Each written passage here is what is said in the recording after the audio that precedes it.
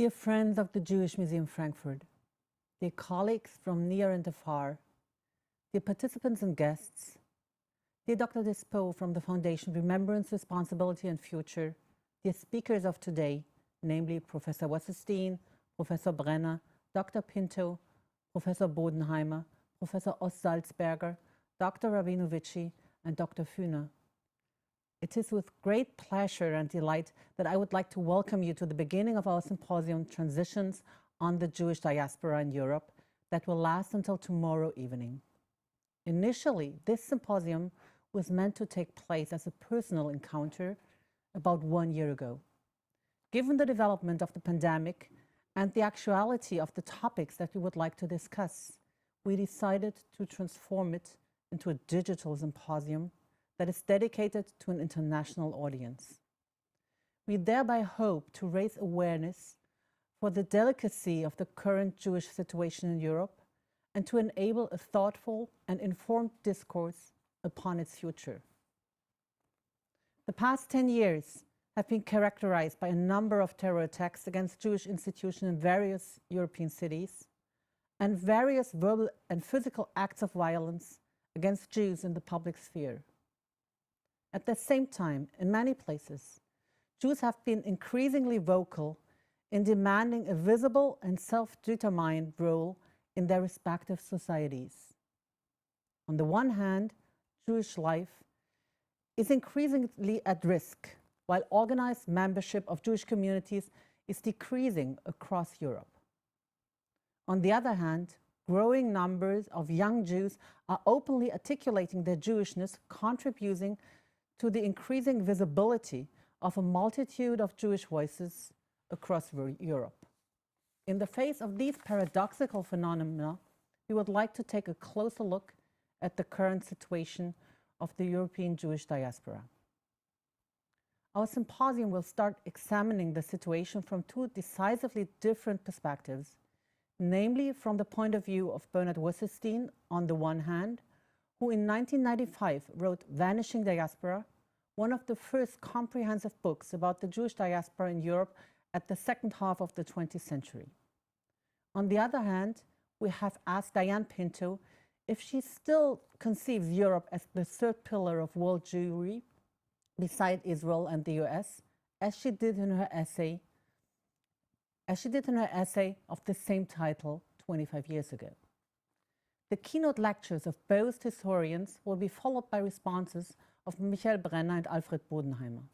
This evening, a talk between Fania Salzberger and Doron Rabinovici will amplify the different perspectives and further reflect on the transitory nature of Jewish presence in Europe. Tomorrow morning is devoted to the work and perspectives of Jewish museums and their respective relations to contemporary Jewish life. It will start with curatorial lectures devoted to the question of how to collect or address present development in exhibitions, and will be followed by a discussion on the relevancy of Jewish museums vis-à-vis the present situation in Europe. The following panel was inspired by recent legal developments and will address the changes and necessities of a statutory framework for Jewish life, particularly for Jewish religious practices in Europe. The last panel of this symposium is dedicated to a possible future. It will reflect on the conditions and the spaces of self-determined and confident Jewish life in Europe. With this symposium, the Jewish Museum Frankfurt would like to make a substantial contribution to this year's discourse on 1,700 years of Jewish life on the territory of today's German-speaking lands. The contribution is meant to open a platform for informed discussion and reflections about the profound insecurities and changes that we are facing nowadays, and encourage visions that pave the way for a Jewish future and coexistence in Europe. This symposium was conceived about 2 years ago in cooperation with the Foundation Remembrance, Responsibility and Future, then headed by Dr. Eberhard. I would like to thank him, Dr. Despot, and Mrs. Janowska for the continuous support. Furthermore, I would like to thank Professor Michel Friedman for being such a devoted sparring partner in the conceptual design of this symposium, as well as my deputy director, Dr. Werner Hanak, who is currently on parental leave. My heartfelt thanks goes to all the speakers and chairs of this symposium who have not only kept up their commitment, but also agreed to participate in a solely digital format. Last but not least, I would like to express my biggest thank you to my fabulous colleagues at the Jewish Museum Frankfurt, who have been working for this symposium with all their heart and brain, namely to our curator for contemporary Jewish culture, Sarah Soussan, and to our curatorial project manager of the permanent exhibition, Janis Lutz.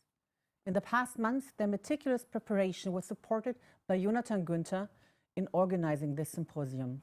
Dear Sarah, Janis, and Jonathan, you are a wonderful team, and I really enjoyed working with you on this symposium. Dear guests, since every one of us is sitting before a screen in his or her own room, it is a little difficult to have a lively discussion and to exchange opinions, views, and experience in a thoughtful way. We therefore have not only opened the chat function beside the video, you may send us your comments and questions via email as well to transitions.judisches-museum@stadtfrankfurt.de. Whoever is not able to follow the live stream of this symposium the whole time can watch the recording of our discussions later on as well. We will upload the videos with subtitles on the YouTube channel of the Jewish Museum Frankfurt, as well as on the website that accompanies this symposium. In the navigation of this website, you will find the button Let's Meet. We are inviting you to click on that button and meet each other in another room that we have designed as a hangout space particularly for you during this symposium. And now, I wish us all for the upcoming days inspiring thoughts, fruitful discussions, and new encounters. And frustration. As part of the 1700 anniversary year, the EWZ Foundation has initiated a youth campaign, Zusammen, Together. It will focus on young people's perspectives on Jewish life in Germany, the ambivalence and diversity. The goal is for young people to meet, talk, and reflect in creative and artistic ways about what Jewish life in Germany means to them, and to discover our shared history and present. Today, I want to thank the Jewish Museum Frankfurt for organizing this symposium on the Jewish diasporas in Europe. It is of great importance to create spaces of academic exchange on the paradoxes of today's European Jewish diaspora. And it is important to deal with the pressing questions at hand, such as what conditions are needed for an autonomous Jewish life? What is the role of cultural institutions like the Jewish museums in making the diversity of Jewish voices heard and in influencing the public discourse on this topic to ensure a future coexistence? The EWZ Foundation is committed to supporting Jewish cultural and civil society institutions in Germany and Europe and create spaces of dialogue and exchange and make the diversity of Jewish voices visible. In the future, the Foundation is planning to increase its activities in the field of historical and civic education, with a strong focus on Holocaust education. 3 goals are particularly important to the EWZ. Trajectory, highlighting historical continuities of anti-Semitism, anti-Gypsyism, and other forms of racism today. Multi-perspectivity, including all victim groups and forms of National Socialist persecution, and interdisciplinary approaches, forming alliances with different institutions and thereby also creating bridges between academia and educators. I would like to underscore the last point in regards to today's symposium. It is, in my opinion, of utmost importance to create and maintain alliances and networks on a European level to generate a greater impact and share knowledge and best practices between different institutions and educators. I'm particularly excited about this European approach and perspective on Jewish diasporas at the symposium, and I'm very much looking forward to the upcoming discussions. Thank you very much for your time.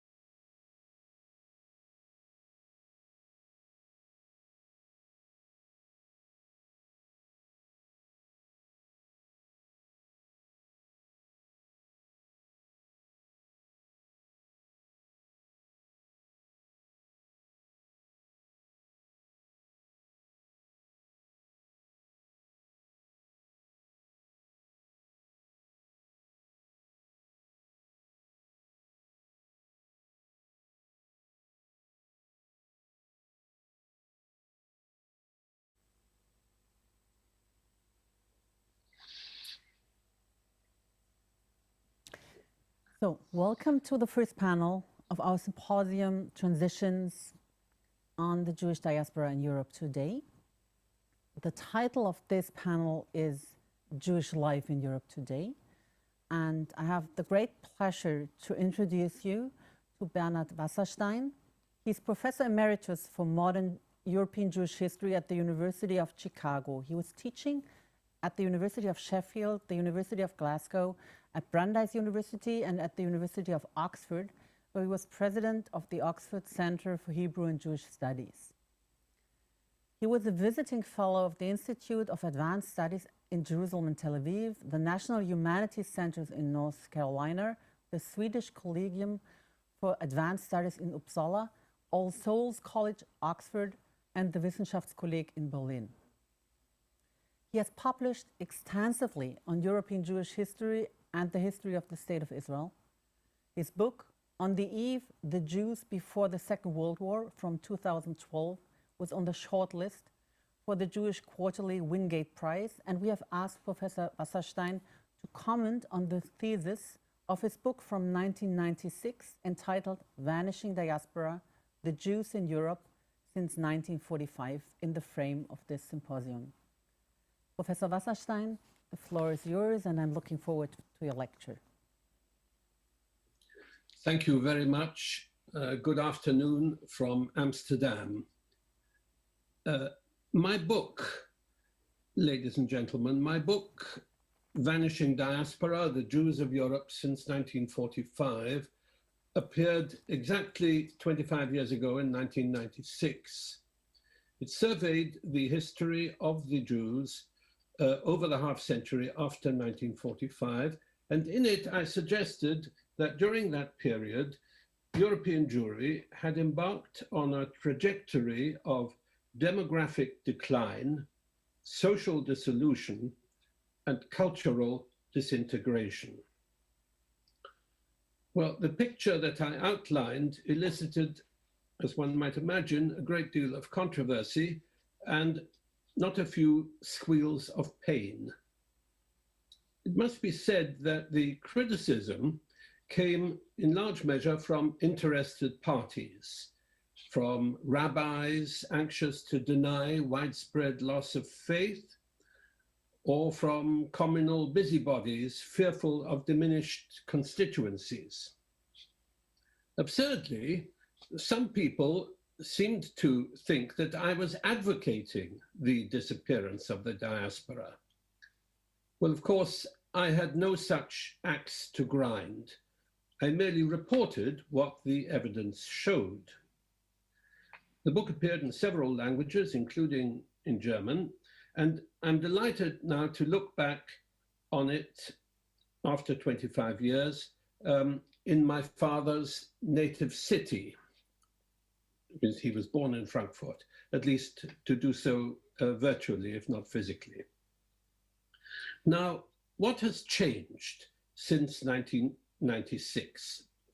First of all, the general context. The European continent underwent the most severe economic crisis in peacetime since the 1930s. Russia rebounded from a state of abject dependency to an active and even menacing presence in Europe. The European Union increased its membership from 12 to 28, but then suffered a serious reverse with the departure of my home country, the UK. A large wave of migration, both within the continent and from outside it, mainly from Asia and Africa, heightened nativist nationalisms and stimulated a xenophobic backlash. And the rise of populist movements challenged the liberal democratic consensus of the 1990s. And meanwhile, during all this, the secularization of Christian Europe continued, most markedly within the EU. Over the period of the past 25 years, we've also seen important changes in the Jewish world. The inflated hopes for Israeli-Palestinian peace that were extinguished in 1995 by the assassination of Yitzhak Rabin have been succeeded by a condition of almost continuous low-level conflict, by the rise to dominance in Israel of ethno-religious nationalism, and by the decline of Israel in the eyes of much progressive European opinion into something close to a pariah status. Over the same period, the Jewish population of Israel has grown absolutely and relatively. At nearly 7 million today, it now surpasses that of the United States. And it's a reasonable expectation that soon, for the first time since the Babylonian exile, a majority of world Jewry will live in the land of Israel. Coupled with this has been a turning inward by organized Jewish communities in the diaspora, which by and large no longer predicate their existence on and devote the bulk of their collective resources to support for Israel. And then we have the fact that Judaism, which still thinks of itself as a world religion, is no longer that in measurable terms. The overwhelming majority of diaspora Jews now lives in just 5 countries: the United States, France, Canada, Britain, and Russia. And the Jewish communities of the last 4 of those altogether comprise less than 1/5 of American Jewry. Now, all those changes over the past quarter century and much else have inevitably affected the position of Jews in Europe and the prospects for a Jewish future on this continent. Of course, as we all know, history never proceeds in straight lines. So how has the trajectory that I outlined in 1996 shifted over the past 25 years? Let's look at the demographic, social, and cultural trends very briefly. In my book, I estimated the Jewish population of Europe in 1994 at a little under 2 million. According to the most authoritative recent estimate, it is now around 1.3 million. That decline is dramatic, 1/3 in just a quarter of a century. So one thing is already clear. Whatever the future may hold, the past 25 years have seen an extension of the demographic trend that I noted in 1996. And also continuing the earlier trend, the Jewish center of gravity in Europe has shifted decisively westward. In 1996, about half of European Jewry still lived in the ex-communist lands of the East. Today, 3/4 of European Jewry lives in Western Europe. Leaving aside the special case of Germany with its continuing trickle of Jewish immigration from the former USSR, most European communities have suffered a slow demographic stagnation over the past quarter century. Sharp decline in Jewish population has been concentrated in 2 countries, two areas, the former USSR and France. In the European regions of the former USSR, numbers have decreased from 840,000 in 1994 to about 215,000 today. In France, over the same period, from 530,000 to 450,000. In both cases, the fall was due to a combination of emigration and an excess of deaths over births. But since the mid-1990s, Jewish emigration from the ex-Soviet Union has slowed, and the majority of immigrants arriving from there in Israel has actually consisted of non-Jews. Meanwhile, a much trumpeted upsurge of Jewish departures from France to Israel reached a peak of 6,600 in 2015. But since then, Aliyah from France has returned to its long-time annual average of around 2,000. Immigrants from Europe have to be balanced against returning migrants, as well as other Jewish newcomers to Europe. Altogether, approximately 70,000 Israelis have chosen to settle in Western Europe. So reduced emigration from Europe since 1996 has been partly offset by immigration.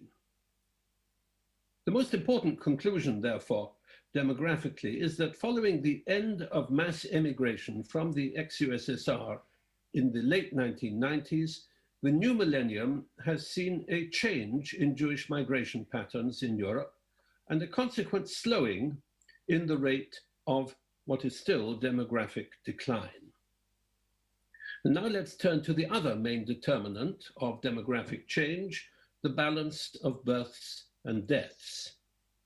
Of course, the general populations of most European countries have experienced such an imbalance in recent decades, more deaths than births, leading notably in Russia to actual population decrease. And European Jews have shared this trend. In fact, they have led it. An extreme case, as many listening to me will probably know, is Germany, where in 2019, there were just 245 recorded Jewish births against 1,434 Jewish deaths. The average age of Jewish populations in Europe has increased. Age at marriage has risen. The Jewish family has become smaller. The fertility rate of Jewish women has declined below replacement level. The long-term implications of all that are obvious, portending continued natural decrease for European Jewry. Now, secondly, let's glance briefly at social trends over the past quarter century. The tendency for Jews not just towards urbanization, but to concentration in metropolitan areas, particularly capital cities, has persisted. Today, more than 40% of Europe's Jews live in just 4 cities: Paris, London, Moscow, and St. Petersburg. Meanwhile, many formerly important provincial communities have dwindled. A corollary of this is that Jews are ever more integrated into the most dynamic sectors of European society and economy. And in Vanishing Diaspora, I argued that as Jews became more integrated into European society, a benign embrace rather than malignant hostility represented more of a challenge to their collective survival. Has the growth of anti-Semitism in recent years put paid to such an interpretation is a fair question. That there has been such a growth is indisputable. I need hardly remind you of violent events over the past few years in Germany, France, and Belgium, and of manifestations of political anti-Semitism in Hungary and elsewhere, including notably in the blogosphere. In Britain, anti-Semitic incidents have been counted as rising in each of the 4 years up to 2019. Nevertheless, I would maintain that the overall evidence, while providing no basis for complacency, does not justify paranoia. A survey by the Pew Research Center, a respected research organization, in 2017, covering 15 West European countries, found little evidence of a surge in anti-Semitic attitudes. In France, the great majority of respondents rejected anti-Semitic stereotypes. 9 out of 10 French adults in that survey said that they would be willing to accept Jews as neighbors, while roughly 3/4 said that they would accept Jews as members of their family. A report just issued on manifestations of anti-Semitism in Russia recorded, I quote, a further slight decline in the level of anti-Semitic violence in 2020 and a continuing downward trend in manifestations of anti-Semitism in the public sphere. At the same time, Jews have undeniably felt anti-Semitism to be a growing threat in recent years. Another survey in 2018 of Jews in 12 EU states found that 89% of respondents, these were Jewish respondents, felt that anti-Semitism had increased in the previous 5 years, and 85% considered it a serious problem. 1/3 said that they had experienced some form of anti-Semitic harassment over the previous 5 years, and said that they avoided visiting Jewish events or sites because of fears for their security. And those are disturbing figures. Yet, only about 10% reported that they had experienced discrimination in housing, education, health treatment, or employment, areas in which other minorities, notably Muslims, record higher levels, much higher levels of discrimination, of felt discrimination. Most Jews who said that they had considered emigrating also reported that they had not actually taken any steps towards doing so. And contrary to popular belief, Jewish emigration from the continent still seems to be influenced much more by the push and pull of economic pressures than by anti-Semitism.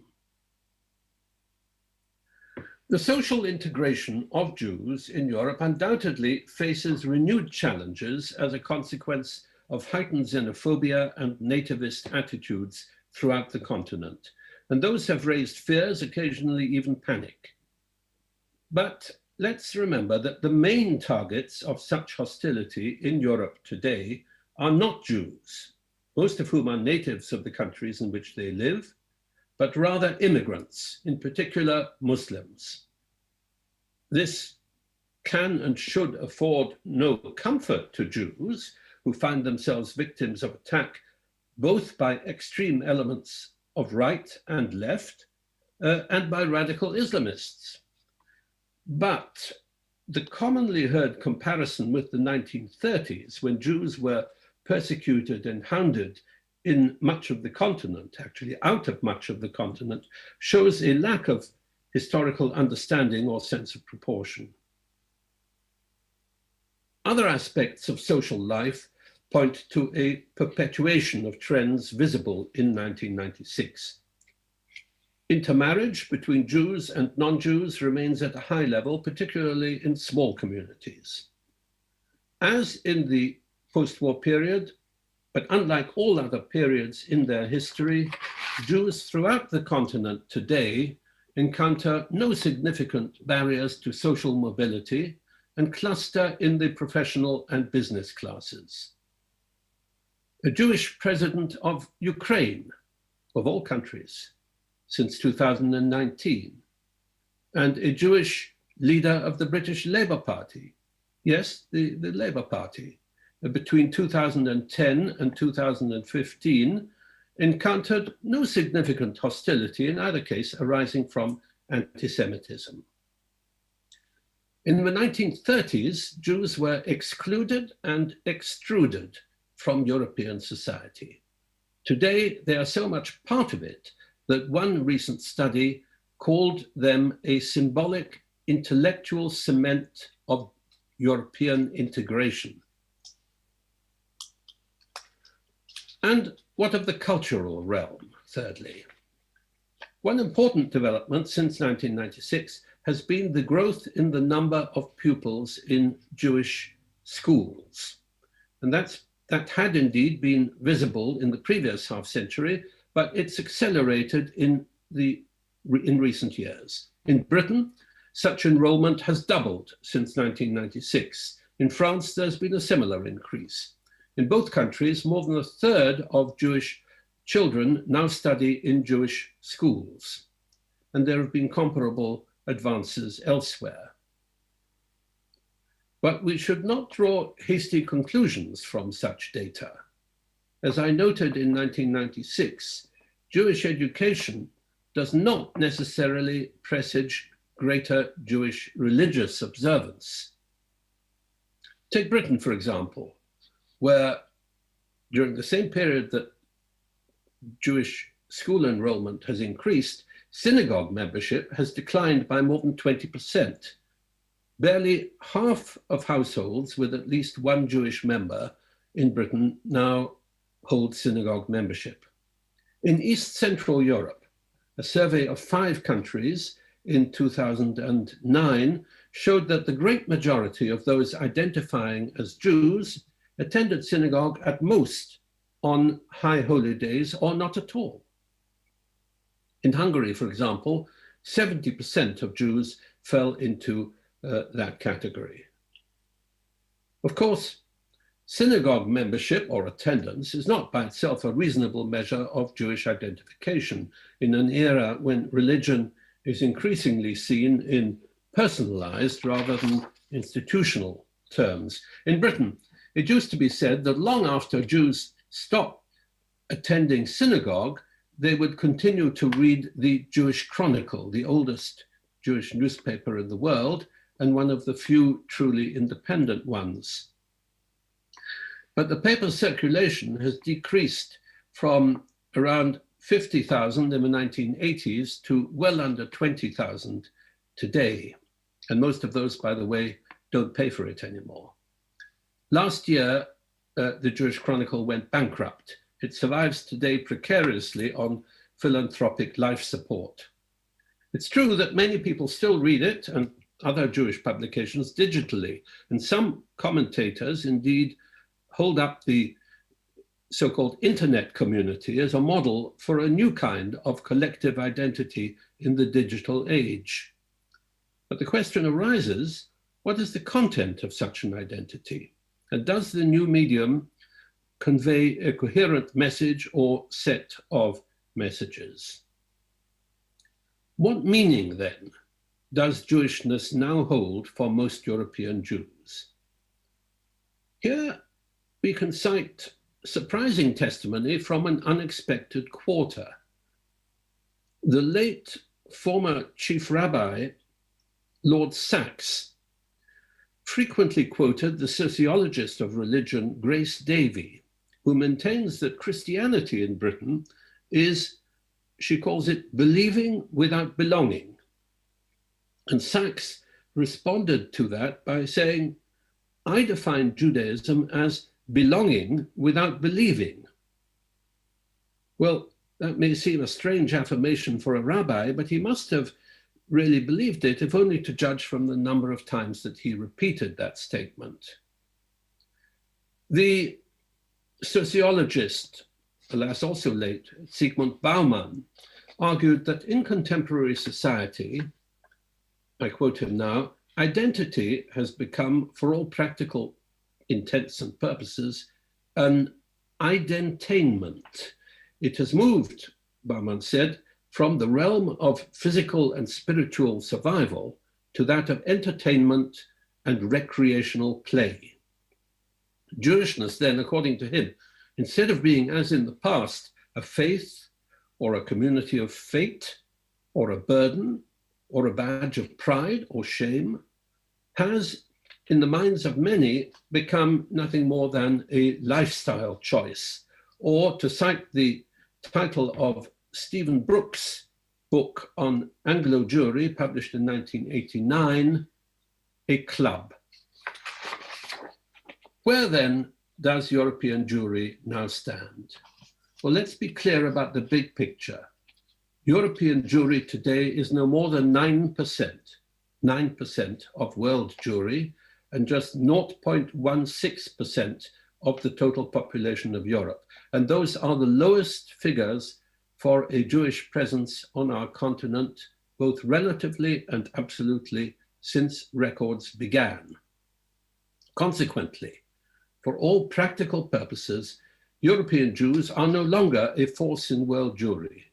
And as a collectivity, they are also no longer a significant element in European society. No doubt individuals continue to make their mark. No doubt also, as I mentioned earlier, the Jewish presence retains some symbolic value, but that is very different from the dynamic energy and cultural distinctiveness of a collectivity such as Sephardic Jewry in the early modern period, or Ashkenazi Jewry before the Shoah. Among the controlling forces that governed Jewish life in contemporary Europe then, net out-migration, which played such a large part in Jewish life from the 1880s to the 1990s, is no longer the main driver of Jewish demography. More important is the continuing deficit in natural reproduction. A realistic taxonomy of European Jewry today would divide it into three main groups. The smallest are the ultra-Orthodox in their solipsistic cocoon. Next in size are so-called affiliated Jews, less observant, but active members of synagogues and Jewish institutions. And then we have the third group, probably the majority, those who refer to themselves as just Jewish. They're sometimes termed marginal Jews by the others. Most are only loosely, if at all, connected with Jewish institutions, and theirs has justly been termed an identity à la carte. Members of the first two groups often assume, I would say arrogantly, that they hold the keys to the future of European Jewry, but a moment's serious reflection will show that they have it all wrong. It is the outlook and decisions of the third group that must largely determine whether European Jewry has a future, and if so, what forms it may take. Notwithstanding all sorts of pressures, Jews in this group, third group, have the enormous privilege and collective responsibility of freedom of choice. What can we realistically expect of this group? Attachment to Israel, once seen as an ersatz replacement for religious affiliation, is demonstrably declining among young members of this group. Taboos, such as that prohibiting out-marriage, have diminished in force, and for this group seem unlikely to be revived. Most importantly, I would suggest, in an age when individual self-expression is now a dominant social value, and where bowling alone, to use Robert Putnam's phrase, has replaced intensive social engagement, Jewish collective identification seems likely to diminish further. After all, any form of identity politics necessarily involves repression or suppression of individual identity. I'll say that again because I feel it's so important. Any form of identity politics necessarily involves repression or suppression of individual identity. If Judaism is, as has been suggested, a club, then it is one to which ever fewer members of that third group seem interested in paying the psychological membership fee. Over the past quarter century, whenever I've discussed this topic, I've been told about so-called green shoots of renewal in Eastern and Central Europe. Undeniably, there are new or refurbished synagogues, Jewish cultural festivals, new Jewish museums, for example, in Warsaw, Thessaloniki, Munich, and now, of course, here in Frankfurt, and so forth. And I'm far from belittling any of this. Perhaps we might even think of this as a kind of silver age of European Jewish culture. But whether it amounts to evidence of a genuine cultural revival, and if so, what sort of revival, remain open questions. Alas, the often magnificently restored synagogues can often barely muster a minyan. For example, in many cities of the former Soviet Union, or in places like Sarajevo, or Edirne, or in my mother's hometown of Újpest in Hungary. As for the festive hoopla in places like Krakow or Prague, that sometimes seems designed primarily with a view to tourism in cities whose Jews today are little more than caretaker communities, ghost-like guardians of a great past. My overall conclusion, therefore, is that the processes that I described in my book in 1996 have not abated, and that after 2 millennia, the European diaspora is now moving ever closer to dissolution. I do not say that the trajectory is inexorable or inevitable. Jews, after all, believe in freedom of will. The sum of millions of decisions, individual and collective, will determine whether your wonderful new museum is a memorial to a lost civilization or an inspiring sign of its revival. The end. Well, thank you very much, Professor Wasserstein, for this insightful lecture. I'd now like to give Michael Brenner the chance to comment on it with his response. Michael Brenner is Professor for Jewish History and Culture at Ludwig-Maximilians-University in Munich and Director of the Center for Israel Studies at the American University in Washington, D.C. He is International President of the Leo Baeck Institutes. He is taught at Indiana University and Brandeis University, and has been visiting professor at numerous universities, among them Berkeley, Stanford, Johns Hopkins, Haifa, and Central European University in Budapest. He is fellow of the Bavarian Academy of Sciences and Humanities and was recently awarded with the Salawi and Jeanette Baron Award for Scholarly Excellence in Research on the Jewish Experience. Michael Brenner has published extensively on post-war Jewish history in Germany, on Jewish historiography and Jewish culture in the Weimar Republic. And I'm looking forward to his response to the lecture of Professor Wasserstein. Thank you very much, Mirjam, and thank you, Bernard, and good morning from Washington. It's my pleasure to respond to Professor Wasserstein's lecture. When Bernard Wasserstein's book, Vanishing Diaspora, first appeared 25 years ago, he had just left Brandeis University to return to Britain, while I had left Germany to settle as a then young assistant professor at Brandeis. I found it somewhat remarkable back then that the author of a book on Europe's vanishing Jewish diaspora would return to lead a Jewish studies college in exactly that part of the world for which he had predicted the demise of Jewish life. But of course, our research and our own lives don't always run parallel courses. I reviewed the book back then, and I admired my colleague's scholarship in this and the many other books he wrote, but I also had my reservations about his thesis. I thought that he stood in the tradition of the prophets of doom, whom there were many of in the course of the 20th century. Among German Jews, such threats of doom were widespread from the beginning of the 20th century onwards. Obviously, none of them predicted the real catastrophe that would soon befall European Jewry. Their prophecies were based mostly on demographic data and sociological developments. In 1911, the Berlin Zionist Felix Teilhaber published his widely discussed book, Der Untergang der deutschen Juden, The Decline of German Jews, while 2 decades later, the communist Otto Heller wrote his Der Untergang des Judentums, The Decline of Jewry, or The Demise of Jewry. Both accounts, which were deeply inspired by a more general fall and decline discourse, culminating in Oswald Spengler's classic Der Untergang des Abendlands, The Decline of the West, carried a clear message.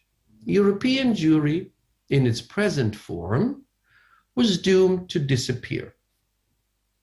While the physician Teilhaber's prescribed treatment against the diagnosis was immigration to Palestine and the building of what he called a normal, healthy society, Heller advocated total assimilation as the only option for the future.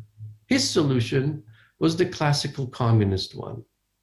As he claimed, his book analyzed the Jewish question, and its, quote, solution through the proletarian revolution, ultimately leading not to Palestine, but to Birobidzhan. The dissolution of the Jewish communities of Europe came, of course, faster than anyone had predicted, and in quite another fashion than they imagined or could have imagined. When the heavens darkened over European Jewry, collective survival on the blood-stained soil of Europe seemed a very distant thought for the few who had escaped from hell.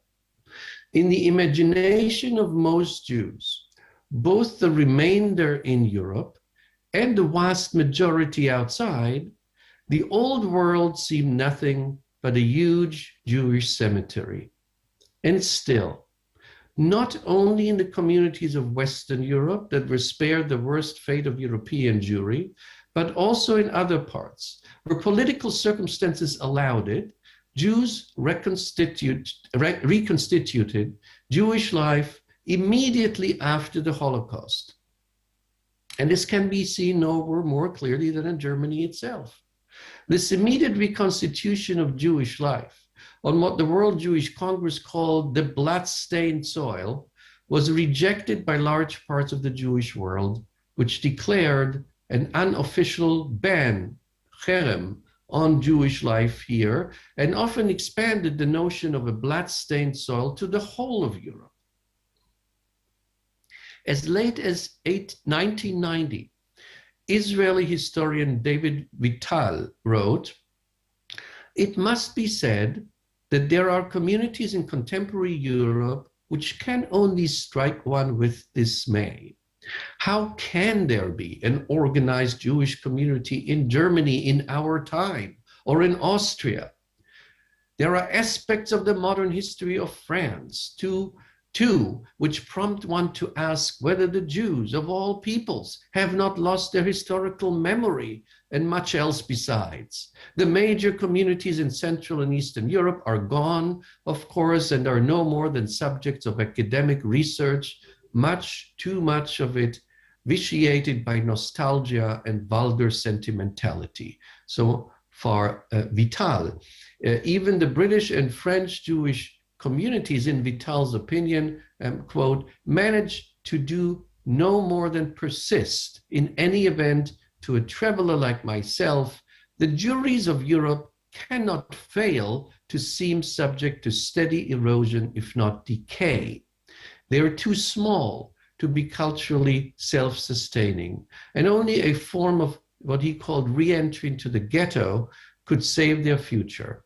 So again, that according to his Israeli historian David Vital.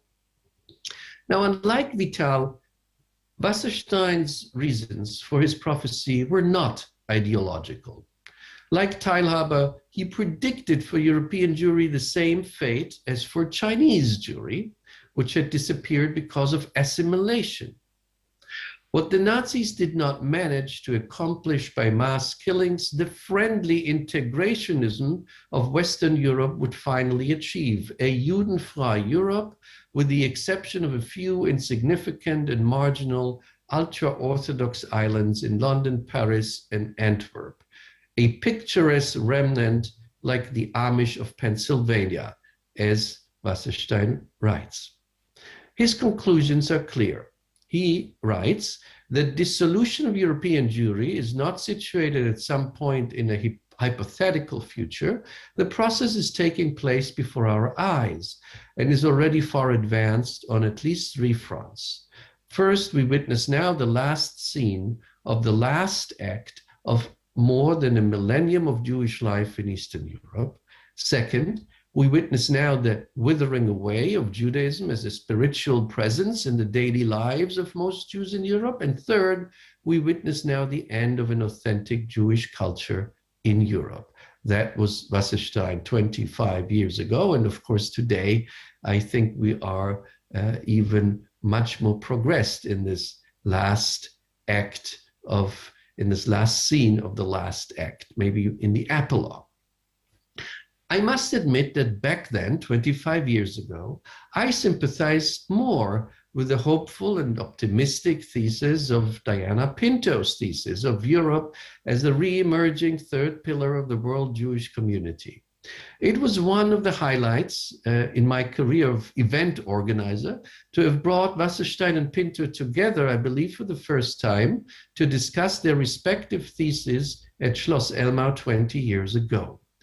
I would have, of course, wished for a real encounter today in Frankfurt, but in any case, let me say, today it is much harder to dispute Wasserstein's thesis than it was back then.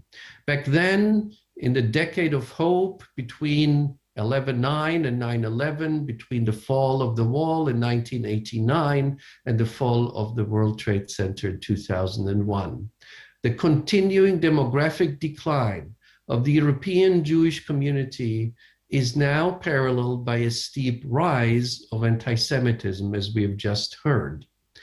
But to sound a little more hopeful tone, let me elaborate on three factors which might, perhaps, let us reconsider Wasserstein's prediction, at least slightly.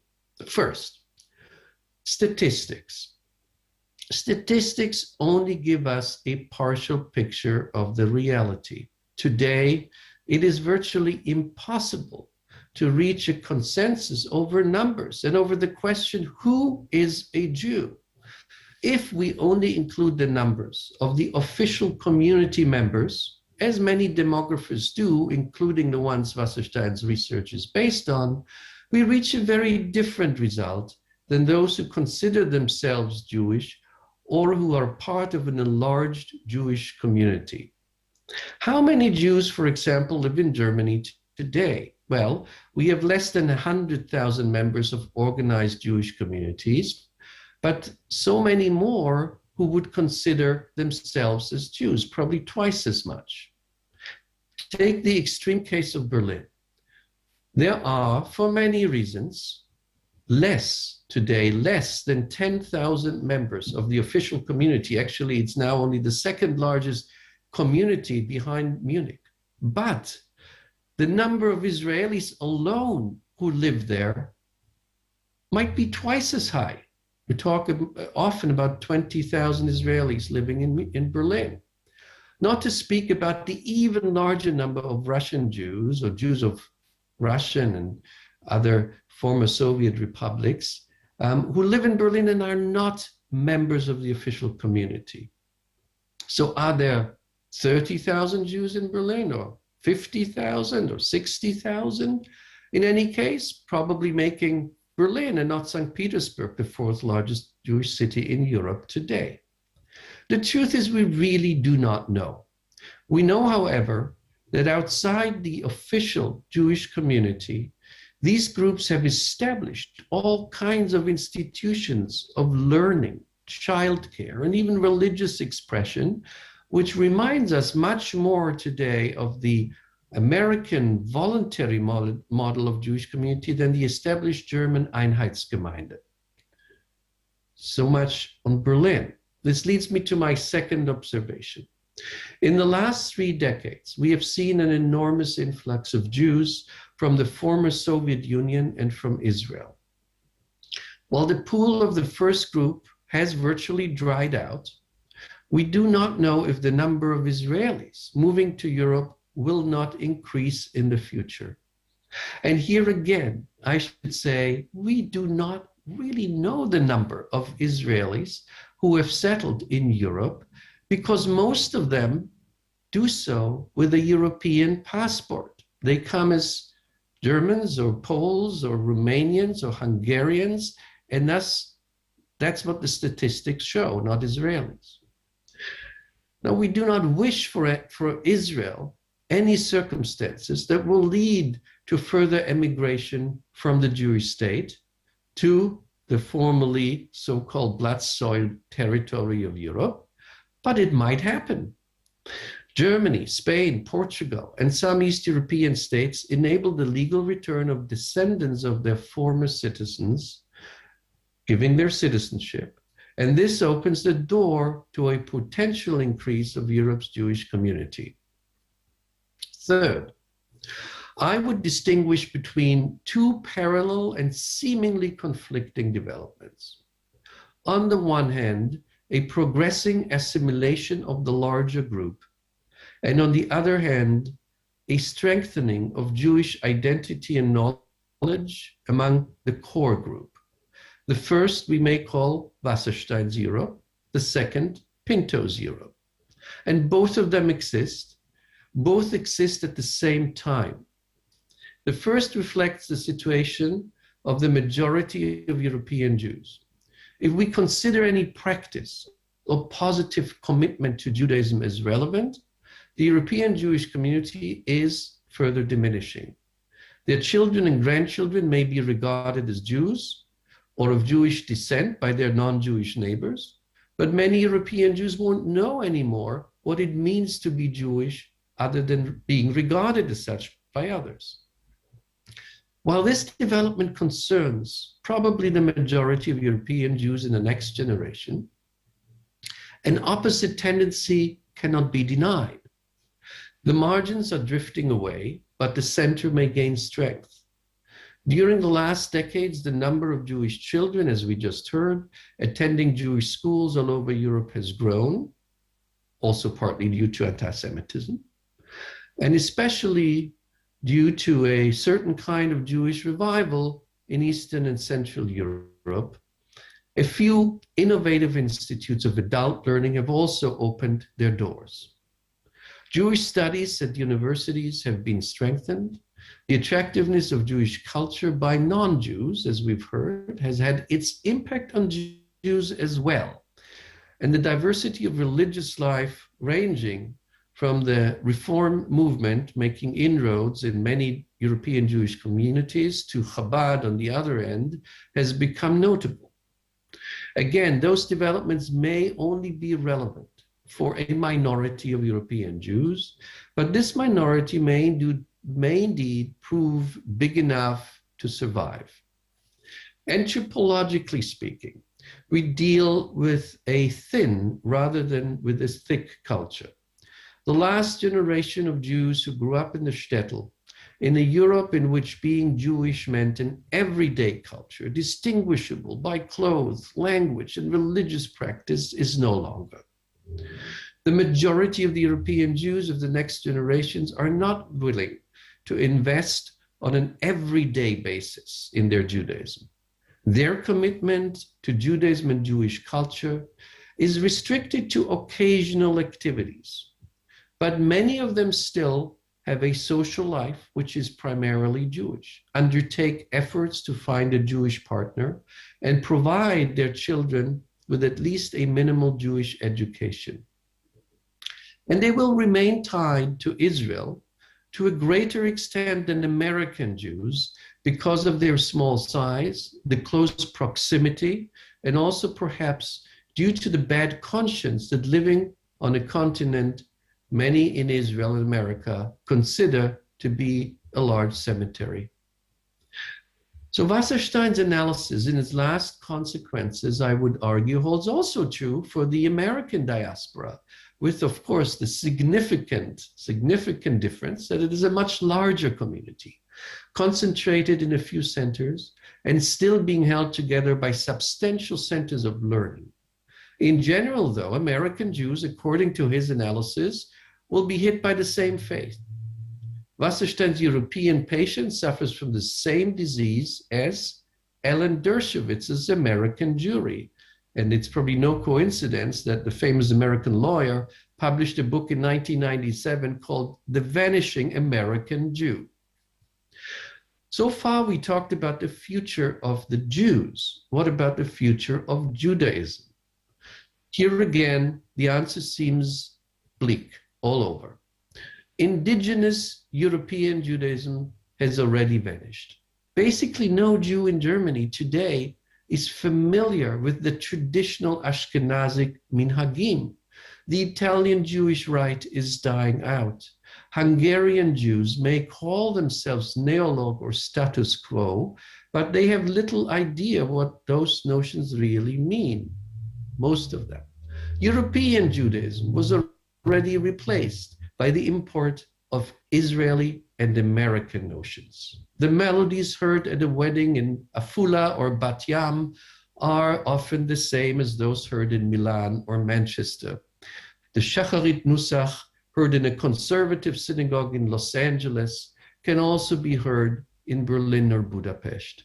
The school curricula are not giving much emphasis to any particular local or regional traditions, and most students don't know much of the Jewish histories of the places in which they, but usually not their parents, grew up.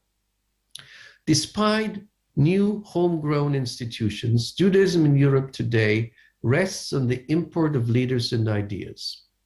There will be Jews in Europe, there will be Judaism, but one does not have to be a prophet to predict that this is no longer a European Judaism with its own homegrown traditions and rituals. It might not, however, become altogether a virtual Judaism either, as portrayed by Ruth Gruber in her 2002 book on a largely non-Jewish culture, in which the Jewish presence is a merely symbolic one, a kind of exhibition of exotic animals in the European zoo.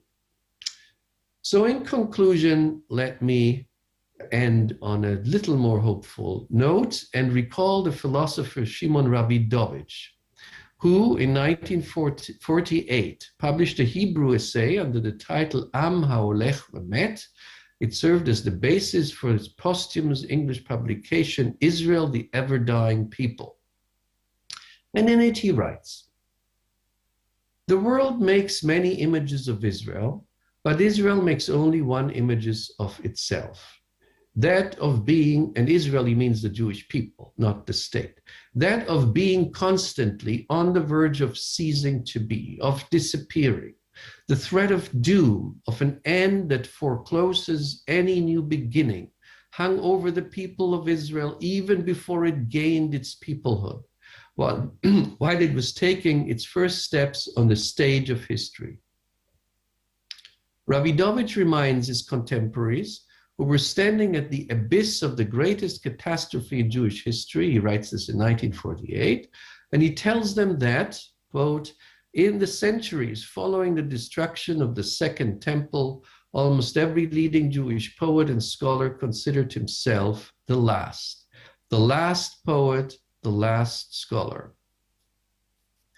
Just as, against all odds, these poets and scholars were not the last, maybe," and I think Bernard Wasserstein left that open in his last sentence as well, "maybe the generation of our children and grandchildren will, after all, not be the last European Jews." Thank you. Well, thank you very much for this response, Michel Brenner. I would like to give you, Professor Wasserstein, the chance to comment on the response, and I can tell you that there is 2 questions from the audience which I would also like to give you the chance to answer before we go on to the next lecture. So is there anything else you would like, is there anything you would like to say to Michel Brenner? And by the way, we weren't aware that Michel Brenner had the same idea already 20 years ago in combining the perspective of Mr. Wasserstein with the perspective of Diane Pinto. So that makes me even more curious on how this panel will now proceed and our discussion will proceed. But first of all, I would like to ask you, is there anything you would like to say and comment on what Michel Brenner has said? Well, I agree with approximately 49% of what Michael has said, and I disagree with the majority. Statistics, of course, we can play with statistics, but you know, the figures that I quote aren't just plucked out of the air. foremost Jewish demographer in the world, I think generally recognized, Sergio della Pergola at the Hebrew University. The figures that I quote are largely drawn from his studies, which are based on a steady state definition of what constitutes Jewishness. Now, of course, if you want to, you can always count lots more people as Jews, and I have no objection to that as a liberal. If you want to count Cardinal Lustiger, the late Cardinal Lustiger, for whom his great-nephew said Kaddish on the steps of Notre Dame after his death, by all means, surely you've got another one there. But playing with statistics like that is really playing. And by the way, Teilhaber, whom you mentioned, and those other prophets of doom whom Michael mentioned, let's not forget that they were right. They were right. And I'm not talking about Hitler. I'm not talking about Nazism. They were right about the demographic trajectory on which German Jewry was set in the 1920s and 30s, and the trajectory on which it continues to be set. Just a couple of other points. Michael talks about the reconstitution of Jewish life. I read a very well-researched book by a colleague of ours, David Weinberg, on the reconstitution of Jewish life in France, Belgium, and Holland after World War II. It's an excellent book, except for one thing, and that is that its implicit, unstated definition of what constitutes Jewish life is, or reconstitution of Jewish life, is reconstitution of Jewish institutions. It's almost entirely a history of Jewish institutions. And yes, there are wonderful Jewish institutions in Germany and in Hungary and in the former Soviet Union in particular, where they are largely brought in by Jewish organizations from the United States, by the way. But are such institutions really signs of a revivification of Jewish life from within? Or are they Potemkin villages? That is the question that I ask, and I think that the answer is fairly clear. Now, of course, we can talk about possible Israeli immigration as a kind of U.S. cavalry who will come to the rescue of Jews in Europe.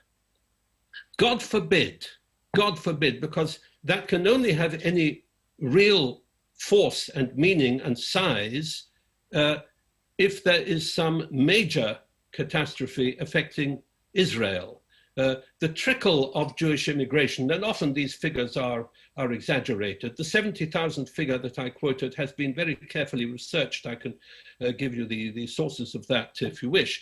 But the figures are greatly exaggerated. The trickle of Jewish immigration to Europe from Israel is not going to be the US cavalry, except in the case of some major negative development in Israel itself. And given the dependence that I agree with Michael, Europe now has, that all diaspora Jewry now has on the Israeli center, that cannot be something that we look to with any degree of what Michael called hope.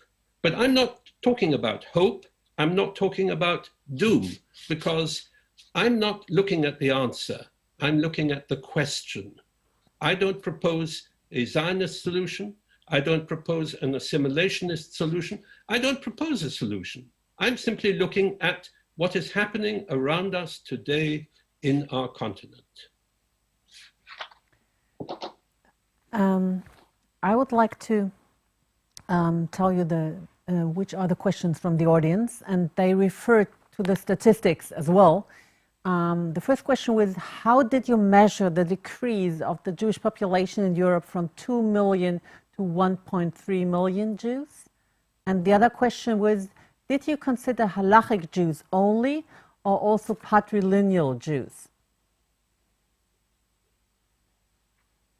Well, in my book, I began at the very outset by saying that so far as I was concerned in writing the book, I considered as a Jew anybody who considered herself as a Jew or who was considered by other people as a Jew.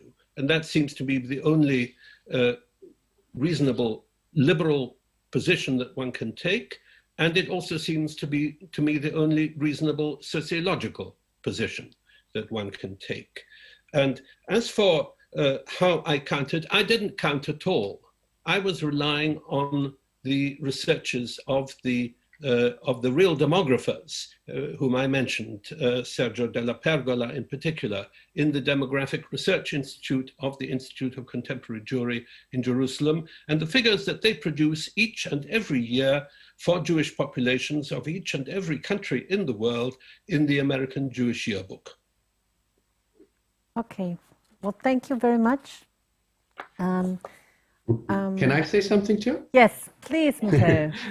So I just very briefly want to say something about it's all about numbers in the end when we talk about the demographic development. And I do believe there are different numbers. And I just looked up again Della Pergola's numbers, which are always, I think, the most conservative numbers. Looking at the German Jewish community, he places it as about a little bit more than 100,000. These are the official numbers of Jewish community members. But this is not the number which you just accepted as people who self-identify as Jewish.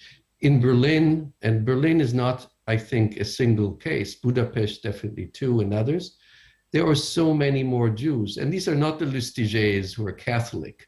These are Jews who are Jewish, but for many reasons do not want to pay membership or be members of the formal Jewish community.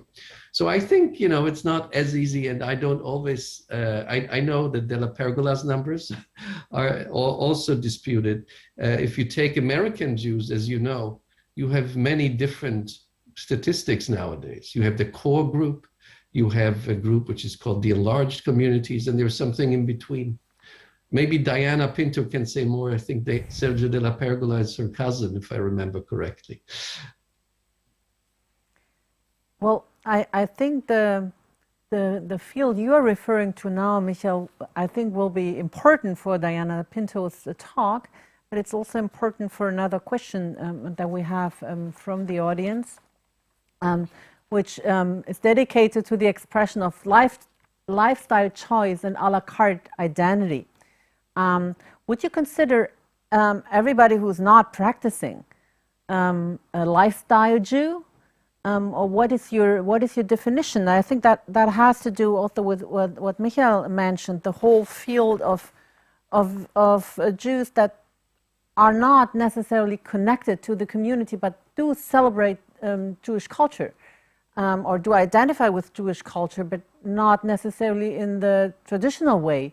Maybe more Jewish culture in terms of music or literature or so on, which is very dominant, I think, in Berlin, where these kind of Jewish spaces are much vaster than the community itself. So, question, is everybody who is not practicing and not a member of a Jewish community a lifestyle Jew? I've got a very simple answer to that.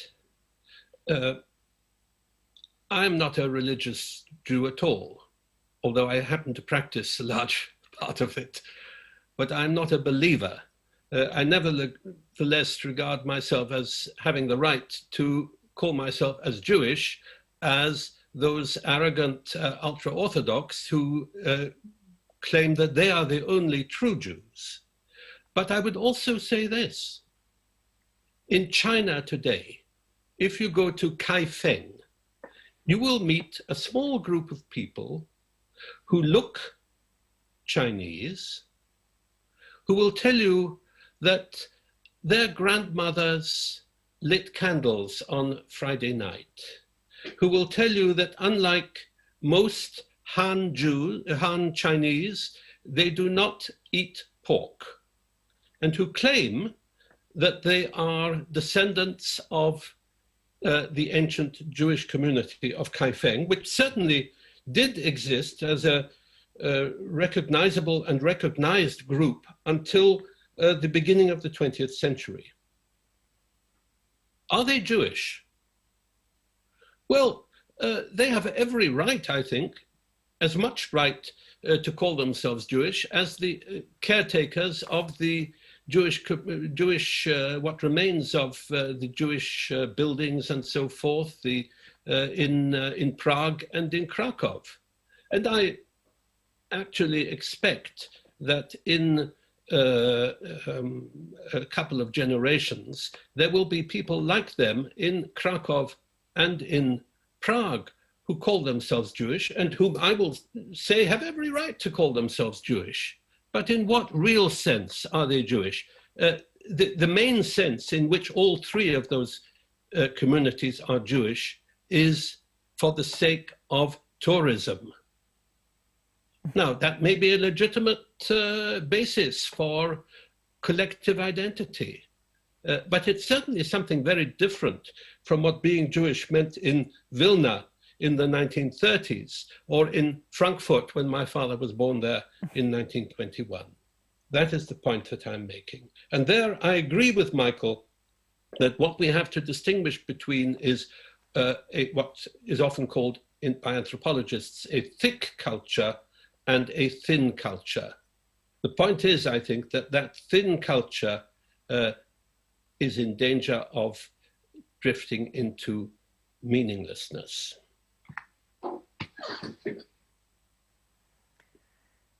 Michael, you would like to comment on this again?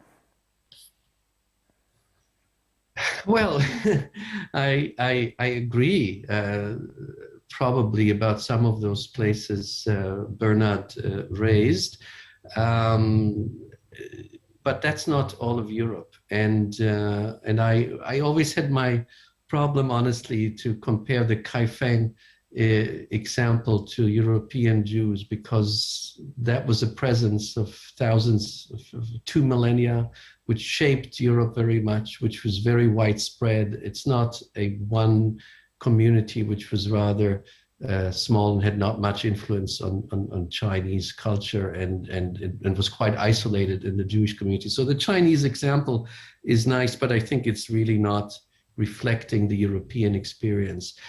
In my view, Europe will attract Jews to either to stay there or to come, and by the way, not only from Israel, but some also from America, if Europe is attractive. And of course, that means if it's attractive economically, if it's a community where you want to live, and if it's attractive in terms of the conditions it offers to Jews. So that means if anti-Semitism does not stay where it is or does not further rise.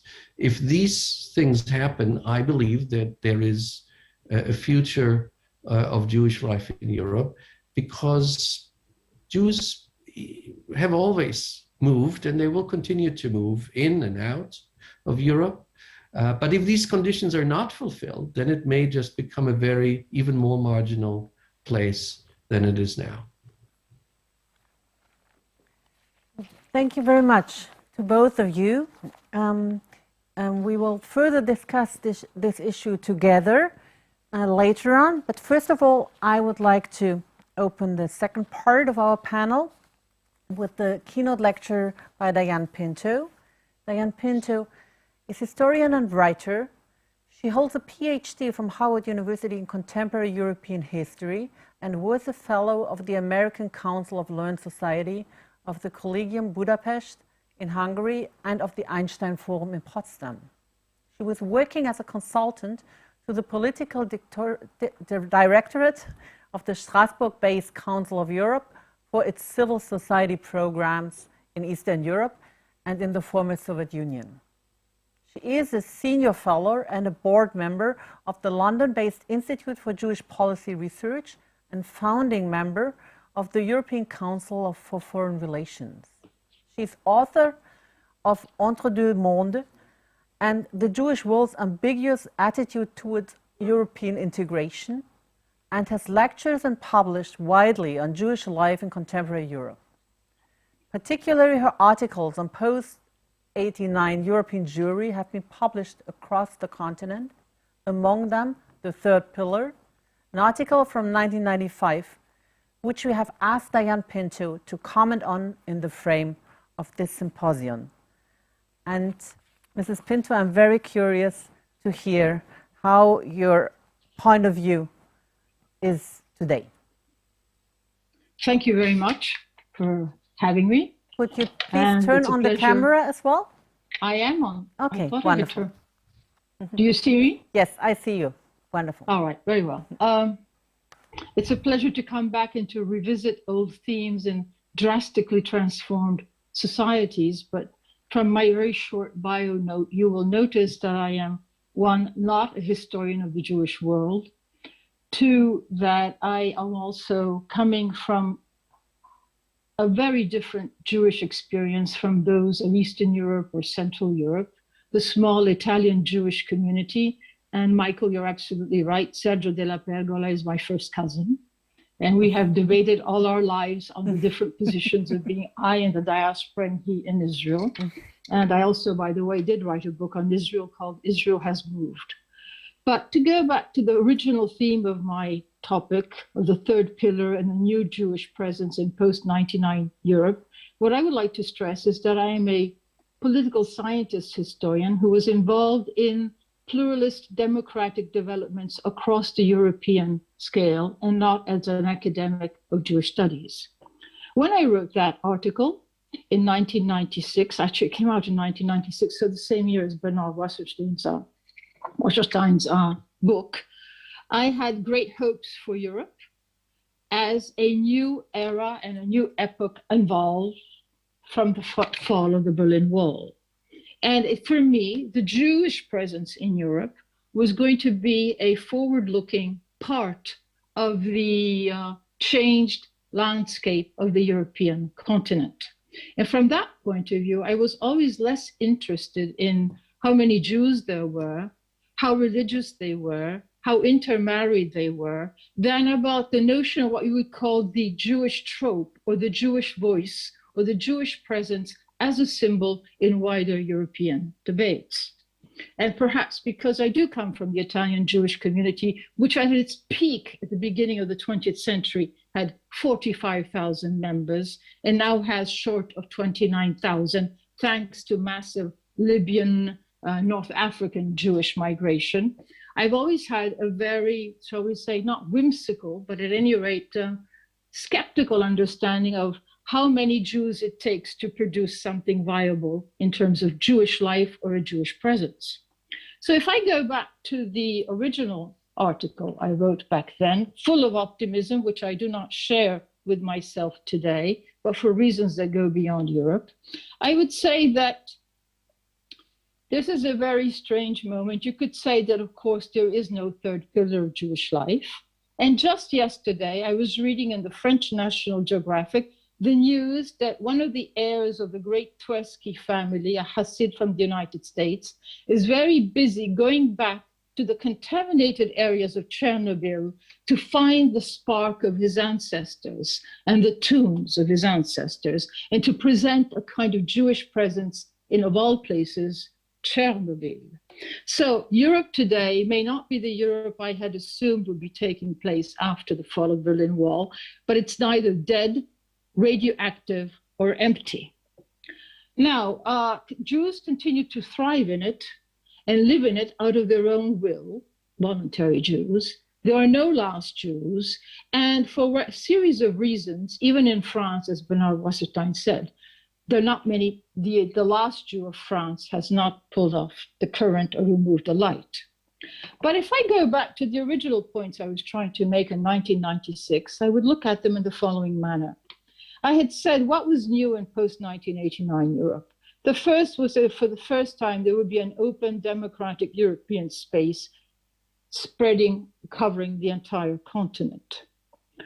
Now, I would say that democracy and liberalism are in under threat today, and not for Jewish reasons, for wider ones.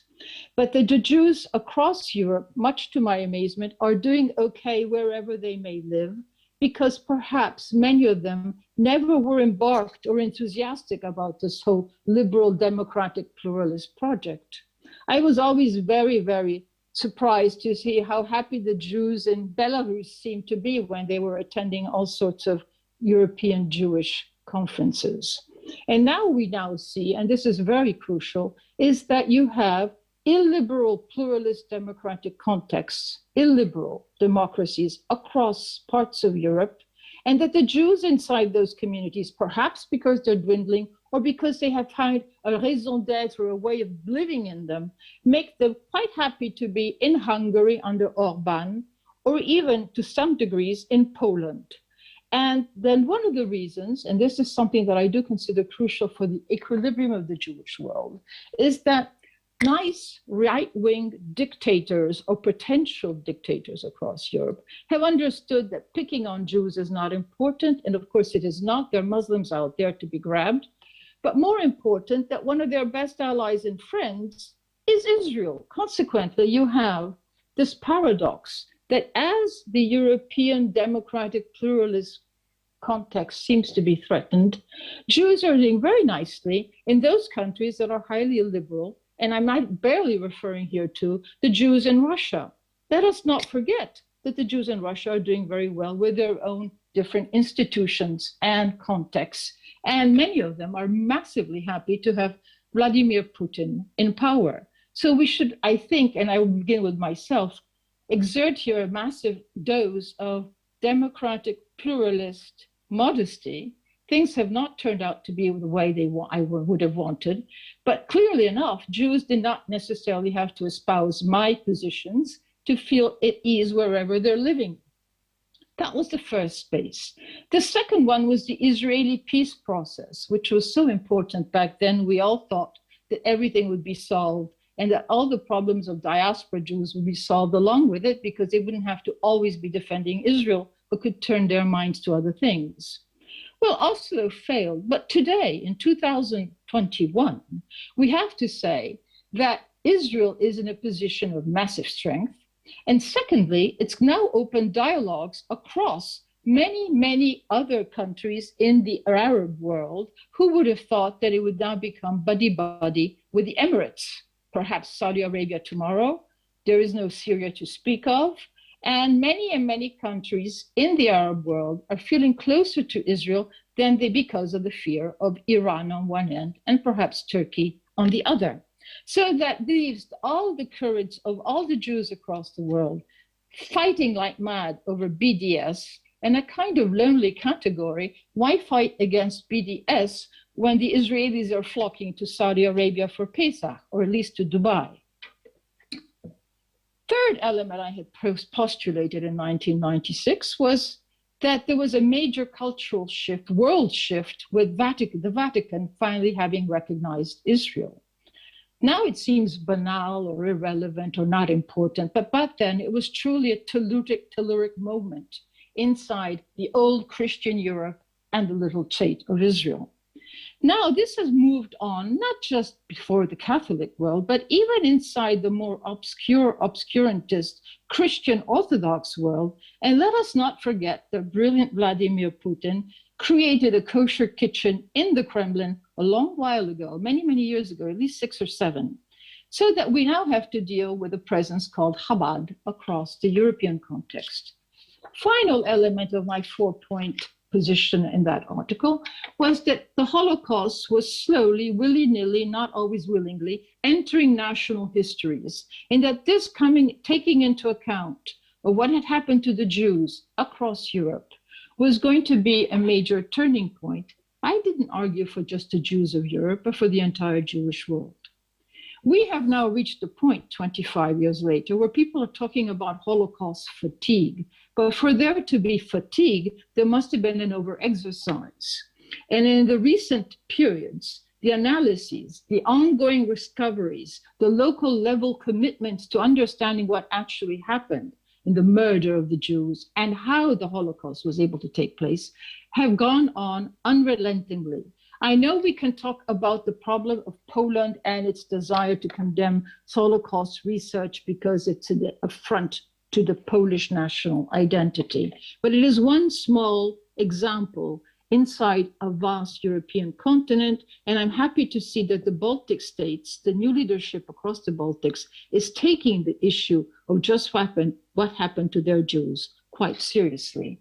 So that this is something that one cannot disregard if I speak as someone interested in the balance of identity and the Jewish presence absence across the continent.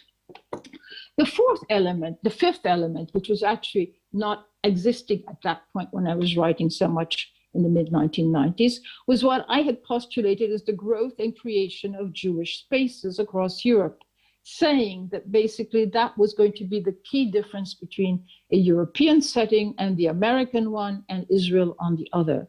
For me, the Jewish spaces were where all sorts of Jewish themes, going from high philosophy to the Talmud, down to kitchen and cuisine, were going to be taking place, in which Jewish things and Jewish ideas, Jewish things was Ruth Gruber's term for it, Jewish ideas and Jewish cultural presences were going to be becoming much more important interlocutors or presences in the wider dialogue of society. This has continued unabated since those years. The presence has only risen to the point that many people who do not even know Jews take it for granted that when one is talking about music or opera or culture or studies, there would be a Jewish viewpoint or a Jewish reference or something linked to something that has happened. Now, of course, you can say, yes, that's nice. They're only making amends with respect to the past. But I would say beyond, there are now active Jewish creativity elements that are quite crucial and that are contemporary. So I would say the following. In terms of the 4 positions of my 1996 article, they are still valid, albeit naturally in a complicated and different manner, because 25 years is a quarter of a century, a very long time. If things had remained the same, we would be all walking mummies. Now, one of the key elements for me in terms of understanding Jewish life today across Europe is that there is no European Jewish identity in the making. There are Jewish lives lived in different countries. I was wrong on that count. But how could the Jews be more European than the Europeans themselves? Right now, we're looking at a Europe in shambles, if only because of its vaccine program.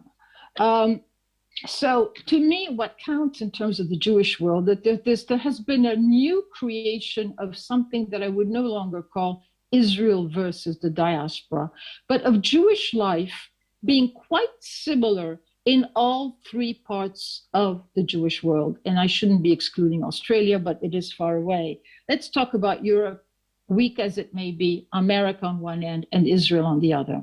You have exactly the same tensions, the same type of identities across different type of Jewish positions, different ways of being Jewish, whether you're in California, in Paris, or even in Tel Aviv. The Jewish world today is diversified, multiple, fractious, and divided. And what strikes me most on this count is that what the world, America on one end and Israel on the other, used to look down upon Europe as not only the cemetery, but how could Jews still be living there? And this reached an apex or an apogee in 2015 when Belgium in part, but mainly France, where I live, was the butt of horrendous terrorist acts and anti-Semitic violence, so that one assumed that the entire French Jewish population would slowly but surely make its way either to Israel or to Quebec, depending on what temperature they liked most.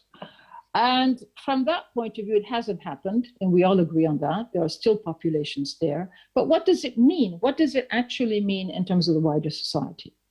It means that if you're a French Jew, you probably feel closer to the Israeli equivalent of how you wish to be Jewish, or to the American equivalent, than to the other fellow Jew down the road in your own streets in Paris or in Lyon. Because now we have become Jews that are different in terms of religious identity, cultural positioning, political identities, the role of women inside the society, a Jewish society, inside and outside official community organization, and above all, in how we react in terms of the wider society. I used to say that what made the greatest difference in post-1989 Jewish life across Europe was that people lived happily their lives as people, anybody, Mr. X or Mrs. Y, or X and Y, excuse me, it's the opposite, across the country. And then the men would put on a kippah, and the women would light Shabbat candles if they did. And then they would become frightened, worried, and a bit anguished. And then they would come out of this Jewish identity in the society and resume their banal, normal lives in the wider society. This was the exact opposite of what had happened throughout Jewish history, where you felt alone, frightened in the wider world, and sought refuge and protection by entering into your own Jewish world. And that was where you felt consolation, solace. Today, instead, Jews enter the Jewish world where it's fractious, divided, and sometimes hardly civil, and then come out again into a wider society which may be indifferent or uninterested or benignly disposed toward the Jews, but in which they're swimming or smelling bright perfumes that were not necessarily Jewish. And that makes them quite different on that particular position. Now, let me take another wider vision on the European Jewish question. It seems to me that in the last few years, before, but during the Trump administration, it's too early to speak about Biden, of course, American Jews discovered that there were lots of Americans who actually hated them, who were willing to kill them in their own synagogues, and who could be quite anti-Semitic. This was a shock because America was really the Jerusalem on earth if Jerusalem was instead to be the new Zion of Israel. This particular shock created a situation which I think is a very important one for those Jews who are still in Europe today. No one is asking them anymore, how can you possibly still be living there? And of course, the there changed if you were a British Jew, a French Jew, a German Jew, an Italian Jew, or even all those und so weiters further east to get up to the Russian Jews. There are so many issues going on in the Jewish world that the issue of what should we do with these Jews who will not leave Europe has now been put on a back burner. That doesn't mean there are not anti-Semitic threats in Europe, but they seem to have become part of a life that is shared elsewhere. Now, you can say there's no anti-Semitism in Israel, but in Israel, there are other problems with others that still have to be solved. And so from that point of view, I feel that the presence of Jews across the European continent, and I really do want to speak more here about the Western European Jews, and even come back to my very own small, minuscule, nearly invisible Italian Jewish community, which is nearly invisible in the great Jewish scheme of things, but certainly not invisible in the Italian scheme of things. You have to understand that the Jewish voice, or Jewish voices across Italy, all 29,000 souls of them, are crucial in the ongoing political, cultural, social debates about what kind of Italy we want. There is no bioethical discussion which does not figure the prominent chief rabbi of Rome, Riccardo Di Segni, who is a doctor, by the way. There is no political understanding of the future of Italy without having a reference to the Italian Jewish past. And it is a very interesting small detail that it was under the populist Matteo Salvini that the 50th anniversary, sorry, the 60th, 70th, what am I saying, in 2008, so that was the 70th anniversary of the racial laws of Italy, 2018, were celebrated not just to say, oh yes, we did something horrible back in 1938, but in trying to understand exactly what constituted an Italian identity and an Italian position. The cultural statements, the book fairs, the reflections, the understanding of what the Jewish view or the Jewish voice means and implies in wider debates is something that I think goes well beyond the actual numbers and the statistics of who is a Jew and where. And this is important for every single or virtually every single country across Europe. And I would like to say, perhaps in a very provocative manner, that the number of Jews, even when it's small in different European countries, plays a greater role in the debates, the concepts, the references, and the future of these countries than a much larger group of Jews would be playing either in Israeli politics or in America itself. To be fully provocative, I think 20,000 Swedish Jews are more important for a whole equation of the Jewish world than perhaps 20,000 or however they may be, how many they may be in Houston, Texas, for that matter. And I have nothing against the Jews of Houston, Texas, and I'm very grateful for the lives they lead, but I'm just talking in terms of symbolic issues. Now, what does this mean in terms of a European Jewish contribution to the wider Jewish world? Well, I wouldn't spit on it, because actually, when you look at Israel, you find that places like Berlin, but not just Berlin, even in Paris, have become very important co-authors of creativity in which the Israelis feel linked to the Europeans, whether they be Jewish or not, in very strong and subtle ways. You cannot understand much Israeli films without seeing the strong, strong links with the French movie industry, nor do you see some of the political, philosophical debates going on in Israel, especially in the left, without understanding to what an extent they relate to the German debates, which would be like an inverted or a mirror image of what is going on. These, you might say, are inconsequential issues because it's just a few people on one side or the other. From my particular standpoint, I think they're very crucial because, first of all, it gives a backdrop, another sound, and another reference or dimension to ongoing Israeli issues. Secondly, it does produce in a European context a much more interesting understanding of that old, disregarded, or never listened to Jewish voice and its contemporary equivalents. And third, it creates a kind of counterweight to the notion of a sociological mass, American Jewry, even if it's declining, but like one huge continuum of people who are very worried and who are trying to save and do things for them, for the rest of the Jewish world. So it's small, it's probably homeopathic. It is not in any way going to transform the reality of Israel or perhaps of American Jewry, but it is not negligible. It is not meaningless.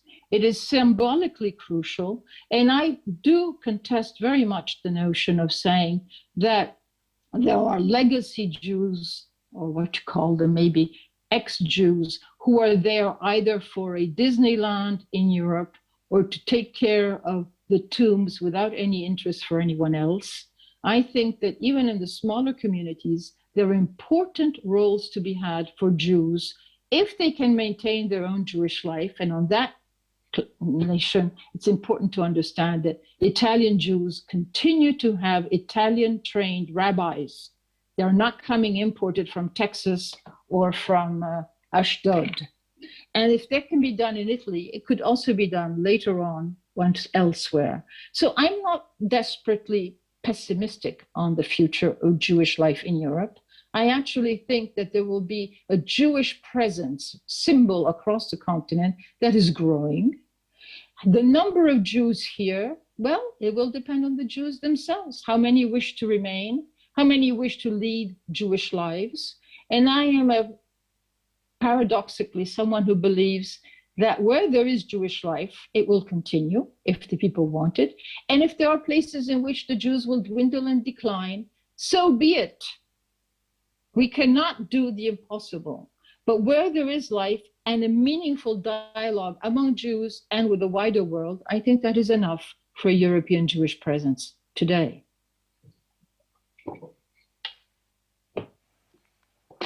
Well, thank you. Thank you very much, Diane Pinto, for this, for this further elaboration of what you once called the third pillar, which I would call now, according to your talk, the space of creativity. and the particular space that even a small number might have in a wider non-Jewish society in Europe. I would like to invite now Alfred Bodenheimer to comment on your talk. Alfred Bodenheimer is Professor for Jewish Religious History and Literature at the University of Basel. Beforehand, he was Professor for Hebrew and Jewish Literature and Dean at the University for Jewish Studies in Heidelberg. He's President of the Society for European Jewish Literature Studies and has published extensively on Jewish literature and intellectual history, narrative of Jewish tradition and practice. Among his most known publications are his monography on the debate of circumcision and his book, Wandering Shadows, Ahasver, Moses, and the Authenticity of Jewish Modernity. Furthermore, he's writer of a series of detective fiction novels with the figure of Rabbi Klein. And Alfred, I'm looking forward to your response. Mirjam, thank you very much. Thank you, Diana. Thanks to everyone. I'm very glad to be with you in virtual Frankfurt, sitting in Jerusalem right now, which also kind of influenced my focus. I didn't know exactly the paper of Diana beforehand, but she sent me a very interesting interview she gave not long ago, where a few of the points she stressed now also occurred. And I took this a little bit to orient myself in trying to give my response today. So I chose, as someone from the Jewish studies, really with maybe a little different outlook, also I chose to look on Europe as a Jewish space in the 21st century by differentiating between three questions. The first question is, what is the role Jews can nowadays play in Europe, and what is the meaning of the existence of a Jewish community for European countries? The second question, how relevant is the Jewish community of Europe for Judaism in the world, respectively Israel? And the third, what is the situation and what are the expectations of Judaism and Jewish community life in Europe? So coming to the first question, what is the role Jews can nowadays play in Europe, and what is the meaning of the existence of a Jewish community for European countries? I would say as follows, that Jews, to use a notion of French sociologist Pierre Bourdieu, are part of the social capital of today's Europe. As long as Jewish communities thrive, the voices of Jewish intellectuals and community leaders are heard in public discourse, and movies or books on Jewish subjects are published, society is reminded of the fact that this oldest, most persistent, but also most adapted minority of the continent, a minority that never wished for nor had a chance to cease being anything else than a minority, still has its place on the continent. It doesn't take too much imagination to understand that the quality of Jewish life in a country, in a European country, is a kind of litmus test for that country's self-conception as a pluralistic society. When then Prime Minister Manuel Valls, after the Hypercacher attack in 2015, said that France without its Jews would not be France anymore, that was an expression of this insight. And any leading politician in Western Europe would sign this sentence for his own country. A European country that has lost the confidence of its Jewish inhabitants must see itself as a country that, for one reason or another, members of a highly law-abiding community that are relying and are highly dependent on guarantees of their civic dignity and existence have given up on civil society as it is. I agree with Diana Pinto when she says that prominent Jews and community representatives have played a crucial role in cooling down, for example, the tempers of society in critical situations, as, and this occurs in her interview, that the Zentralrat der Juden did during what is today perceived as the refugee crisis of 2015 and the following years. I think the shockwave in Germany a few years ago, when a tiny Jewish group in this country constituted itself as Juden in der AfD, was less based on a seeming inner contradiction of Jews identifying with a party that has openly anti-Semitic members. It was more the irritation that Jews as Jews did something that was widely considered as destabilizing democracy and potentially xenophobic. As a matter of fact, the will of the public to see Jews as pillars of the democratic society in Germany goes so far that even highly provocative books as Max Czolek's Fourier's text Desintegriert euch, that was published 3 years ago, are debated as critical contributions for a better and more pluralist Germany. And although Germany still is a very special place concerning Judaism, I believe that the reaction would be similar in a number of European countries, though maybe not in Poland or Hungary. As Diana Pinto has stressed repeatedly, there is a general growth of interest in Europe about Jewish life. Jewish museums are part of the cultural portfolio of many major cities. We have heard about that, some of them as Berlin or Warsaw, and last but not least, Frankfurt. They are even more about the most visited spaces of culture. Jewish studies as a subject at universities are not that popular anymore as they were maybe 20 years ago, but the number of students from other fields who visit courses on Jewish issues is steadily growing. And concerning public life, be it politics, culture, literature, media, or science, in many European countries, you can only quote the title of the satirical 2016 movie of French Jewish filmmaker Yvon Attal, Ils sont partout, they are everywhere, which also is the case for the even smaller community compared to Italy of Switzerland, where you find Jews all over in the cultural, political, and scientific spheres. The second question, how relevant is the Jewish community of Europe for Judaism in the world, respectively Israel? Concerning Europe's standing in the Jewish world today, I choose to focus on the point of view from Israel, which is by far closer to my knowledge and perception than the one from America or other places.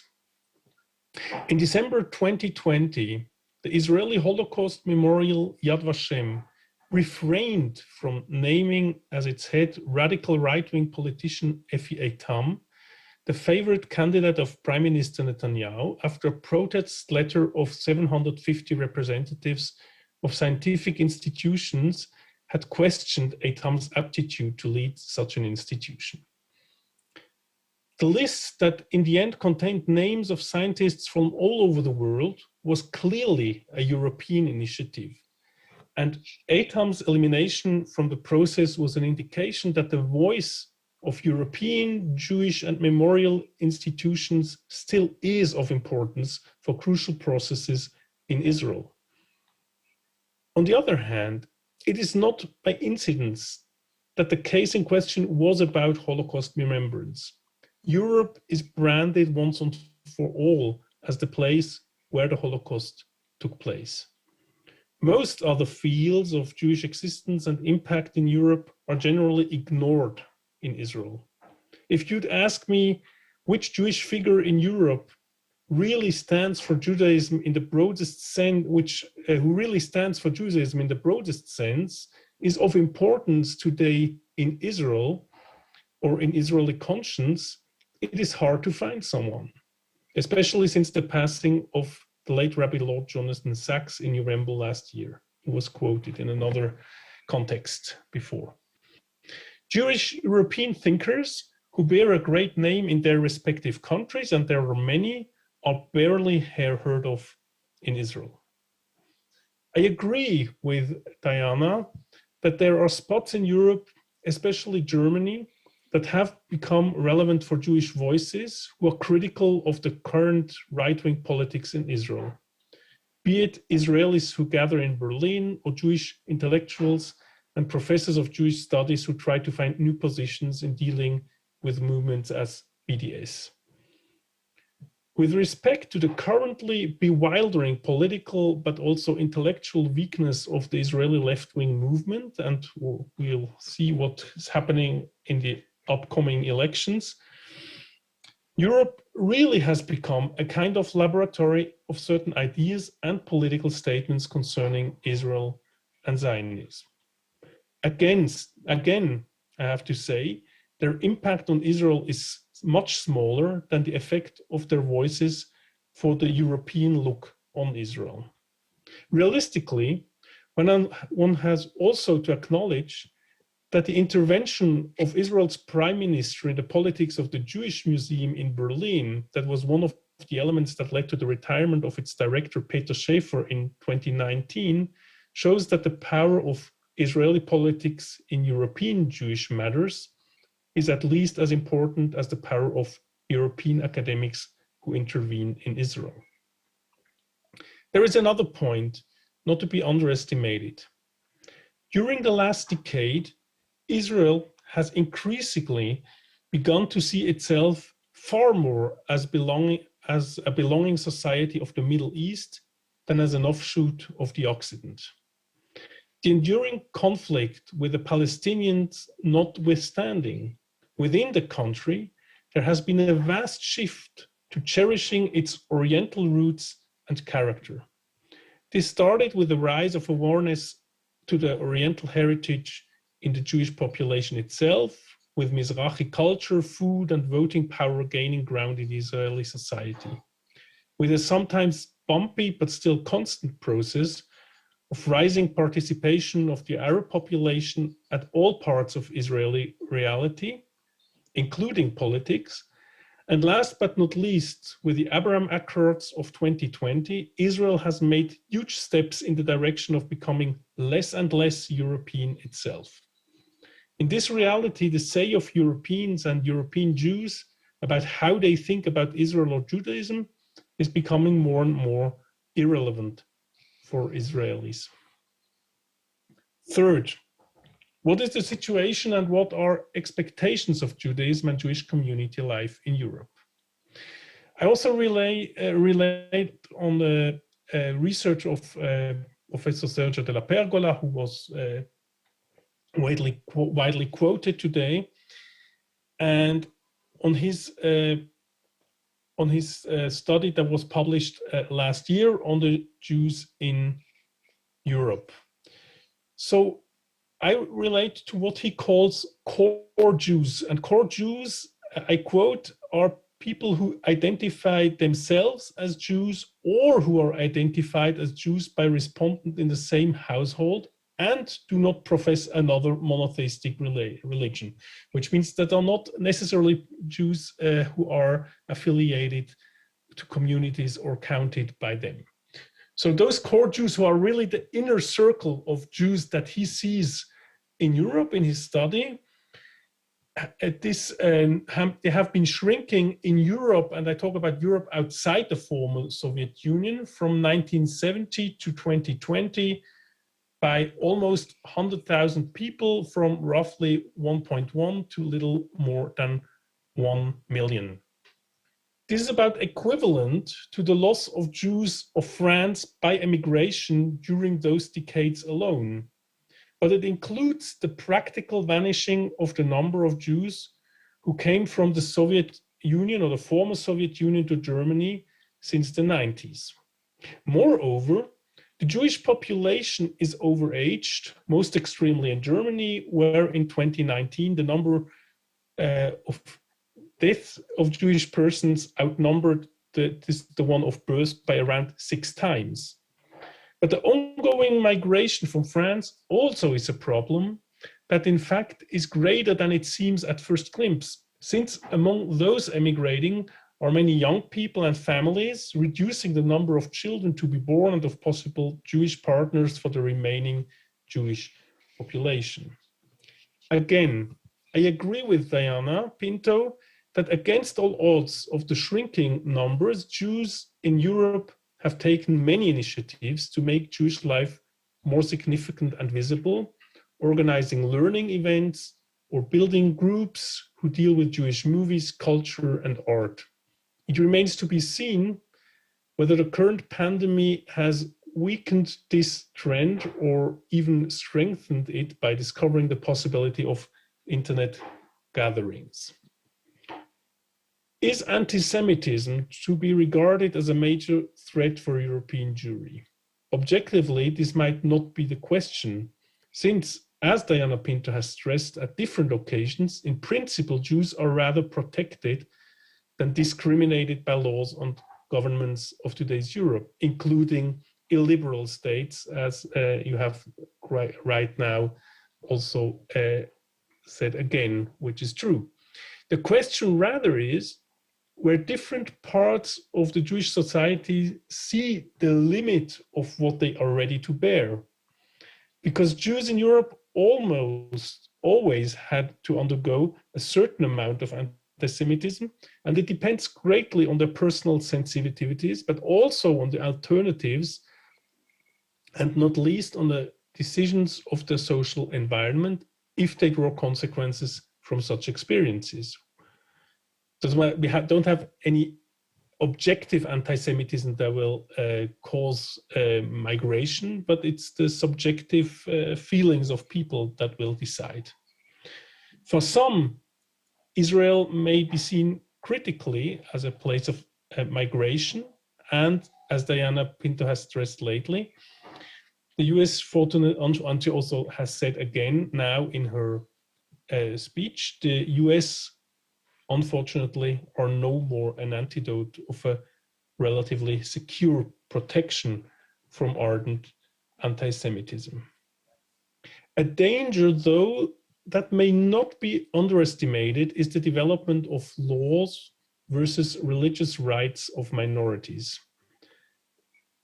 After the heavy debate on circumcision in Germany 9 years ago, there were other, less published efforts in other countries to ban ritual circumcision for minor boys, most prominently in Iceland and Denmark, where the implementation of such laws was in reaching distance in 2018 in both countries.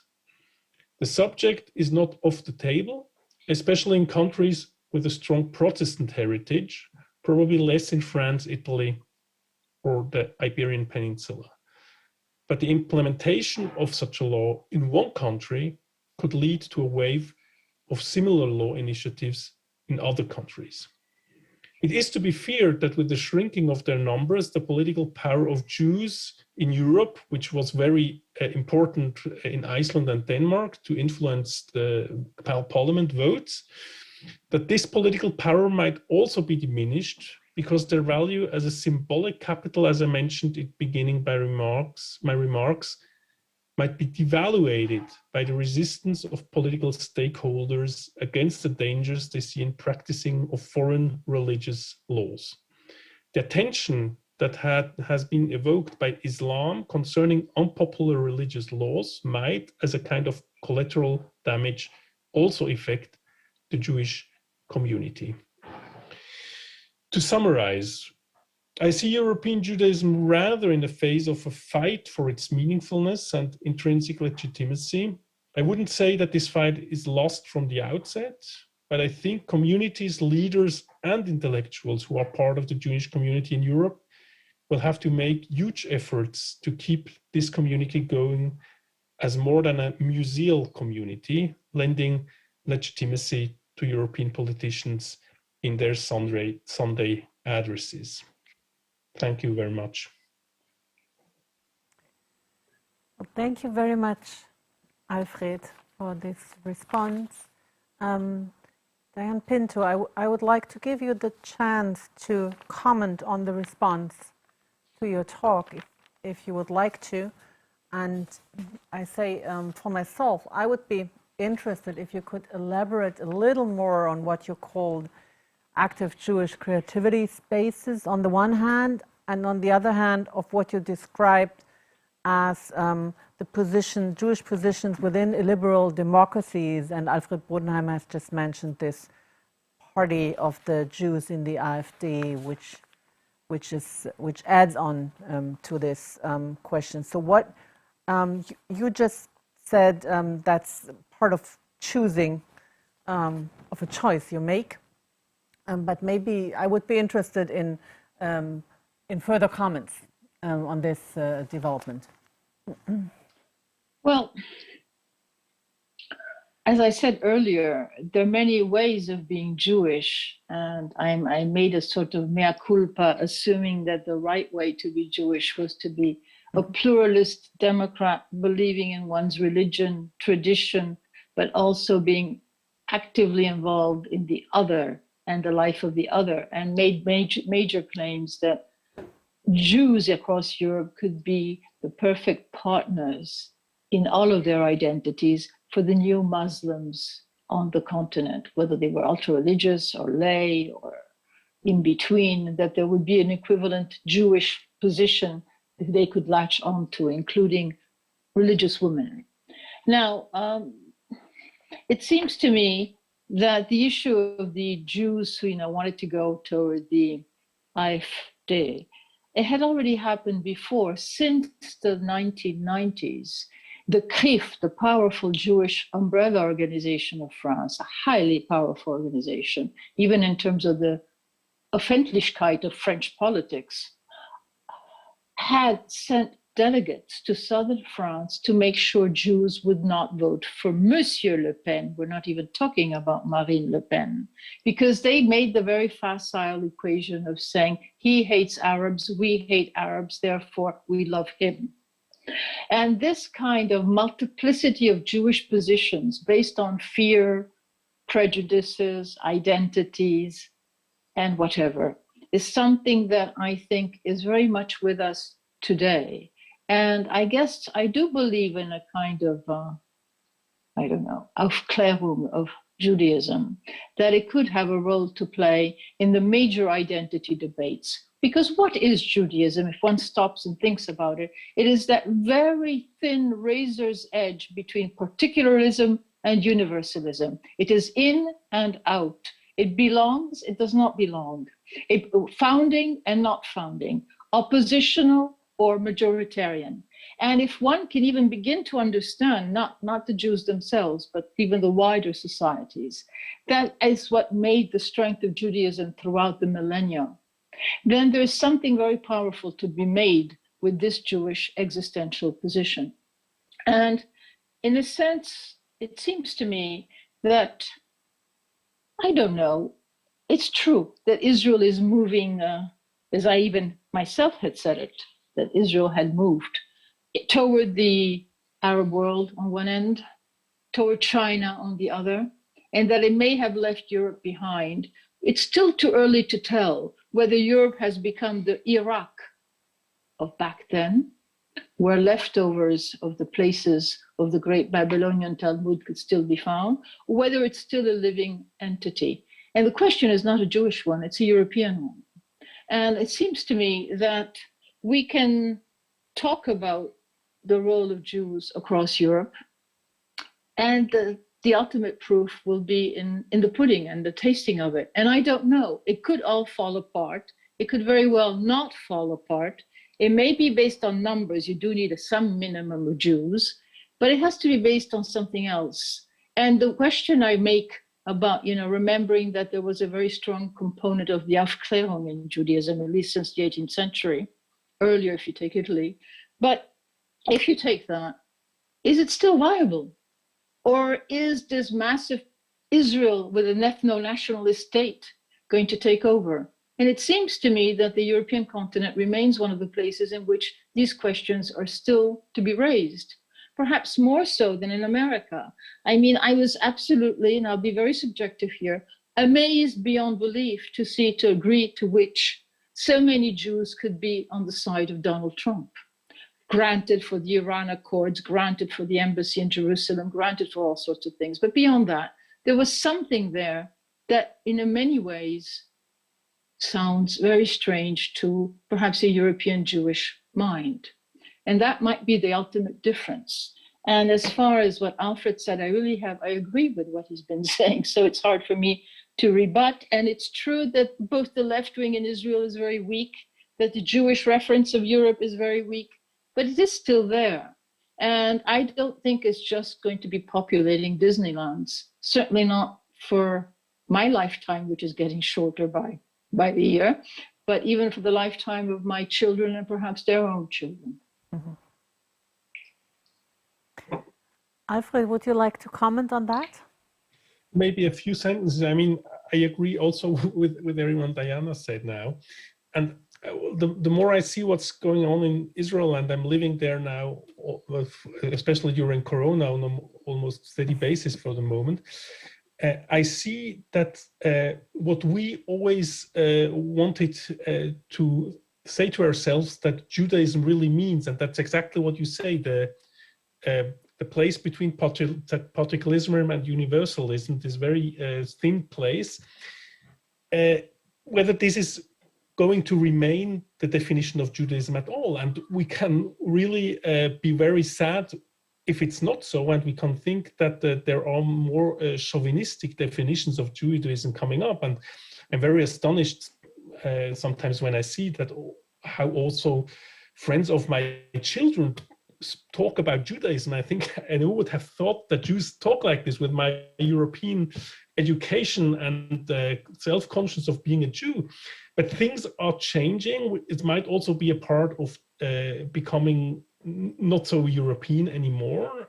And the question that I ask myself is not so much as if European Judaism in its self-conscious, even as a tiny minority, might remain very meaningfulness as a kind of moral voice or whatever, but whether it will remain a central place or central voice in Judaism.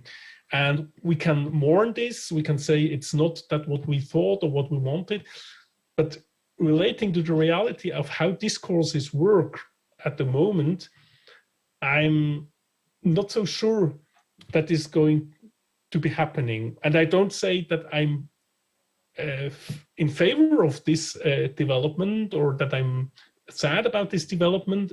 As Bernd Wasserstein said before, I really think it's what I think that I see happening, and not so much what I would wish for or what I would like to see for the future.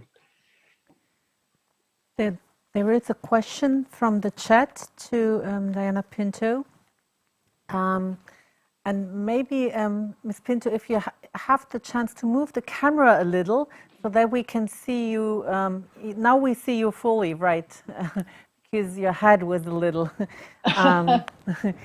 So the question is, do you think that the plurality of Jewish voices within each community strengthens or weakens the Jewish presence in the culture of the different European societies? Oh, I'm very much for the plurality of voices. I think it is one of the healthiest signs of a living Jewish community. In the immediate post-Holocaust world, there was one roof, everyone inside the same building scared to death.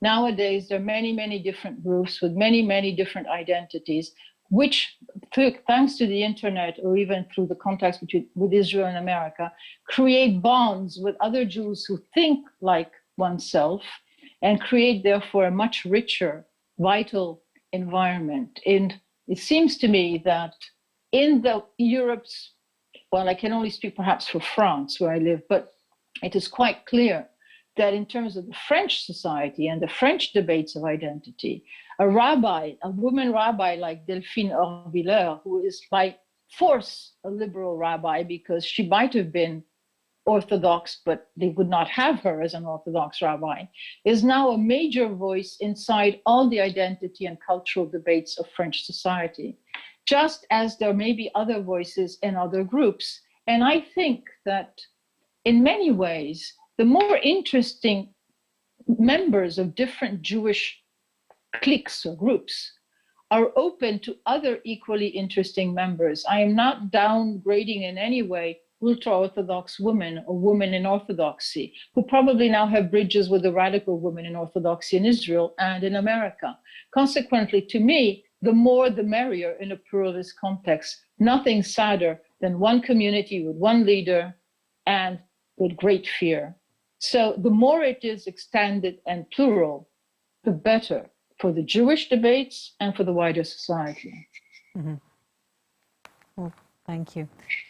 I would now like to invite Bernhard Wasserstein and Michael Brenner to join us so that we can discuss all the talks together. I'm not seeing Bernhard Wasserstein yet, but that might be due to my, if you put on the camera and the, wonderful, now we are all together again. I think it's been a very rich and different perspectives, but they were adding on each other. There is one topic that came up in the last two talks by Diana Pinto and Alfred Bodenheimer, which I would like to elaborate a little further, and that's the relation between the European diaspora and the US on the one hand and Israel on the other hand. Alfred Bodenheimer was mentioning that Europe could be seen as a laboratory of maybe even forms of critique or perspectives on Israel on the one hand, and Diana Pinto was emphasizing that the fact that Trump was in power and was supported even by some Jews in the US had an impact on how you see the European diaspora. So I would like to invite you to elaborate a little further on those relations.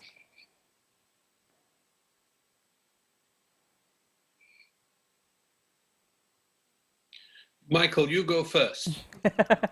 Well, you're an expert for the US and European. Thank you, Bernard.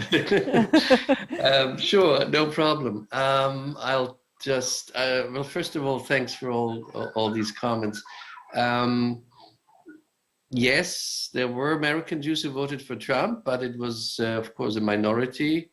It was, I think, even less than any other Republican candidate in the past, but of course this group exists, and among Orthodox Jews this group is rather large, and that's a whole different topic, which I think we see now worldwide, a closer relationship between right-wing parties and Orthodox Jews for many reasons. But I want to say a few words about creativity in European Jews and Judaism. And I'm glad Diana Pinto brought up one example, Rabbi Delphine Aubieux, who I actually just interviewed a couple of weeks ago, as an example of a liberal woman rabbi, now being a major force, I think, and public figure in French Judaism. And I want also to mention that in Germany, when Bernhard Wasserstein wrote his book in 1995, German Jewish communities imported rabbis and teachers in Jewish education, mainly from Israel, also from America, but mainly from Israel. Many of them were not able or didn't really speak German well, and often were not a good fit for the local communities. Today, we have 3 rabbinical seminaries in Berlin and Potsdam, Reform, Conservative, and Orthodox. And Germany is actually exporting rabbis to other countries. So there are some changes in where we see some kind of creativity, not only in scholarship, but also in religious spirituality, I would say. And that's important. At the same time, of course, we don't have, and I think Alfred Bodenheimer mentioned that, especially after the death of Rabbi Sachs in England, we don't have that many names of spiritual thinkers, those who are actually have a reception in the broader European non-Jewish world. That is very different from the Jewish communities, of course, before the 1930s. And that is something I think where we see almost more than not only the quantitative dominance of Israel and the United States, but in terms of spirituality, I think European Jews are not that much on the map today in the broader Jewish community. But again, I would say both pictures. I also see the fact that we are, Germany now is educating their own rabbis, teachers in Heidelberg as well. And that's something I would have at least not predicted, even with the influx of Russian Jews in the early 1990s. And we'll have to see and wait how that works out in the broader community, and if there will be enough communities for them to serve. Well, I agree with Diana and Michael that it's an interesting criterion for the inner life of a community to look at whether it can produce its own rabbis.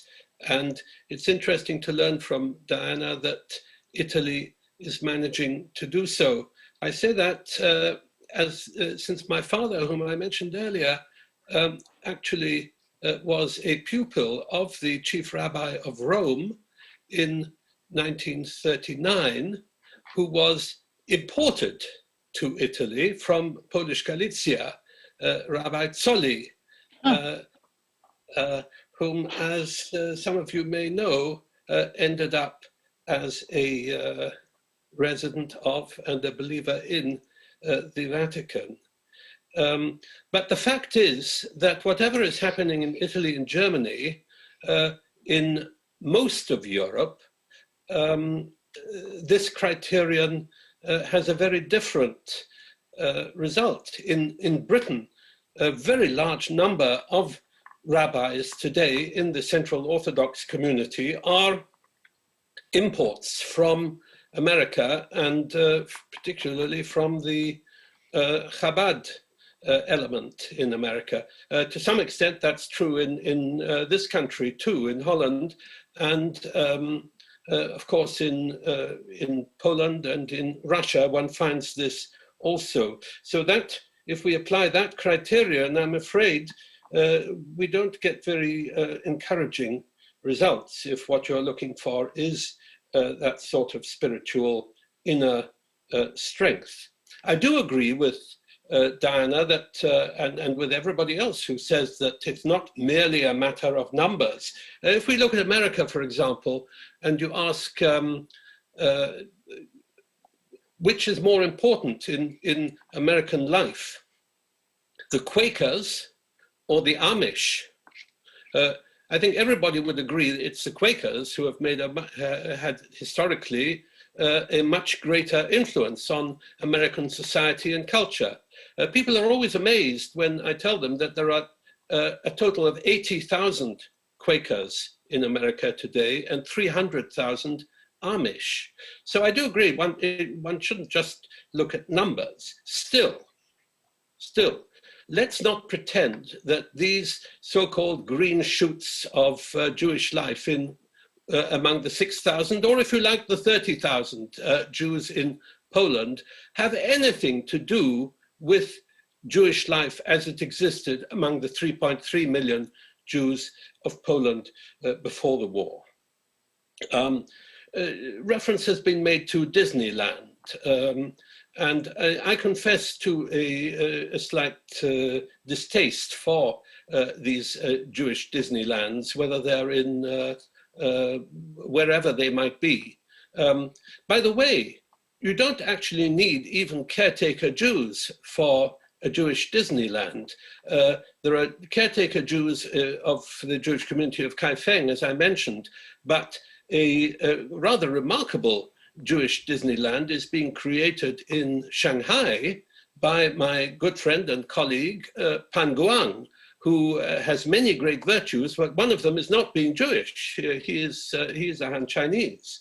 So one doesn't need Jewish caretakers for a Jewish caretaker Disneyland.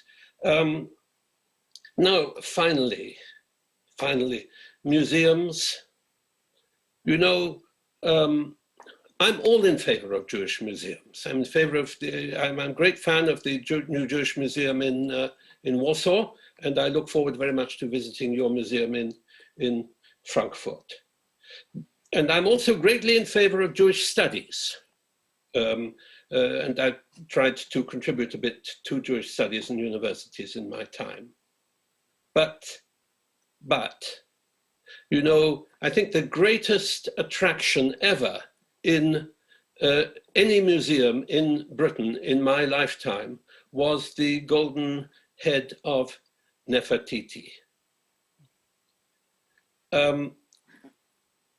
Egyptology in British universities has actually survived all sorts of attempts to cut it and diminish its importance. But these are studies of and relics of a dead civilization. Now, we're not walking mummies, but perhaps we are talking mummies. Well, it's interesting. You're giving me the opportunity now to talk about my field. As you can imagine, I don't really like to see Jewish Museum as part of a commemorative process, and I don't think that we you know, have the golden cow in our midst, of course. But I'd like to think of ourselves as part of what Diane Pinto has described as, you know, Jewish spaces and lively spaces, and Jewish museums historically, not necessarily after the Shoah, but historically have been part of what Michael Brenner described as the Jewish Renaissance. So, so I personally wish for ourselves that we are part of this space, which is for me the space of creativity that was mentioned, which might have a partner in Jewish religious institutions, like, for instance, with Rabbi Delphine Auveilleur, who was mentioned, with her movement Tnu'ah, which I would say is like a vivid kind of revival that reaches out to further audiences. So that would be my self-description of the space and the place we are trying to build. And I would be interested in your perspective on this, well, how you see the role of Jewish museums in what we were describing. And are we mortifying? Are we commemorating? Are we part of a Jewish Renaissance? Are we part of creativity? What should we do to be part of what? Can we be agents, or are we just looking at something?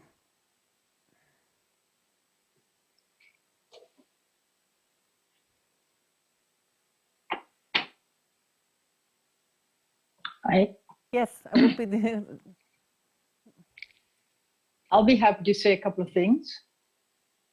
Yes, I would be delighted if you did. Should I? Yes, please. I think that one of the most interesting elements of Jewish museums across Europe is precisely the ability to grapple with issues that go beyond the Jewish past. It's no longer an issue of menorahs on a shelf or the prepared Passover table, so people would see what's on, you know, the various dishes. If I examine, for instance, the museum in Paris, it is an absolute beehive of intellectual discussions about the most recent books that have come out, the issues of belonging and not belonging, the number of invitees who are not Jewish, but maybe of Muslim intellectuals or Christian intellectuals, can name them what you want, is part of the intellectual life of Paris itself. There is a Jewish base, a Jewish identity, but it has absolutely nothing to do with simply remembering the past and commemorating. There are just crucial questions that must be asked of the wider society that Jewish museums lend themselves to. Not all of them are capable of doing that, but I think the very best are indeed that kind of museum. And I'm sure your museum is absolutely spot on for this kind of activity. Because once you've taken classes through a museum and told, look, those are those religious things, and look at how they were murdered. And isn't that terrible? And we must learn from the past. There's nothing much else to be said along those lines. Whereas asking open questions about open worlds, that I think is one of the great elements of what modern Jewish museums are all about, especially across Europe and beyond just the Jewish community. And this is my personal understanding of what it should be, which doesn't mean to say that you would be saying nothing about the old traditions or the past or how Jews lived in a given neighborhood, in what they said and thought. But it's much more about what I would call the Jewish trope or the Jewish icon or the Jewish reference in a future discussion about the wider Respublika. Alfred, what is your take on that? I'm curious to know. Yeah, I widely agree with what Diana says. I think also that the agent issue is not so unimportant, really, because as I also see in Jewish museums, there are school classes and all kinds of people who really come there to have a first impression of what Judaism is. And I think it's not to be underestimated what this notion of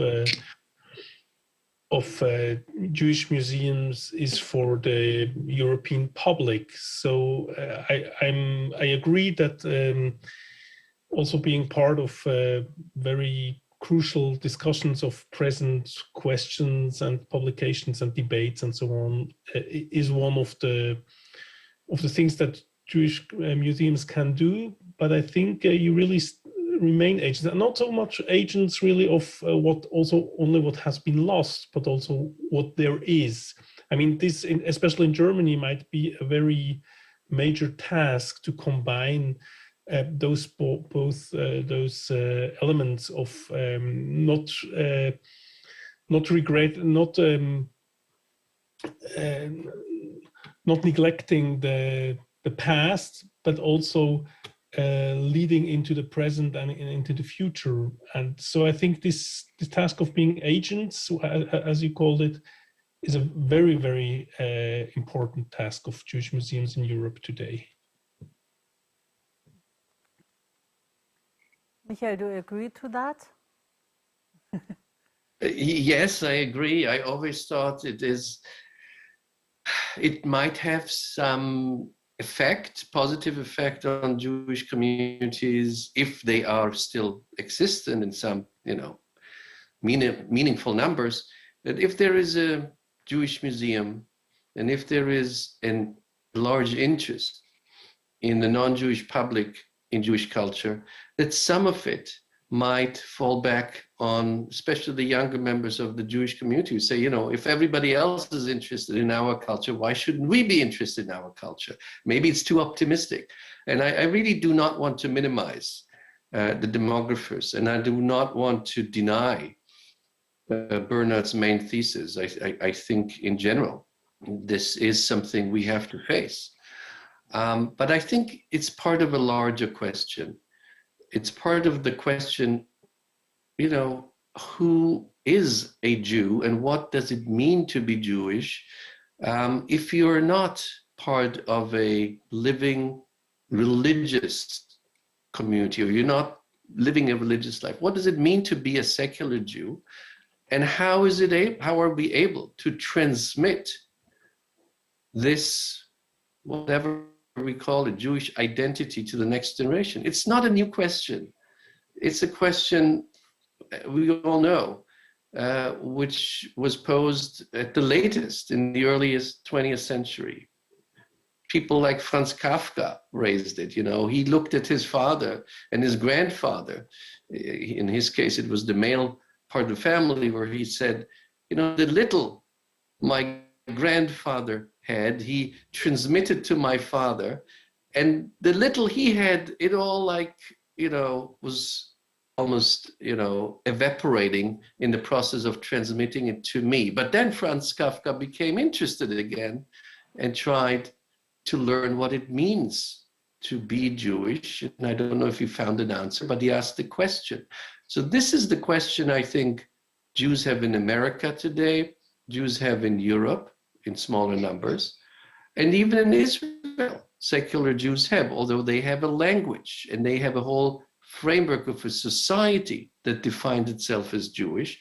Nevertheless, even for Jews who are secular, like the majority of Jews today, this is an issue we all face, and that's way beyond Jewish museums and Jewish studies, but we all try to grapple with these questions. And rabbis alone cannot give the answer, because we won't all find the way back into religion.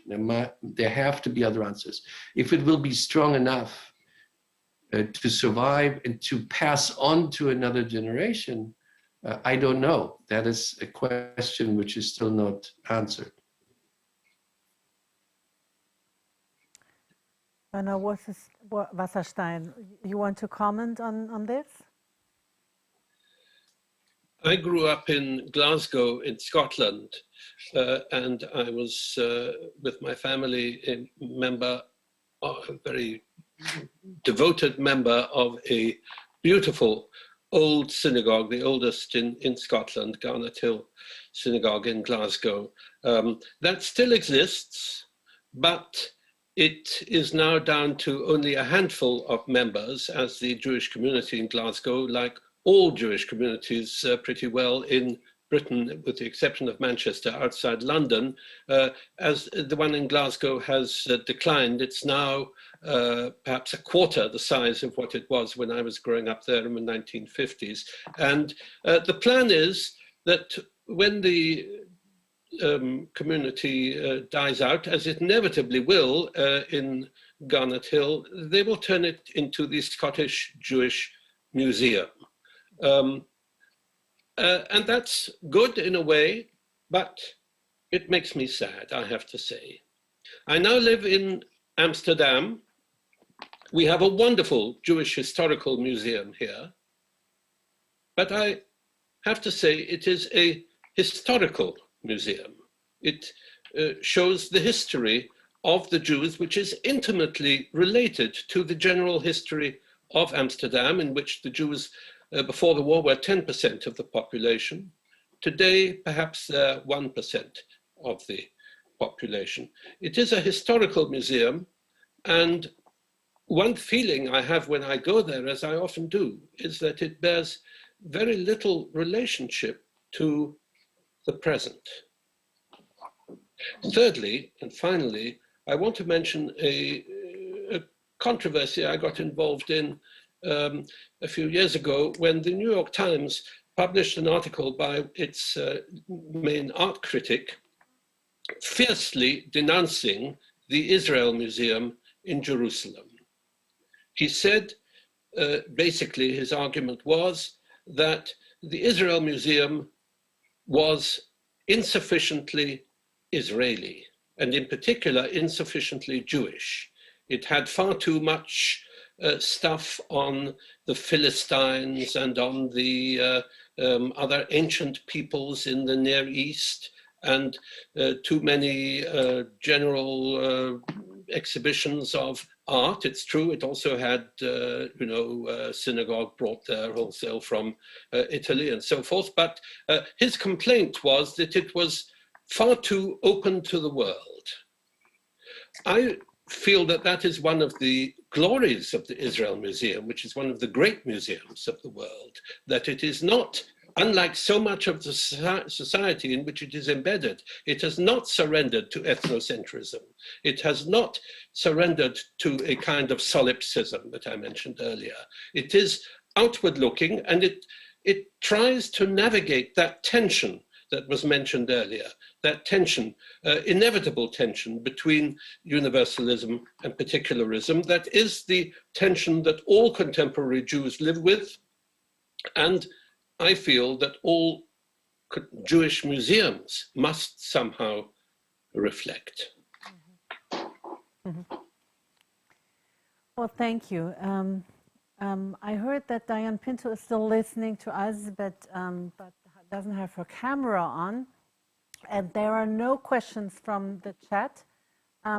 So I would like to finish our discussion by asking you for a short and brief last sentence on actually the title of our symposium, which is Transitions. And so, are we in a period of transition, and where to? Alfred. Well, I think Jews have always been in an age of transitions. Jews are the agents, to come back to this word of transition, and have been so for a very long time. And that's also one of the reasons, actually, I'd say, I mean, I told a lot of things about why I see that things in Europe are problematic from Jewish issues, but also, of course, this is one of the reasons why I would say, like Michael, you cannot be sure what is going to be happening, and there are always in Jewish in the Jewish history, there have always been unexpected turns in many directions. So I think we definitely are in a Jewish transition, in the ongoing Jewish transition. Yes. Michael? It reminds me a little bit about the question, or the title of, reminds me of a book title on a wonderful book on Joseph wrote, Weit von wo, far from where. Yes, I think we are in a transition. We are far from where we used to be, but we really don't know where we will go to. And I am certainly not a prophet. What I would like to, and what I try to say, is that the future, despite the numbers which are indicative for something which might be alarming and which we should not ignore, that we don't know. I will just say one sentence after Bernard told about where he grew up. I grew up in a small Jewish community in Bavaria, which was basically hardly any more existing when I left in the 1980s.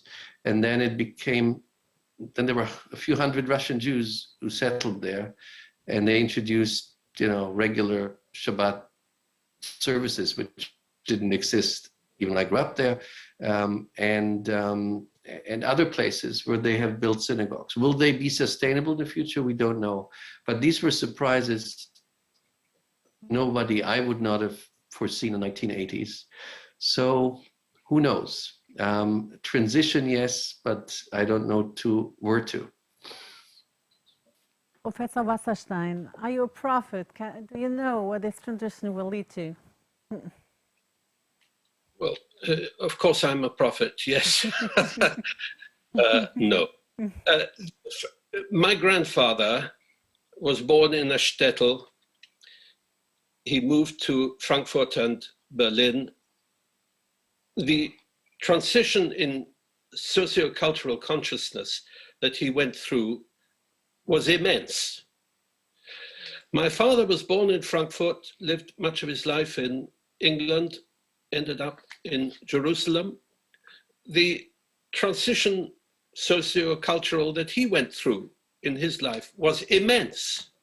We also, I myself and my children also go through transitions. I actually think that the transitions that we are going through, given that we live in relatively stable societies, most Jews in the world today, are far less catastrophic and far less volcanic, if you like, than the transitions that my parents and my grandparents had to go through. So in spite of the fact that we feel that the world is speeding up, that change is faster and faster, I actually think that there is a certain stability which is a saving grace. It's a stability that is combined with a kind of stagnation, I think, of Jewish life in Europe. But it is not anything like the kind of transition that the previous two generations of Jews in Europe, most of them, had to go through. And for that, perhaps we should be thankful. Diane, Hello? yes. I've lost the image. Can you hear me? We can hear you, yes. All right, that's what counts. You're speaking from afar without. Well, I'm in a very distant land, in the middle of the French countryside. Shall we say, I mean, if one has to give an example, I don't come from the great Eastern European world of Judaism. But I do remember one thing. As an Italian Jew who grew up in the United States, I would go back to Italy year after year in the 50s, in the 60s, and the 70s. The only Jewish life one could speak about were summer camps in which the great Zionist word was preached. There was no active, interesting cultural Jewish life in Italy when I was a teenager or a young adult. If I go back now, I don't know where to turn in terms of looking at Jewish references, Jewish meetings, Jewish debates. And that I can only measure, the renewal of Jewish life in post-war Europe by that small little measuring stick. If one uses the magnificent world of Eastern European Jewry before as the measuring stick, Black pessimism is de rigueur. If you measure it in terms of what it was to be an Italian Jew, let's say in 1972 or 1965, it was nothing. It was silence, no mention of the past, and trying to get the greatest number of Jews out into Israel.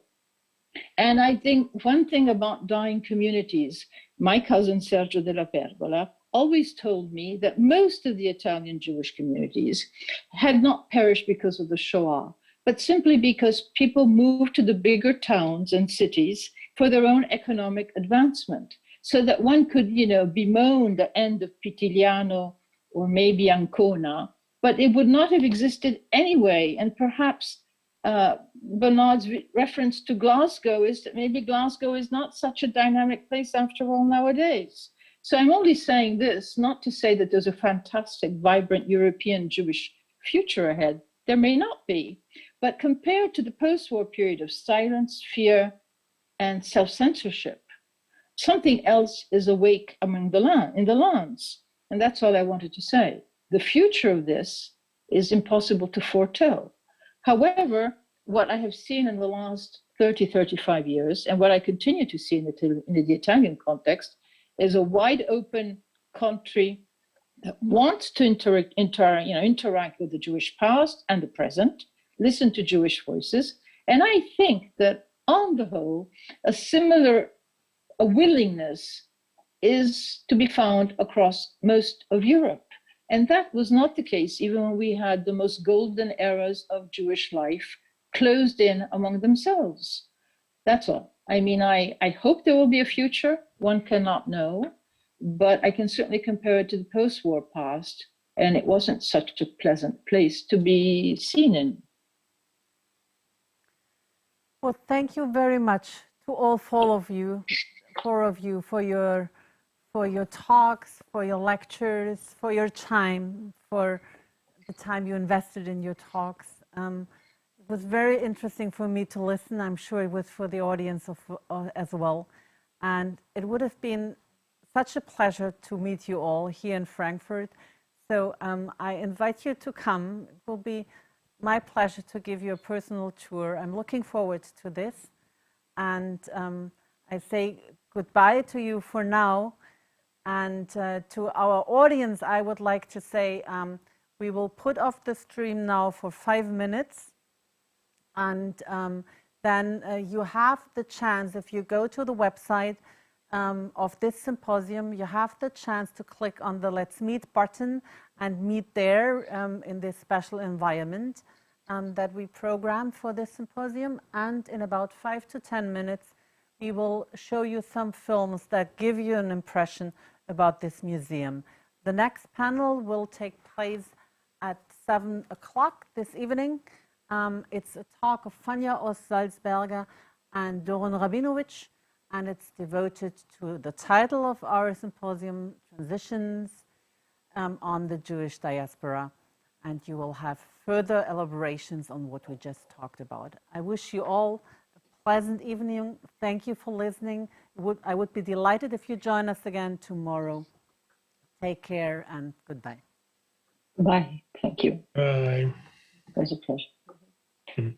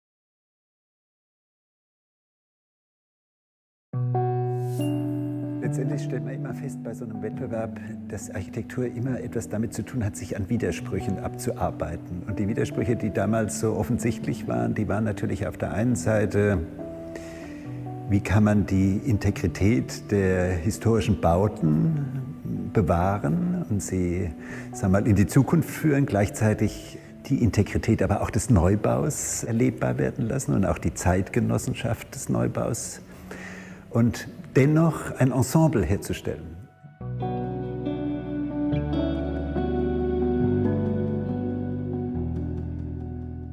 So war natürlich für uns eine Frage die Frage der Adressbildung, weil natürlich die historischen Palais, vor allen Dingen das Haus 14 und das Jüdische Museum, seinen Eingang am Mainkai hatte, am Untermainkai. Hier ist der alte Eingang. Und jetzt natürlich diese Adressverlegung in den Rücken der historischen Palais. Ich war ja am Anfang ein bisschen skeptisch, was die Außenanlagen anbelangt hier. Aber es ist eigentlich ganz schön geworden, finde ich. Dass man auch wirklich so spürt, dass da der Grünraum vom Wall hier noch rüber schwappt.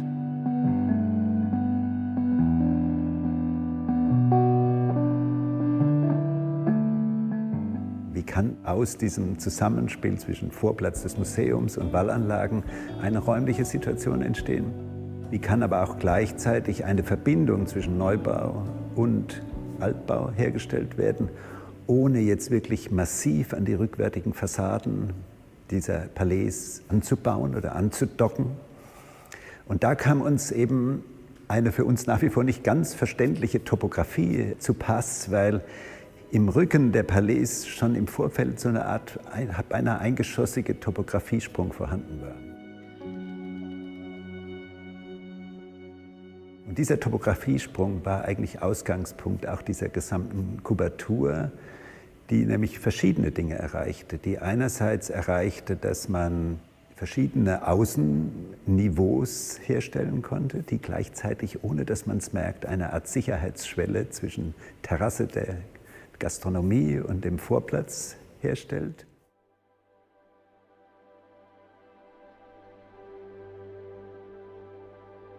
Wie kann es gelingen, ein Haus zu machen, was nicht nur, sagen wir, technisch geschützt ist, aber vielleicht auch, sagen wir, atmosphärisch das Gefühl von Geschütztheit vermittelt und gleichzeitig aber auch diese Öffnungen in die Stadt hin ermöglicht.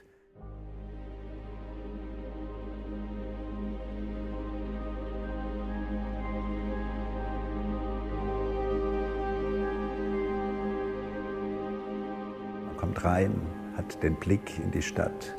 Man geht weiter, hat den Blick in den Himmel. Man geht weiter, hat den Blick in den Innenhof.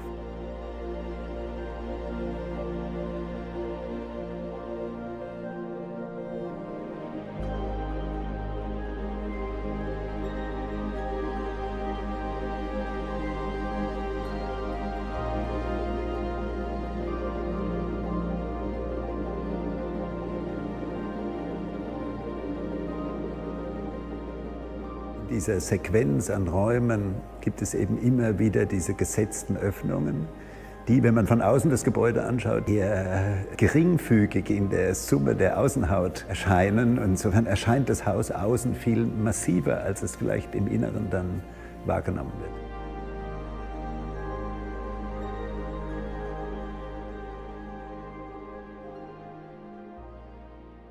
Diese Substanz des Hauses ist halt nun mal erstmal konstruktiv auch der Beton.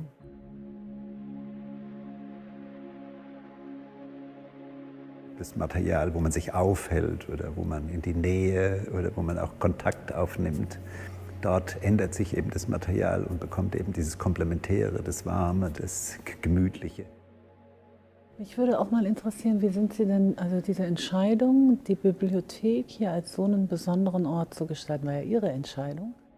Wir hatten halt so das Gefühl, dass das Haus ja im klassischen Sinne nicht die Ausstellungshaus ist, sondern es ist ja so eigentlich das öffentliche Haus zur Ausstellung. Es ist ja allgemein gar nicht so bekannt, dass Museen immer Bibliotheken haben. In der Regel haben sie wissenschaftliche Bibliotheken, die eigentlich ihre Wissenschaftlerinnen und Wissenschaftler maßgeblich nutzen und die wenig öffentlich sind. Im Rothschild-Palais befand sich die erste öffentliche wissenschaftliche und Kunstbibliothek der Stadt Frankfurt. Das heißt, es gibt hier eine Geschichte, eine historische Komponente auch von Bibliothek und die schreiben wir hier weiter fort. Wenn es außen schon so ein bisschen dämmert und innen drin das Licht brennt, ja, dann kriegt das Haus plötzlich so, kommt das Innere nach draußen.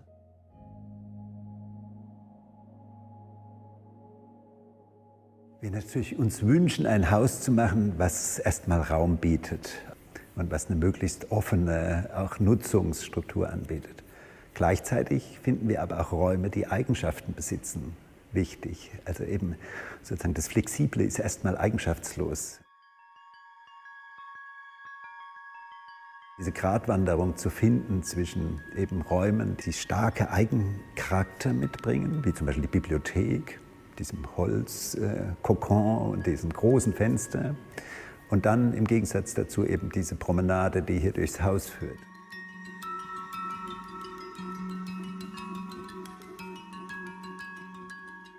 Ich fand es eigentlich immer ganz wichtig, dass das Haus nicht in so eine 1:1 Symbolik, also so eine lineare Erzählung zwischen Bild einer Architektur und einer Aussage, die es treffen will, kommt.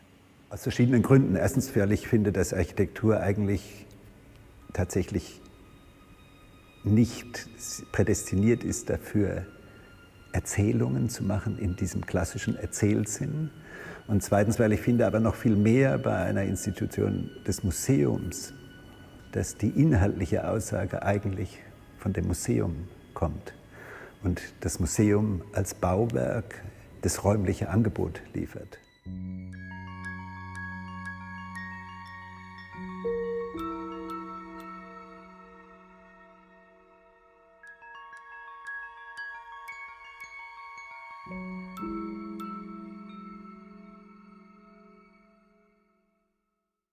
In diesem Fall war natürlich das Rothschild-Palais ja auch einfach eines der zentralen Ausstellungsstücke des Hauses, muss man ja sagen. Insofern kommt natürlich hier diesem Haus noch eine extreme Bedeutung. Letztendlich stellt man immer fest bei so einem Wettbewerb, dass Architektur immer etwas damit zu tun hat, sich an Widersprüchen abzuarbeiten. Und die Widersprüche, die damals so offensichtlich waren, die waren natürlich auf der einen Seite: Wie kann man die Integrität der historischen Bauten bewahren und sie, sagen wir mal, in die Zukunft führen, gleichzeitig die Integrität aber auch des Neubaus erlebbar werden lassen und auch die Zeitgenossenschaft des Neubaus und dennoch ein Ensemble herzustellen. Es bewahrt und auch erlebbar bleiben, um es eben auch in seiner Geschichte zu verstehen.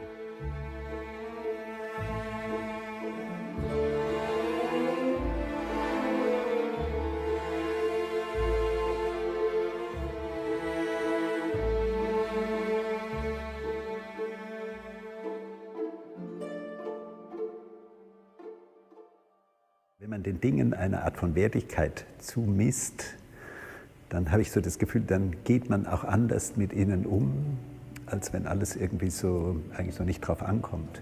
Und ich finde, Häuser sind eben schon Dinge, die man eben ein Leben lang besitzt. Und im besten Falle sind sie dann eben auch eben so gut gemacht, dass man sie auch sich wünscht zu erhalten. Die Dinge in Verbindung zu bringen. Und das ist auf einer räumlichen Ebene, genauso wie auf so einer Gestaltebene, auf einer Materialebene.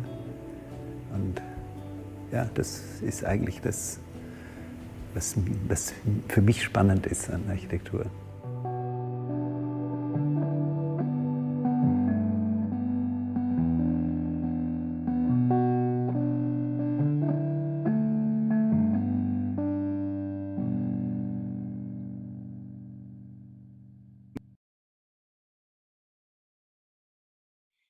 Wie haben Sie denn dieses Jahr den Sederabend verbracht? Sederabende haben die Familie Meyer natürlich, wie glaube ich 99,9% der Familien der Juden weltweit verbracht, nämlich in sich leider, zurückgekehrt im engsten Kreis der Familie, eigentlich das, was uns ganz und gar nicht gefällt. Denn wir öffnen uns gerne, man lädt Freunde ein, man lädt vor allem Familienangehörige ein, um zusammen zu feiern. Wir haben vorher über die Gemeinde alle Leute nicht nur mit Mazot und Wein versorgt, sondern wir haben ihnen auch Päckchen gebracht, in denen Charosset und Maror und all die Zutaten waren, die sie gebraucht haben, um den Seder gemeinsam zu begehen. Und dann haben wir einen Online-Seder gemacht, den wir praktisch von mir zu Hause übertragen haben und bei denen wir die Leute mitgenommen haben. Nur um ihnen dann am Ende zu sagen, also ihr wisst, das war jetzt nicht der Original-Seder und wenn ihr die Mitzvot, die Pflichten erfüllen wollt, dann müsst ihr also nochmal ein paar Gläser Wein trinken und nochmal bestimmte Segenssprüche sagen. Ich habe auch einen kleinen Neffen, der mich gefragt hat, was ist los, wieso, du hast mich gar nicht eingeladen, sonst bin ich doch immer bei dir und da machen wir das und da machen wir... Und ja, leider diesmal nicht. Diesmal haben wir dann zu zweit den Tisch gedeckt wie immer, aber halt nur 2 Decks, aber der ganze Tisch war gedeckt mit allem, was dazugehört und in der Mitte oder ein bisschen weiter hinten stand eben auch der Computer und das Zoom war an. Das war unser erstes Zoom-Meeting überhaupt. Wir haben das noch mehr geschätzt, also dass es bedeutet, zusammen zu sein. Und ich glaube, diese Reihe Beshana Babi Yerushalayim, ja, das haben wir uns alle gesagt. Also nächstes Jahr müssen wir auf jeden Fall nach Israel. Moderne Zeiten, jeder mit dem Laptop auf dem Tisch, verteilt in 2 Kontinenten. Und die Kinder haben Manishtanah gesungen, wir haben zeitgleich geholfen, waren alle zeitgleich angeschlossen, hatten ein Heidenspaß. Wir waren sehr besorgt, ja, wie würde es sein und hatten, ja, uns fehlten natürlich die Großeltern und uns fehlten die Geschwister und beziehungsweise Cousins und Cousinen, mit denen wir eben immer gefeiert haben.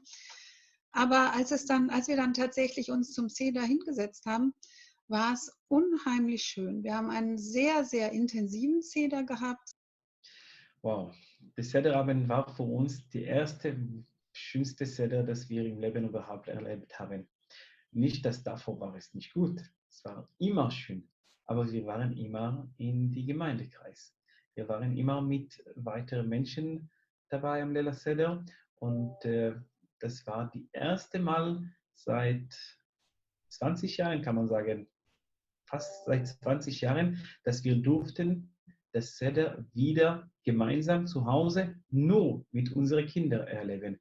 Unglaublich schön. Familie kommt zusammen, Freunde kommen zusammen, die lädt man ein. Man schaut in der Gemeinde, wer kann sich das nicht leisten, wer hat keine Familie, kommt zu uns. Und dann waren man 20, 30, 40, auch mal 50 Leute am Sedertisch und jetzt war man wirklich zu 5 im engsten Kreis, total ungewohnt. Aber auch da, wir haben das Beste daraus gemacht. Wir haben per Zoom den einen oder anderen mal zwischengeschaltet, so als Gag, was natürlich auch nicht wirklich den Regeln und den Gesetzen entspricht, aber ja, man macht das Beste daraus aus einer Situation und trotzdem noch so ein familiäres Gefühl, was ganz, ganz wichtig ist. Ungewohnt ist man dahingehend, dass man natürlich auch einfach den Sederabend in Eigenverantwortlichkeit durchführen muss. Also es gibt jetzt niemanden, auf den man sich groß verlassen kann. Es gibt nicht irgendwie den Rabbiner, der da vorne sitzt oder jemand aus der Familie, der den Sederabend oder der Teile des Sederabends vorbereitet, sondern im Endeffekt war man tatsächlich darauf gestellt, mehr oder weniger alles alleine zu tun. Und das ist natürlich so eine neue Situation, die ist erstmal herausfordernd. Ganz persönlich. Ja, es war schrecklich.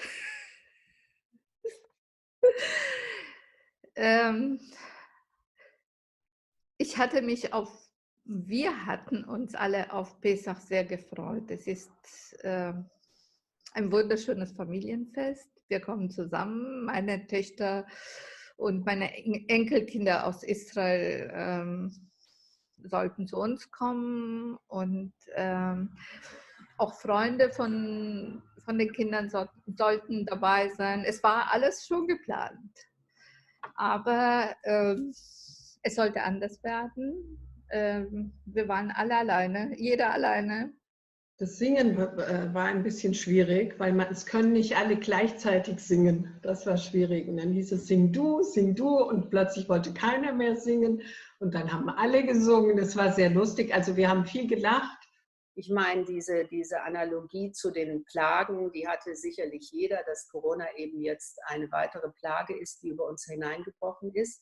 Aber für mich war es eben auch, ich will mal so sagen, die Assoziation an, wir haben jetzt mal einen Lockdown, aber unsere Vorväter waren 40 Jahre in der Wüste. Also das hat mir eine gewisse Erleichterung vielleicht auch verschafft. Also es war ein sehr bewusst gelebter Sederabend. Ja, wir hatten auch zeitweise eine kleine Zoom-Konferenz, allerdings gar nicht mit der älteren Generation, für die war das zu anstrengend, sondern mehr mit, ich sage jetzt mal, mit einem alleinerziehenden Vater, der mit seinem Sohn, der 10 Jahre alt ist, alleine am Tisch saß, und den haben wir mit dazu geholt. Es ist nicht jubeln, es gibt auch Überlebende, die sagen, wir haben noch schlimmer erlebt, wir haben in Auschwitz waren wir Pesach, wir haben in eine viel schlimmere Situation, wo wir wussten nicht, ob wir es noch überleben, wir werden das alle überleben, es gibt auch diese Gedanke, aber die Einsamkeit und gerade in diese Feiertag rein zu sagen, es war schwer. Also die Gemeinde hat probiert, alles zu geben, was man kann, die Gemeinde, das Treffpunkt mit Geschenken, das zu versüßen, aber ja, also die Einsamkeit konnten wir die Leute nicht wegnehmen. Ja, ich denke, für diejenigen, die ganz alleine waren, war es ein einsamer Seder. Für andere, die das jetzt genießen konnten, dass wir erstmal im Internet miteinander über die einzelnen Sachen diskutierten, war das möglicherweise eine intensive Vorbereitung, um dann den Seder mal so richtig zu verstehen und ihn zu machen, selber zu machen. Möglicherweise hat die jetzige Form dazu beigetragen, dass die Mitglieder meiner Gemeinde viel selbstständiger auch für sich den Seder gefeiert haben. Mit der Familie zu sein, das ist etwas, was wir nicht kennen. Wir haben nie Schabbat, Freitagabend alleine gesessen. Und da habe ich mir, muss man sagen, vorgenommen, wirklich einmal im Monat mindestens gucken, dass wir mit der Familie alleine sind. Weil ich habe die Kinder gesehen und die Kinder haben sich komplett anders verhalten wie normal. Die sind auch bestimmt im Hinterkopf, wenn Gäste da sind, in einem bestimmten Modus. Und wenn keine Gäste sind und wir alleine sind, sind sie natürlich frei und singen mehr und sprechen mehr, äußern sich mehr. Und das hat mich, it was a wake-up call, hat mich wirklich erweckt und gesagt, okay, du musst dafür sorgen, dass wir mindestens einmal im Monat auch alleine einen Schabbos haben. Also es gab keine Kellner, der von uns die Teller weggenommen hat oder was Neues auf dem Teller gelegt hat. Wir haben die Tempo bestimmt. Wir heißt unsere Kinder. Wir konnten erklären und erzählen, was wir wollten. Die Kinder durften auch Fragen stellen. War euch ein Gegenstand oder ein Teil der Haggadah oder so dieses Jahr besonders wichtig oder besonders bedeutend? Also für mich persönlich war es der Seder-Teller. Einfach, weil ich ihn zum ersten Mal wirklich genutzt habe. Das war auch von meinen Großeltern. Und da war es für mich einfach eine sehr schöne Möglichkeit, das weiterzuführen. Ich habe vorgeschlagen, wir lassen ein Gebet weg. Am Anfang des Sederabends sagen wir ja Hulachmu, Hulachma. Man lädt ein, Leute zum Seder, die bedürftig sind, kommen und sitzen mit uns und essen. Und weil ja keiner kommt, habe ich gesagt, wir dürfen ja gar nicht einladen, können wir das ja streichen und gehen gleich zum Manisch danach. Wir haben viele, wir haben alte Haggadot, die von dem Großvater meines Mannes seinerzeit herausgegeben worden sind. Die haben wir benutzt, die nehmen wir sonst nicht. Man sagt ja Manish Dana Laila, ich habe gesagt Manish Dana Pesach, so ein bisschen. Also was macht diesen Pesach wirklich anders für uns? Und ich habe für mich rausgezogen diese Verbindung, dass wir uns erinnern auch an die Stärke des jüdischen Volkes, so quasi analog auf heute ein bisschen gesetzt, dass wir wirklich auch mit dem Glauben und mit der Stärke, trotz schwierigster Umstände, da aus dieser Krise auch herausfinden. Ja? Und dieser Gedanke hat auch irgendwie gleichzeitig Kraft gegeben. Diese Art von Pesach, wie man es verbracht hat, hat die Leute einfach noch mehr motiviert, im nächsten Jahr tatsächlich noch enger zusammenzurücken? Ich würde sagen, prinzipiell hat die neue Situation quasi, bei mir jedenfalls, bei vielen anderen sicherlich auch, noch einmal ins Bewusstsein gerufen, was im Leben wichtig ist und was nicht so wichtig ist. Also mir war schon die Symbolik sehr wichtig, dass Gott uns aus einer sehr, sehr schwierigen Zeit herausgeleitet hat, aus der Zeit der Sklaverei. Und das fand ich schon als sehr naheliegendes Gleichnis, dass Gott uns natürlich in dieser Situation nicht alleine lassen wird. Und diese 10 Plagen. Ich habe mir gedacht, wir als Gesellschaft brechen beinahe zusammen bei Coronavirus. Wie soll es für diese Menschen, wie viel Stärke, innere Stärke mussten sie haben, dass sie das alles aushalten? Und das war für mich, also für mich war das Coronavirus die 11. Plage und das habe ich auch mit meinen Kindern, wir haben so am Tisch drüber gesprochen. Ja. Aber es gibt so ein Lied, Avarno et Paro, also Navor Gametze. Wir haben Pharao und diese Knechtschaft und diese düstere Zeit hinter uns gebracht und wir überstehen auch die nächsten Herausforderungen. Das heißt, Baruch Hamakom, also gesegnet sei in Deutsch der Allgegenwärtige. Manche sagen, gesegnet sei der Ort oder der Platz. Also die Frage, wo finden wir Gott? Früher haben wir Gott viel mehr in der Gemeinschaft gefunden, in der Synagoge, im Minyan, mit anderen Menschen zusammen. Und jetzt sind wir darauf zurückgeworfen, Gott in unserem eigenen Haus zu erleben, in der eigenen Umgebung, in der eigenen Familie, im eigenen Herzen, so wie der Rabbiner Mendel von Kotsk sagt. Ja, du findest Gott dort, wo du ihn hineinlässt.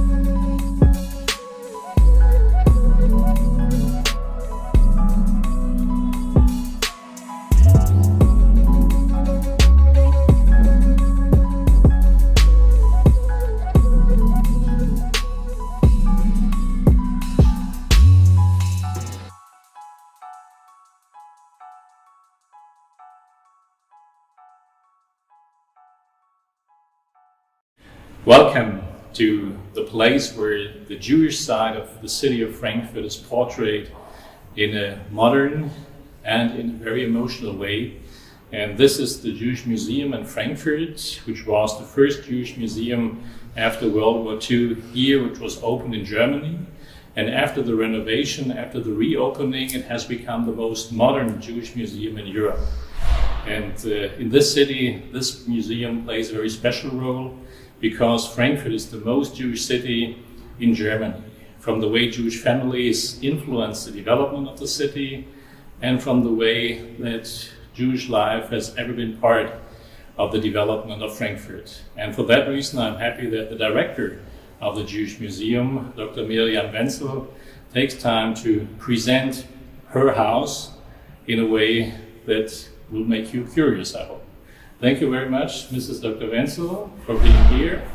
It is a very special place, and I'm proud and happy that you take your time to present me, to present the viewers, what makes this place so special. So what makes this home so special? Well, thank you very much for the opportunity and the introduction. I think what is special about the new Jewish Museum where we are standing is, first of all, the site. This is an historical site. You will get to know the Rothschild Palais, one of the houses where the Rothschild family was working. And this is the new building by Stab Architekten. So this site combines contemporary architecture and an historical, classicistic building in Louis XIV style. So this kind of tension between the contemporary and the old, this is one part of what is new. There is a huge history of Jewish life represented on this spot and linked to different other parts of the city where you can really see from the history to the contemporary time.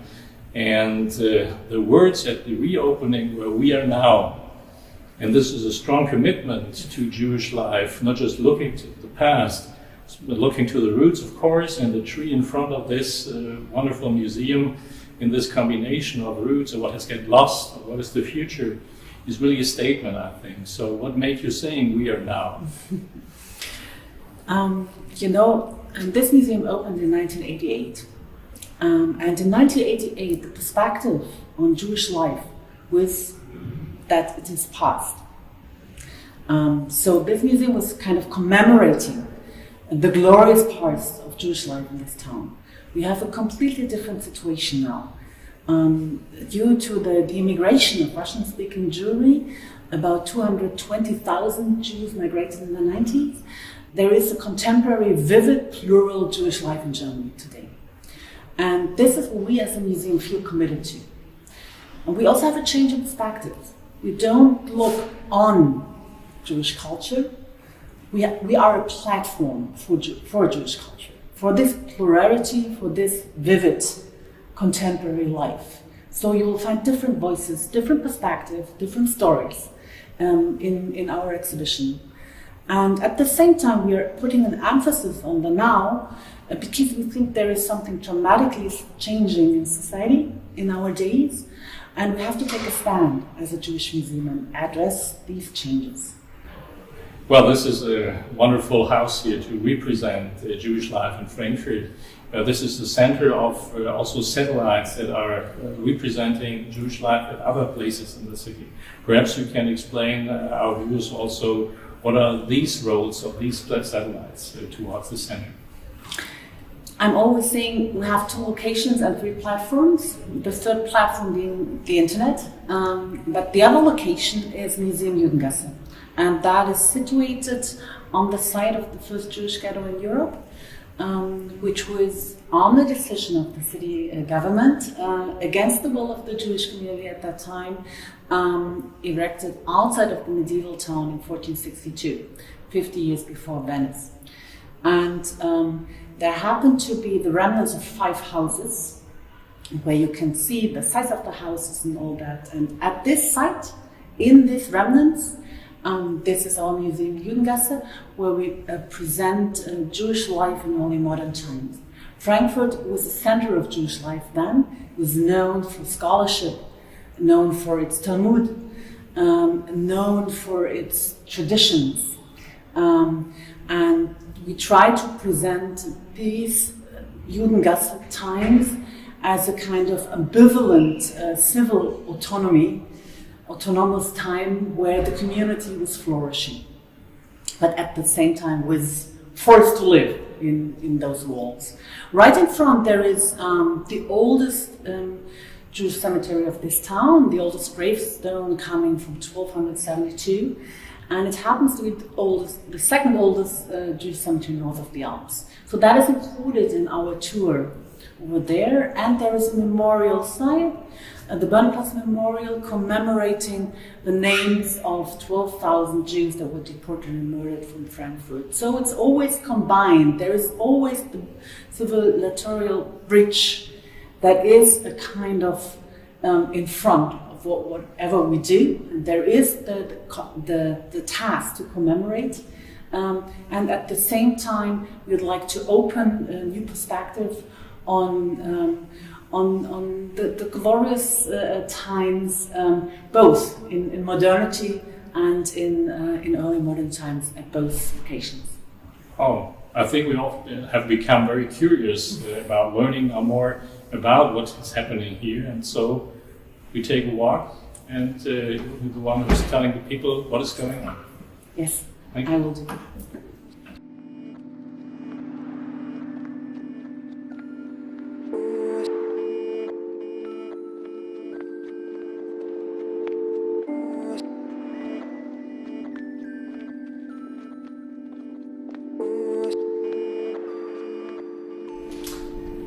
So this is the first room of our new permanent exhibition.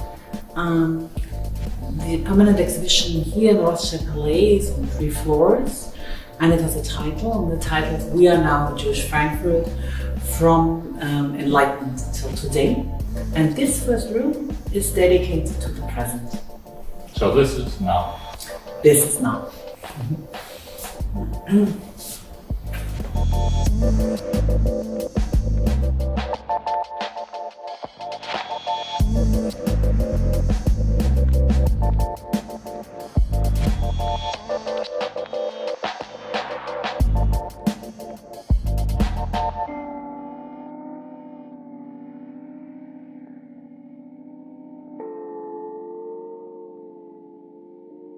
I'm holding this in my hand since some minutes already, and this is a gadget which we developed particularly for this permanent exhibition for our visitors.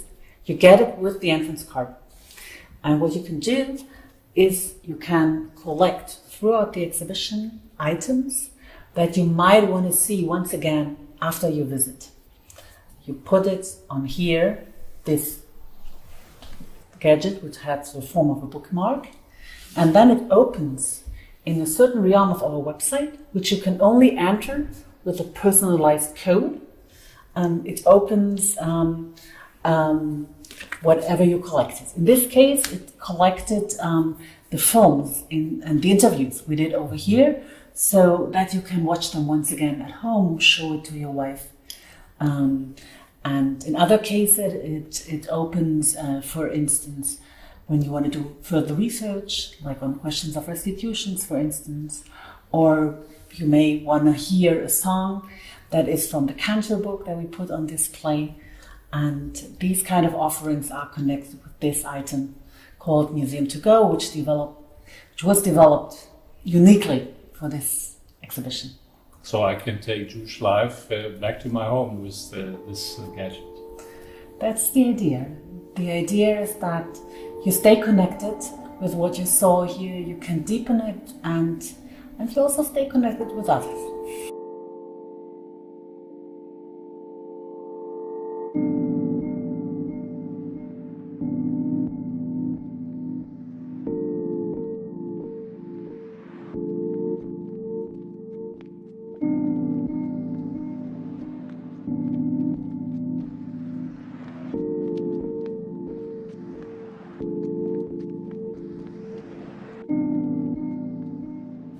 This looks impressive. What do we see right here?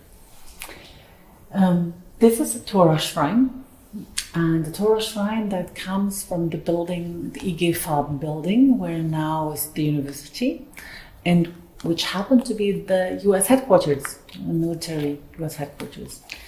And for the Jewish GIs, the Torah school were kept in this Torah shrine, which was at the same time used as an altar for the Christian GIs. So it had a double function, it has two sides. And what really matters when we talk about the question, why is Frankfurt today again the center of Jewish life? Or as you say, the most Jewish town in Germany, it really matters that this was the headquarters of the US Army after World War II. And under the protection of the US Army, Jews either managed to build a new life, opened bars, opened businesses, were living in the displaced person camp of Zeitz later on in the city. So there was a protection shield by the US Army, and there were also Jewish GIs. Right after the war, a new kind of Jewish life emerged here by persons that were not living here before the war, but that were building up something new. And this Torah shrine matters for this story.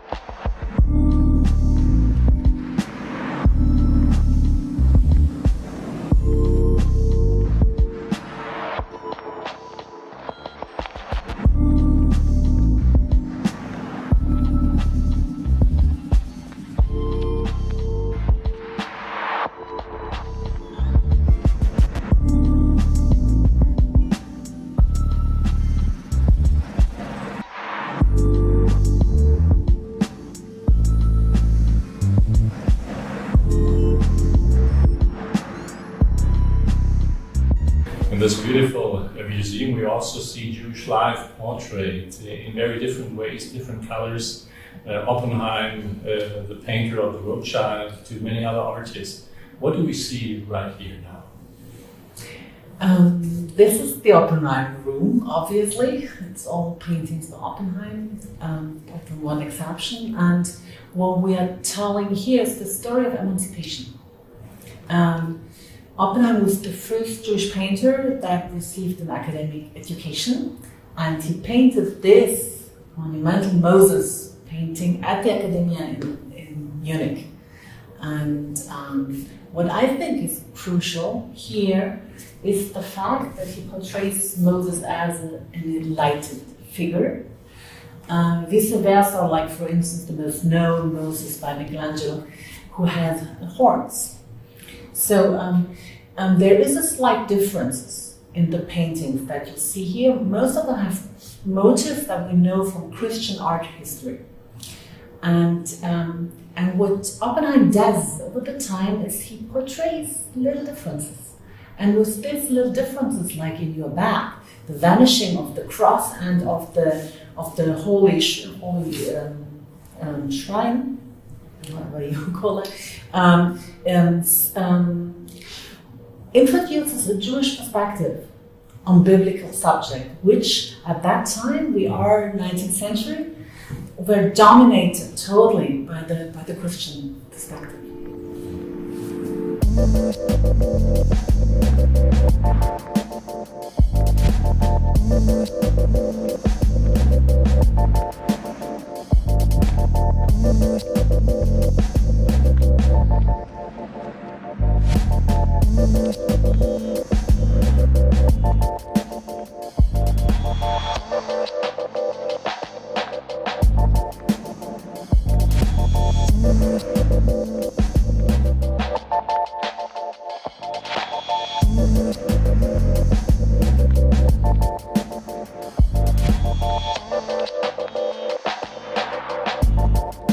So this is the last room of our permanent exhibition, and it's devoted to family Frank, the family of Anne Frank, who happened to live in Frankfurt for generations.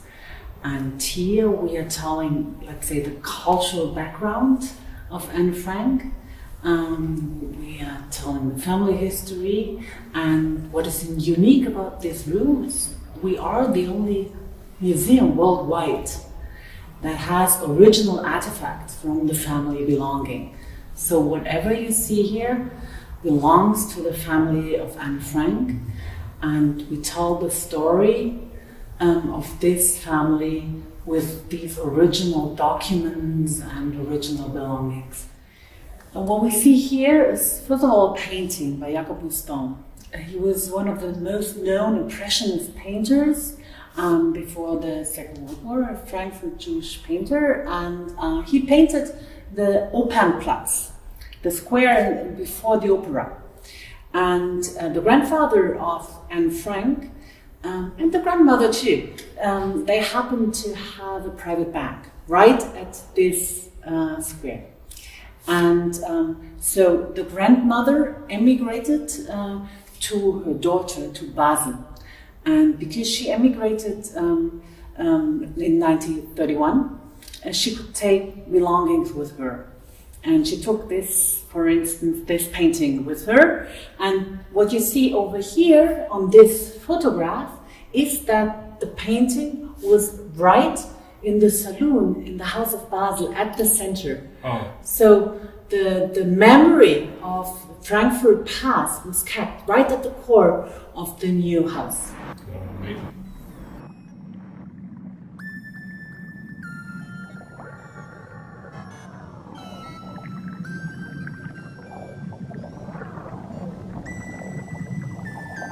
We see a typewriter here, and I heard at least some guests were asking if this is the typewriter where Anne Frank was writing her diary. But of course, everybody sees that she was writing with her pencil. But what makes this typewriter so amazing? This typewriter belonged to her father, Otto Frank. And on this typewriter, he was answering all the letters that he received, especially from students and young people reacting on the diary once it was published. And what is important to know is that Otto Frank is an Auschwitz survivor. He was the only person who survived from all the people that were hiding. And when he came back to Amsterdam, he was initiating a search for his daughters. He knew that his wife was murdered, but he still thought that Anna and Margot would survive. And then his former secretary, Miep, who helped them hiding, she gave him the diary. And so when he started reading the diary, of course he couldn't read it all through because it was very emotional for him. He was contacting different persons also from the family whether he should publish it, because that was the wish of Anne Frank.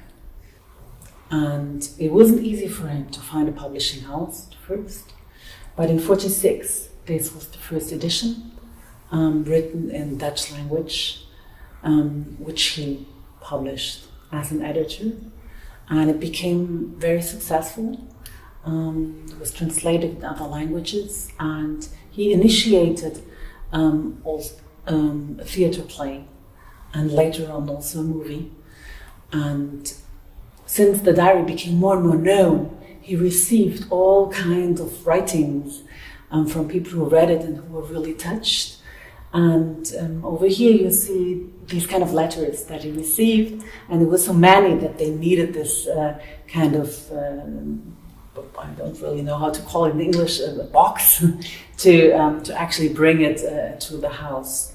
And so this is, let's say, the story of the diary, at the core, the first edition, and this is the typewriter on which he was answering to all those letters.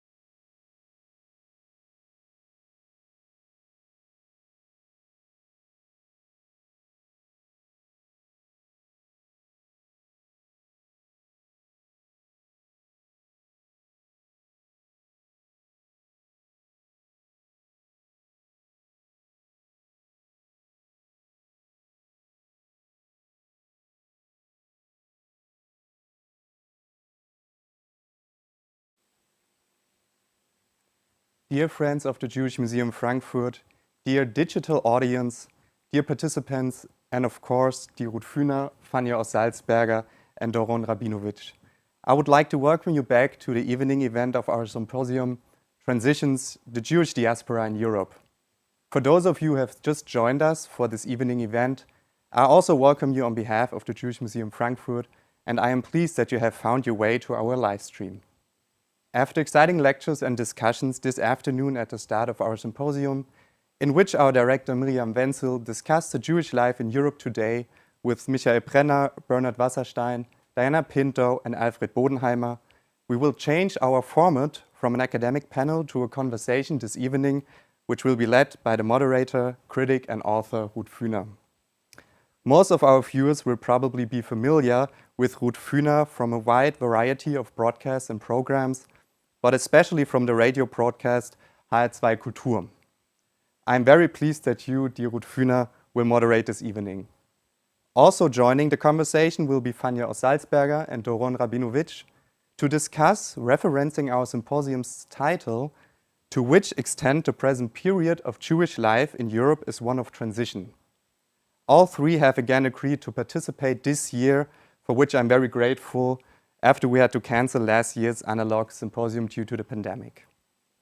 I'm very excited about the conversation.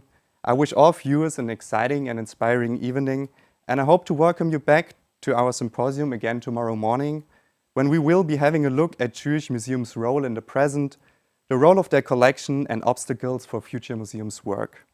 I hereby hand it over to you, dear Ruth Fühner, to begin your talk with Fania Salzberger and Doron Rabinovich. Thank you very much, Yanis. Guten Abend, Erev Tov. Good evening to wherever you are watching our symposium here in Frankfurt tonight.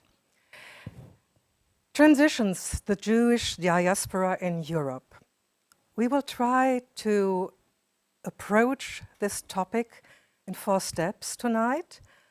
As a short introduction, we will reflect on what does transition mean, transition from where to. Then I think we will try to describe everyday life, diversity, and growing self-confidence of Jews living in Germany, in Europe.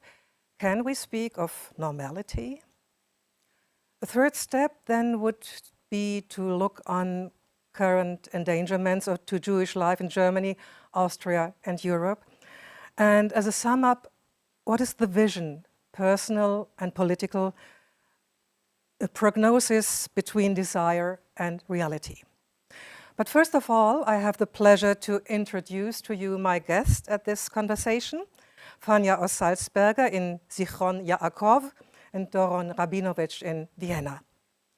Fania Salzberger is Professor of History at the Law Faculty of Haifa University, head of the Poznan Research Forum for Political Thought and Haifa Center for German and European Studies. Among other things, she published essays on European Enlightenment and inter-civilizational conflicts. Her opinion articles on politics and culture appear in international periodicals such as the Frankfurter Allgemeine Zeitung. In 1999 till 2000, she was a fellow of the Wissenschaftskolleg Berlin, and as a result, she wrote the book Israelis in Berlin, published in 2001 and having become a bestseller. Hello to Zichron Yaakov. In Hello. Vienna, Doron Rabinovich is with us, Austrian writer and historian. Among other awards, he won the Austrian Book Trade Prize for Tolerance in Thinking and Acting, and he is a member of the Academy of Sciences and Literature. In his novels, he deals with the National Socialist past, the role of memory, migration, right-wing politics in Austria, and Jewish life in Vienna. In 2018, he brought the documentary theater Alles kann passieren on stage in Vienna and Munich. And 2 years ago, he was the co-editor of the book New Anti-Semitism, ? Continuation of a Global Debate. Hello to Vienna. Hello. Let us try first to understand the title of our conversation. Fania, what does it mean, the term transition, to you when it comes to the Jewish diaspora in Europe? So, first of all, thank you to the host, to you, Ruth. Lovely to see you, Doron. I'm very happy to be here tonight and to celebrate this wonderful new and renewing museum. In the book I co-authored with my father, Amos Oz, titled in German Juden und Worte, Jews and Words, we had a whole chapter about Jewish notions of time, and of course time is also a question of transition. And basically there are three, not that many more. The ancient Jewish one is Kohelet, the book of Ecclesiastes. There is nothing new under the heaven. Nothing really changes. You can go through a slalom, but find yourself back at the same place in the end. Then we had, of course, the Greek time, the linear time, going from Arcadia to the end of days. And we have the Aufklärungs time of progress and betterment and things in modernity getting better all the time. I'll tell you something, I'm not against any of those three. I think that the changes that we are facing today in Europe, in Israel, and I immediately want to mention that the day after tomorrow, we are having a general election in Israel. It is the 4th in a row, maybe the 5th in a row, I'm not sure I can remember anymore. And whatever the results of this election are, might deeply change the future of Israel, and with it also the future of Israel's friends and correspondents in Europe, including the Jews of Europe. So this for me is an enormous possibility for either change for the better or change for the worse, or getting stuck in the same cycle that will affect Europe too. I will stop here in order to save this topic for later, but I will say that with the coronavirus, with the Trump age and the end of Trump without being the end of populism and nationalism yet, we are communally in Europe, in Israel and elsewhere, facing a time of great change. Dear Fania, may I ask you to switch on your camera, because at least I cannot see you on the screen here. I see. Why? Can others see me? Because I can certainly see myself. I see you, Fania. Yes, now I can see you, and I can see Doron too. Glad to. Doron, may I ask you for the meaning, for you, what does transition mean to you when it comes to Jews in Europe? Well, first of all, I think that our existence and Jewish existence is always an existence in transition. There is a song, a poem by Itzik Manger in Yiddish, which my mother taught me. And it is Auf dem Weg steht der Baum. It's very well known. Auf dem Weg steht der Baum, steht reingebogen. Alle Vögel von dem Baum sollen sich zerfliegen. 3 gehen Meirev, 3 gehen Misrach und der Rest geht Durm. Und der Baum allein hefker vor dem Sturm. And the song...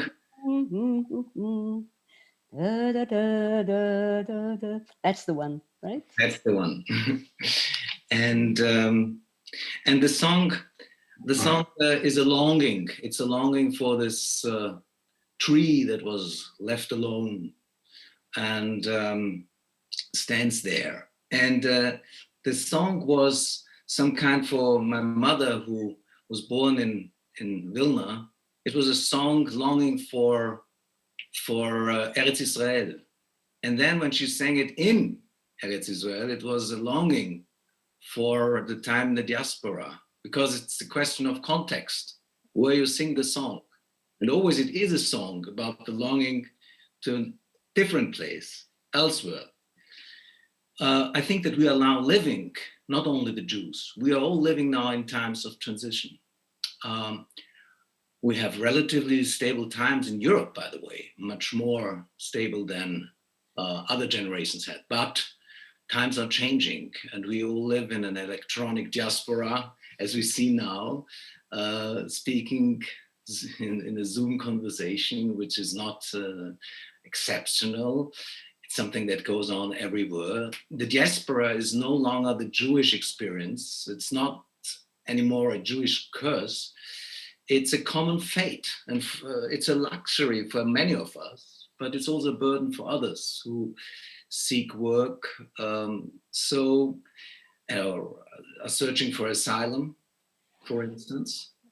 So we are living in a totally new world. Europe has lost lots of the privileges it had. Liberal democracy is going through a crisis. Tanya already mentioned it. The right populists are on the rise, even the right extremes. And the nation is losing importance, but because of that, nationalism is on the rise. And I think what we see today, also with the pandemic, is in a way it unites us all in a way that we never experienced it. It's a fate that we all share, because it's a pandemic that we see in China, in Brazil, in Europe, in Israel. And the same is also true for the climate change. So we are on a turning point. And that is also it's also important for the Jews in Europe. Mm-hmm. So this was two descriptions of the present. I would like to go one step back to the time when you, Fania, were in Berlin and wrote your book, Israelis in Berlin. You wrote, "From here on, something new begins." Why? What did you mean at that time, 20 years ago? It is very difficult to decide, Ruth, what point of time in our lives should we begin the story with. Maybe I should say that I was born in 1960 in a kibbutz in the young state of Israel, in which I thought everything was very, very old. Excuse me, but in fact, everything was very new, pretending to be very old. And throughout my childhood in Israel, and I will be quick about it, we were not told very much about the Jewish diaspora, the Jewish world, with the exception of a sense of a Jewish world as an eternal candidate for Aliyah, immigration to Israel. So I knew nothing. And as a young woman, I knew very little. And even when I went to Oxford to do my PhD in history, the few Jewish English people I met, or Jews from other states, began maybe to alert me to the fascination of my network of Jewish cousins around the world. But it was not until I came to Berlin in 1999 for a one-year sabbatical at the Wissenschaftskolleg, intending to write about the 18th century, that I found out that Berlin was far too fascinating for my own identity and cultural memory for me to write about the 18th century. In the end, I did both. So in that book, and in the next book that I wrote co-authored with my late father in Jews and Words, I created my own very revised, amended, I hope wiser vision of being part of the Jewish world. I no longer see Israel and the so-called diaspora as a dichotomy or an axis. I looked closely at Israelis in Berlin for the last 20-something years. Very recently, a doctoral student of mine finished his thesis on Israelis living in Berlin today, very fascinating. And I am utterly convinced that Israel is no longer the non-diaspora. Israel and the Jewish world can no longer be defined as some kind of opposites. Israel is part of the Jewish world. A large number of us Israelis and us Jews, including, by the way, non-Jewish Israelis, are today digital nomads. We roam the world, we live in different places, for example, Berlin, and we communicate just the way that we, Doron and Ruth, communicate now. And on the internet, you can be part of a global Jewish world or a global Israeli diaspora without the dire difficulties of previous generations. You can be a transnational or a global national or a wandering Jew without being cut off or lonely or guilty. And in this sense, I like the digital world better. So your Berlin experience had two sides. On the one hand side, it's the past, the Enlightenment, the Axis, Berlin, Jerusalem, Moses Mendelssohn, and going on, the fascination on both sides. But you experienced Jewish life, or life of Israelis in Berlin at that time. And today, still everybody is fascinated about the fascination for young Jews coming to, young Israelis coming and living in Berlin. When you were there 20 years ago, could you imagine that 20 years later, let's say today, Jews in Berlin must be afraid to wear a kippah? No, although in my book I have one conversation with the rabbi who was then a major Orthodox rabbi in Berlin, who told me that he had been facing anti-Semitic attacks several times. I did not know it will be on the rise, nor did I know that left-wing anti-Israel sentiments, sometimes, I'm very careful here because I have many friends who are critical of Israel, including myself, but sometimes on a slippery slope can also border or enter the realm of anti-Semitism. So no, I did not imagine that from both sides, from the extreme right and from the extreme left, Jews will once again be identified as a whole, as an organism, and this time this organism is identified with Israel. I did not anticipate it, but I think this is what is happening, although it's been happening for the last 10 years. I am beginning to sense that maybe we are now on the exit side in the change of the pendulum, that European anti-Semitism is not the kind of threat that we thought it would be to the Jewish Europeans 5 years ago or 7 years ago. It also depends on Israel and what will become of Israel, obviously.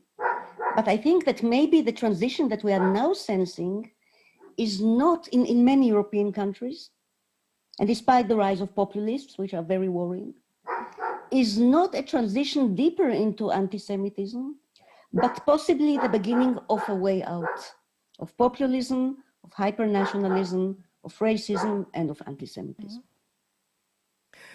Doron, what would you say to this statement? I think that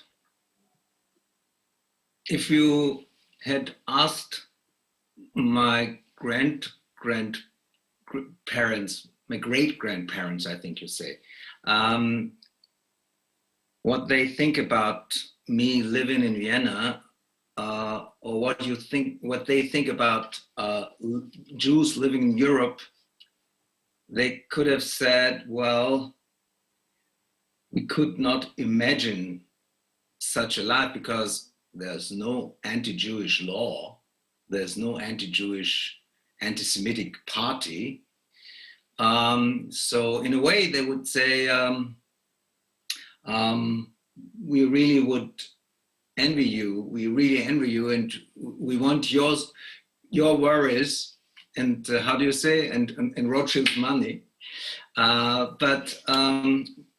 But in the last decades, things have not turned to the better. There was much more of much better perspectives in the 90s, and I think that in the last decade we saw a rise of paranoia myth. We see that now in a pandemic. We see a rise of anti-Semitism, right, left, Islamism, but also in the middle of the society. We see it in various forms.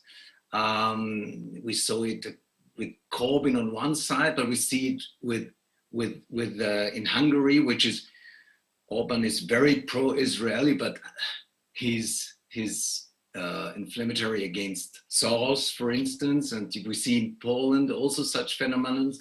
In Vienna, you have also a situation that, I mean, Vienna once was the city with the biggest German-speaking Jewish population. And it was an anti-Semitic city too. It was a Jewish and an anti-Semitic city too.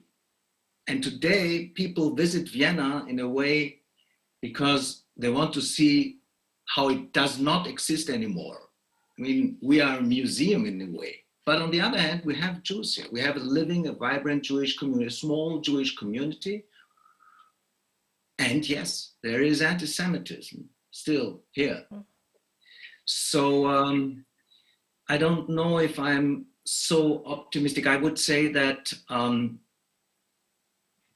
we have a vision of a Europe where Jews have a place.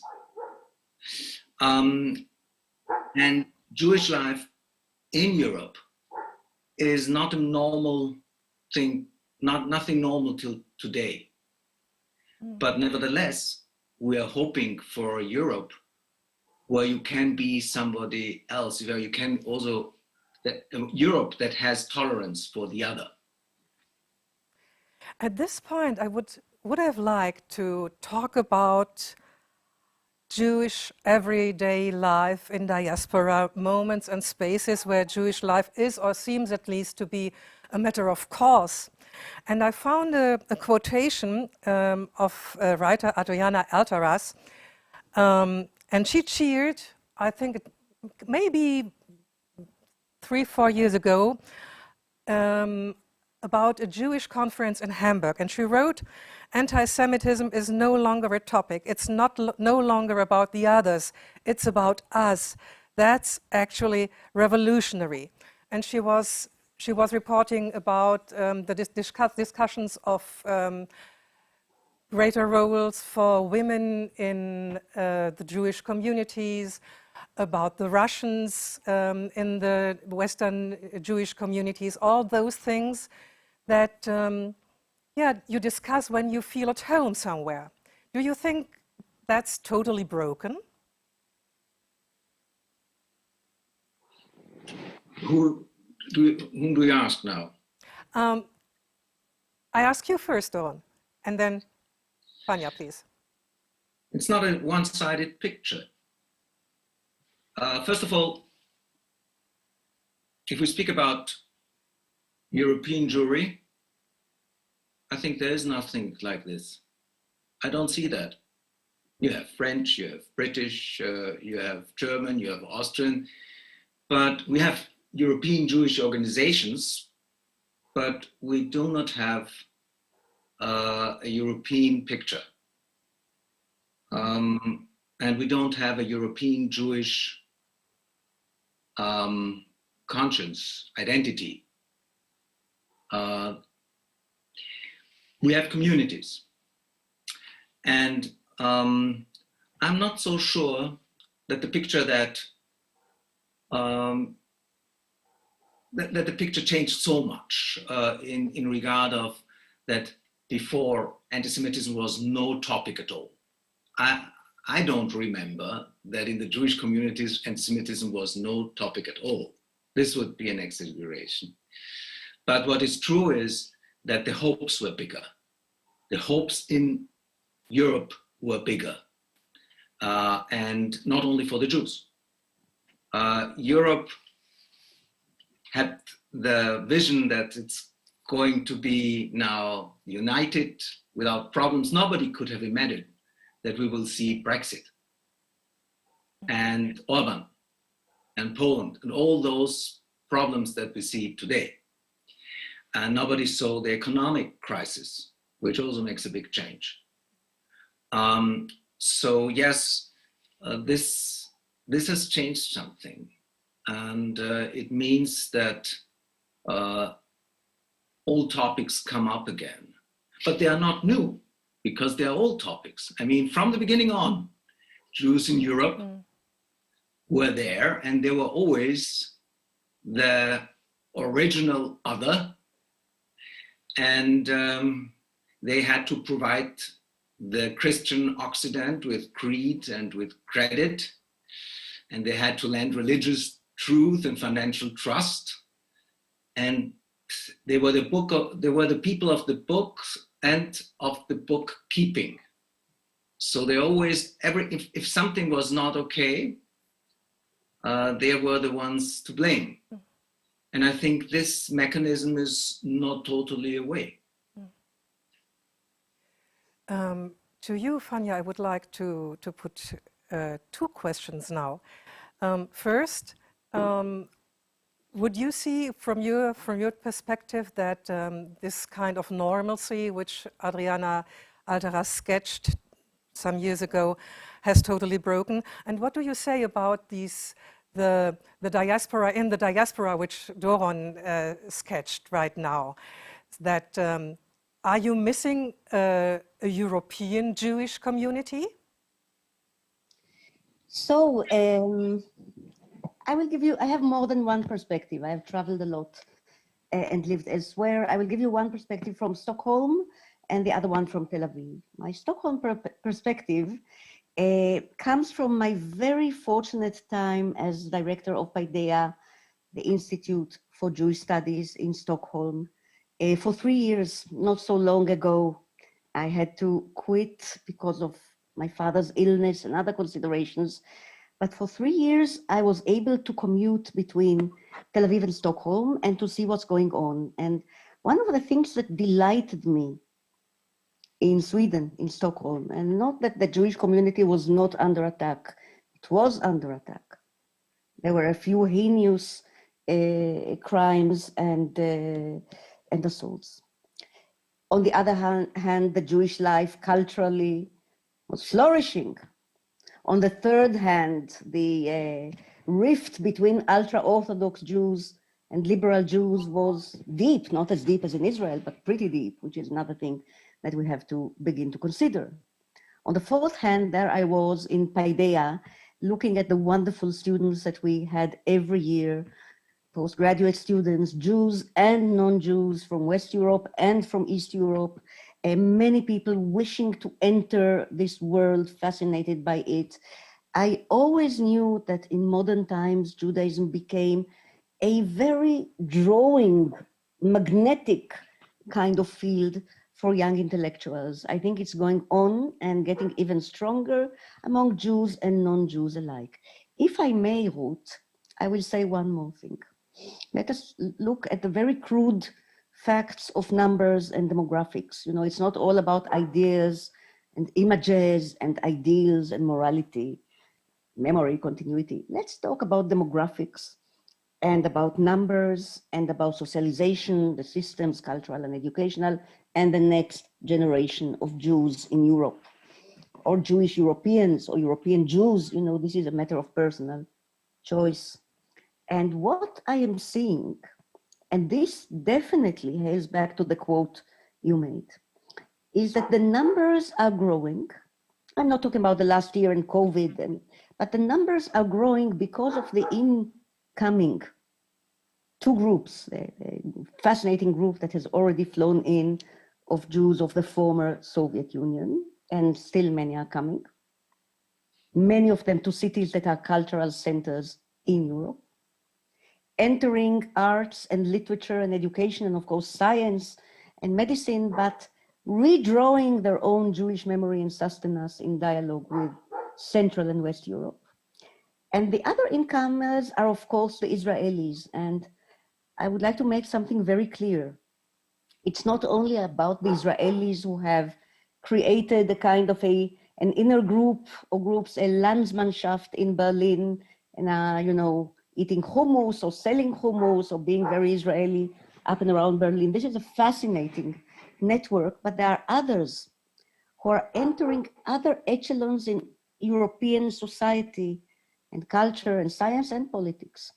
In London, in Paris, in Brussels, I keep meeting them in Italy, you know, people who already are Europeans, first generation, and are entering European literacy, bringing in their own memory, their own Israeli input, and beginning to enrich European culture as such. These do not belong to communities, not to the Israeli hummus community of Berlin, not to others. Often they don't belong to Jewish communities until their kids are a bit older and they want to do the holidays someplace. But they are and will be, and their children after them will be, part of the conversation of European Jewish existence, not just memory, but existence and creativity. In this respect, I am more optimistic today about the future of Jewish Europe, which is so dear to my heart, than I was 10 or 20 years ago. You write also about the young Israelis going to claim their cultural heritage in Europe, to reclaim it. For instance, what you were writing about the Jerusalem-Berlin axis of European Enlightenment. Yes, well, you know, a lot of Israelis, a lot of time has flown since then. That was written 20 years ago, but I've kept going and kept following the process, the transformation. You know, many Israelis these days are buying real estate in different European countries, and I've got nothing against real estate, but for me, the mental and cultural real estate is more important. So when I came to Heidelberg, for example, in the footsteps of my great-great-uncle, who was also a great guy, and also thought he was a very great man, Professor Joseph Klausner, educated in Heidelberg. I came in his footsteps, and there I was definitely reclaiming my cultural, academic real estate, my spiritual real estate. And yes, this is going to take place, but not in any aggressive way. This is not a takeover. This is a new blending of young Jewish people, Israelis and non-Israelis, also young Jewish Americans who come to live in Europe. In the era of Trump, there was an influx. And these people are going to bring the conversation to its next phase, to its next generation. We are a people of words. We are a people of the book. Therefore, very little will get lost at the end of the day. And all these nomads and merchants and refugees, you know, there are three types of people who travel in the world: nomads, refugees, and merchants. And all of us and everyone in Europe at some point back is the descendants of a nomad or a merchant or a refugee. Everyone, if you go back long enough, even the Basques, certainly the Jews, and everyone else. And so the incomers are going to take up the story to its next phase, to its next level. So both demographically and culturally, from my Stockholm perspective and from my Tel Aviv perspective, I am less worried now, I'm more optimistic. And one more word, if I may, Ruth, just one more word. We in Israel can see it far more clearly. We are living in the first era in history, since the Second Temple, if you like, in which people were standing in line to enter the Jewish people. Not to leave it, but to enter it. And people are queuing to enter the Jewish people. I wish that we in Israel have been far more liberal and open about it, but we see it all the time. Not just for the law of return or for becoming Israeli citizens and getting a COVID-19 vaccination free of charge, but also for deeper reasons, because it is happening in Europe too. I saw it in Spain. I saw it in the Ukraine. I saw it in Poland. People want to enter. More people perhaps want to enter than to leave, or at least to become affiliate members, to become friends of Jewish culture, of Jewish peoplehood. And once again, I don't intend to be the live-in optimist of this discussion. I see a certain critical mass emerging in creativity, in literature from Doron's generation, that was until not long ago a young generation, a very promising young generation, and you have kept the promise, Doron, to today's young Jewish artists and writers and inventors. I see a growth. Despite the hard times, I see a growth. And I think the haters of the Jews see this too and are alarmed. We can feel some of their alarm. I'll stop here.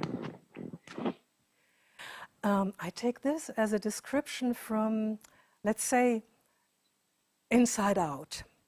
And Doron, your perspective seems to be more outside in. How does do adversary tendencies influence the Jewish worldwide community or European community? Whereas Fania is accentuating what is happening from inside out, the spreading among the nations, if you want. Do you see, Doron, a way or a possibility to join these both perspectives? Yes, my perspective is a little bit more. I have more skepticism, but I think that our hopes are very similar, or the forces we pin our hopes to are very similar. I'm not so sure about the demographic, for instance. I think that the numbers are showing to the other direction since 45 and before we know also, but also in the last years, the numbers did not go up, but there is... Sorry, Don, the numbers of what? Of registered community members? Because we don't know. We don't really know how many Jews, Israeli Jews, are in Europe. Of the people who say that they are Jews, but not only of the community, but I have one thing to say that is a joke. And the joke goes like this. I don't know if you have been, but I've been in Goa and I wrote about the Israelis going to India. And it's called Hasidim in Tuk-Tuk, a little essay that I wrote. And when I was there, I heard this joke that an Indian asks an Israeli, how many are there? How many Israelis are there? And the Israeli says, well, we are approximately 8 million. So he says, no, I mean outside of India. and so the numbers, you know, people tend to see more of us, and I say of us, of Jews, because Jewish life in Europe plays a role. And it's an interesting thing, because if you are the symbol of otherness in a time where every Sunday sermon is that everybody is always a different person too, that I am and I'm somebody else too, always, then the importance of Jewish existence in this Europe is clear, because it's some kind of, it's also a symbol for a civilitarian minimum that you have. But I don't think that means that this is normality. It means what we show is that everybody can be not normal, maybe not normal in a vision of Europe that allows that. Can I just say that?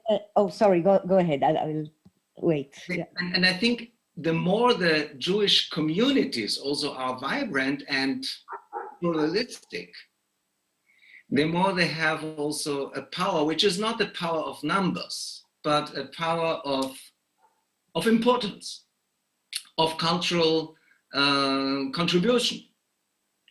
You know that, I don't know if you say that in English, but in German you say that culture is firmly in the hand of the Jews. This is one of the anti-Semitic notions.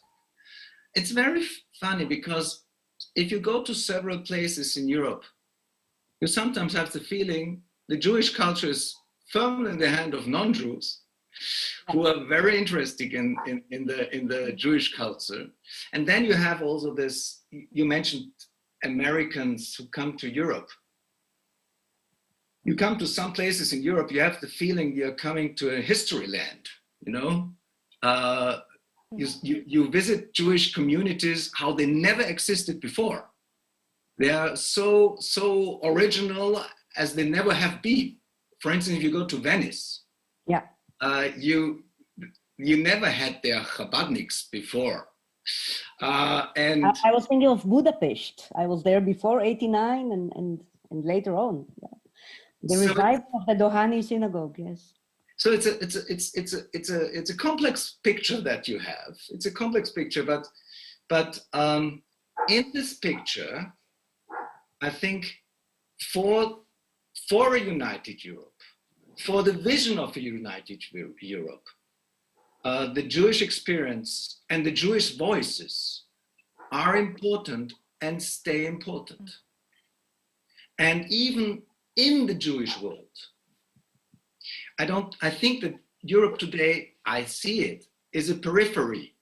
I mean, we are not a center like Israel, like the Israeli Jews. We are not a center like the American Jews. We are not united also in Europe, but we are a certain answer. We are a different viewpoint. And that makes it interesting, especially in times where we see nationalism, also Jewish nationalism, rise. That makes it interesting. And that makes it interesting for certain groups also to come to Europe and to experience it. Tanya? Okay, so Ruth, you may want to go on to the next phase of the conversation, but I would just like to humbly ask to give a slightly darker Israeli-European perspective, either now or maybe later on, but I think it's important to say a few words. Please. Right now? Yes, please. I will try to be brief. As I mentioned in the very beginning of our conversation, we Israelis are facing our fourth general elections almost in a row. This Tuesday, I'm very, very worried, extremely concerned. And many of us are. Now, these elections are not only about Netanyahu, not Netanyahu, right and left, and all the Jews and Arabs, and all the usual rifts that you have been hearing about to the level of perhaps repetition and boredom. What is becoming very significant and has already been affecting Europe and will continue to affect it, is the growing rift between Orthodox Judaism, its leadership, spiritual and political, and all the rest. All the rest meaning seculars like myself, who have no religious bone in their bodies, traditionalists, moderates, liberal Jews and liberal Jewish synagogues, reform, conservative. All these are now considered the utter enemy or non-Jew for some, but a significant number, of the ultra-Orthodox and nationalist Orthodox leadership in Israel, whose weight in politics and in the government is far higher than their numbers.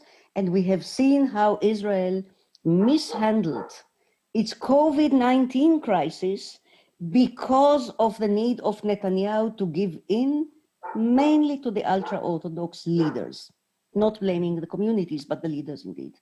And Netanyahu himself. Why is this, in what sense is this spilling over to Europe? In what sense is the coming election in Israel possibly critical? As I said before, Israel has been exporting talent to Europe, and this is fine. We have far too much talent here than we can handle. Academics, scientists, high-tech, arts, and so on. You know it. And I think this is very good for Europe as a whole, and very good eventually for European Jewish communities, or some kind of an over-community, when those Israeli voices will recall their Jewish roots and begin to enter the conversation. They already are. So this is the good. What is the bad in my mind? And I have to say it here, I think it's important. Israel is also exporting to Europe its rift between Orthodox and liberal Judaism. It's a hostility and animosity between the Orthodox, or some of the Orthodox leaders, and the secular, or even worse for them, because the seculars are just captured babies, ignorant, the liberal synagogues, the Reform, the Conservative. Now, in Europe, I think that most of the people here, not all of them, but most of them are either atheists like myself, Jews by culture, or perhaps liberal Jews by religion, or perhaps even liberal Orthodox Jews, but we don't have many of those around here in Israel. And so time and again, I keep hearing about Jewish communities, Orthodox Jewish communities in Europe that are beginning, having received rabbis or younger rabbis from Israel with the new and far more rigorous attitude to the mitzvahs, to the halakha. I keep hearing about conflicts. Suddenly, the artichoke, the Jewish artichoke of Rome is not kosher enough, the kachofi. It was kosher enough for 2,000 years. It's no longer kosher enough for the new orthodoxy coming, emanating from Israel. So I will stop here, but I would like us to note, among my more optimistic vision about Israel exporting its talent and creativity, also the fact that Jewish communities stand to lose if the Israeli fight out between Orthodox and liberal becomes worse. And if it does become worse, or perhaps if it could begin to heal, we might know after the coming elections, the day after tomorrow in Israel. So fundamentalism seems to get stronger on any side, all sides. Doron.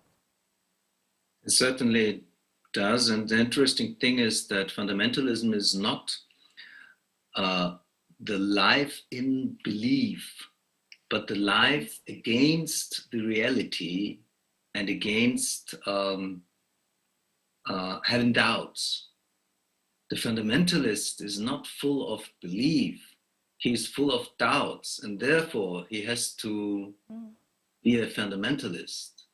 It's not the same as the old believers who just were in harmony with the world,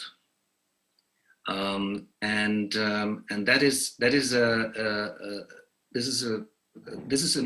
threat. This is a threat for Jewish communities from inside, because if you start to discuss who was when the one who can say that somebody is Jewish or not, this means that the Jewish communities are going to have battles inside. And what does it mean if you say something like this to somebody who is a youngster who wants to be Jewish and suddenly hears that he's not Jewish enough? This kind of behaving reminds me of a sportsman standing on an Austrian mountain with skis and with an anorak and with poles, sticks in the hand, because this is the original way to have sport, but it's midst of the summer.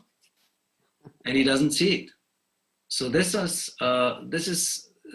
is no way to have sport. You will not have. This is not a good sport, because you have to do a different sport when there's summer.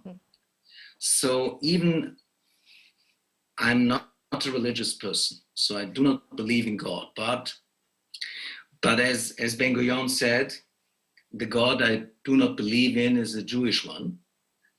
And I'm influenced by the writing, by the scripts, and this is not the essence of our religion, and it is not the essence of our culture.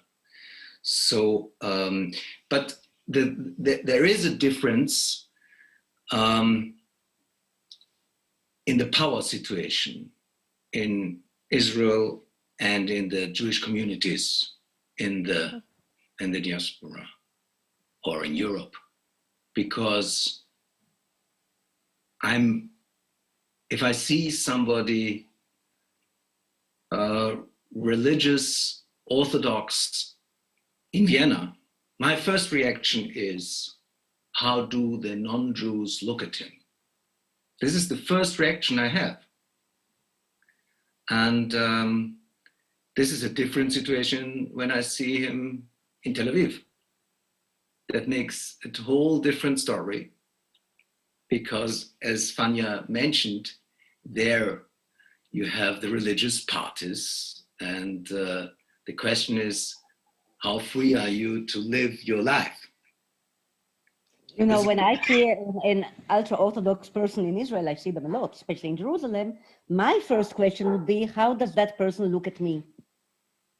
And this person, I think, looks at me not in the sweet way of Mr. Stiesel from the wonderful television series, full of wonderful, warm, kind human characters. I think that many of those ultra-Orthodox men and women look down on me with aversion and perhaps disgust. This is very sad for me as an Israeli. It is sad for me as a grandchild of the founding generations of Israel, of the pioneers. This is not what they meant. This is not what we meant. But there is a tremendous sense, heightened by the last year, the COVID-19 year, a heightened sense of hostility and distrust. And of course, the resulting bitterness and misunderstanding between ultra-Orthodox and others. But not everybody is an ultra-Orthodox. There are also Orthodox Jews, you know, halachic Jews, dressed like myself, more or less, with a kippah.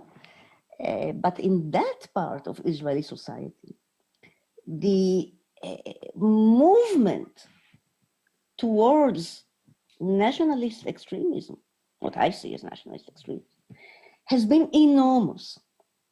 There are relatively few liberals and moderates left in the so-called Zionist religious part of Israeli society. And this is a job for me, but I think, once again, as I said, that if a majority of Israelis keep voting in a government that is both very Orthodox and very nationalist, the impact on European Jewish communities, American Jewish communities post-Trump, now in the Biden era, is going to grow by definition, especially on the Orthodox communities who draw their rabbis and rebbetzins from Israel. I would like this aspect to be considered very seriously, and we must find ways not just to reconcile, but to be honest with each other. The very Orthodox, the Orthodox and the non-Orthodox Jews, both in Israel and in the European communities. We have to stop circumnavigating it before things get worse. By the way, this is a question that is also interesting. This is also important outside of Israel. Because I think, if I understand you in the right way, that, Fania, you mean, you speak against the fundamentalism in all aspects, not only the religious, but also in the atheist aspect. You can be fundamentalistic if you go against every religious person. And in Europe, the question if, for instance, circumcision, which is a topic for Jews and Muslims, becomes a main issue and could be forbidden. It is discussed, and there are countries that go on and don't want to have circumcision. Also, the discussion about shechita, yes, is something that is an interesting point when it comes to tolerance. Yeah. I have to say that as a youngster, I always was a little bit suspicious when somebody spoke about tolerance, because I always had the suspicion that tolerance only means you tolerate, you have to tolerate. That means that's already a weaker one. Tolerance was always an aspect of power play, and we have to accept it. But today, I think we need more of this tolerance. We need more of this tolerance, and to say, if we want to have a secularized society, we cannot start with it with the minorities.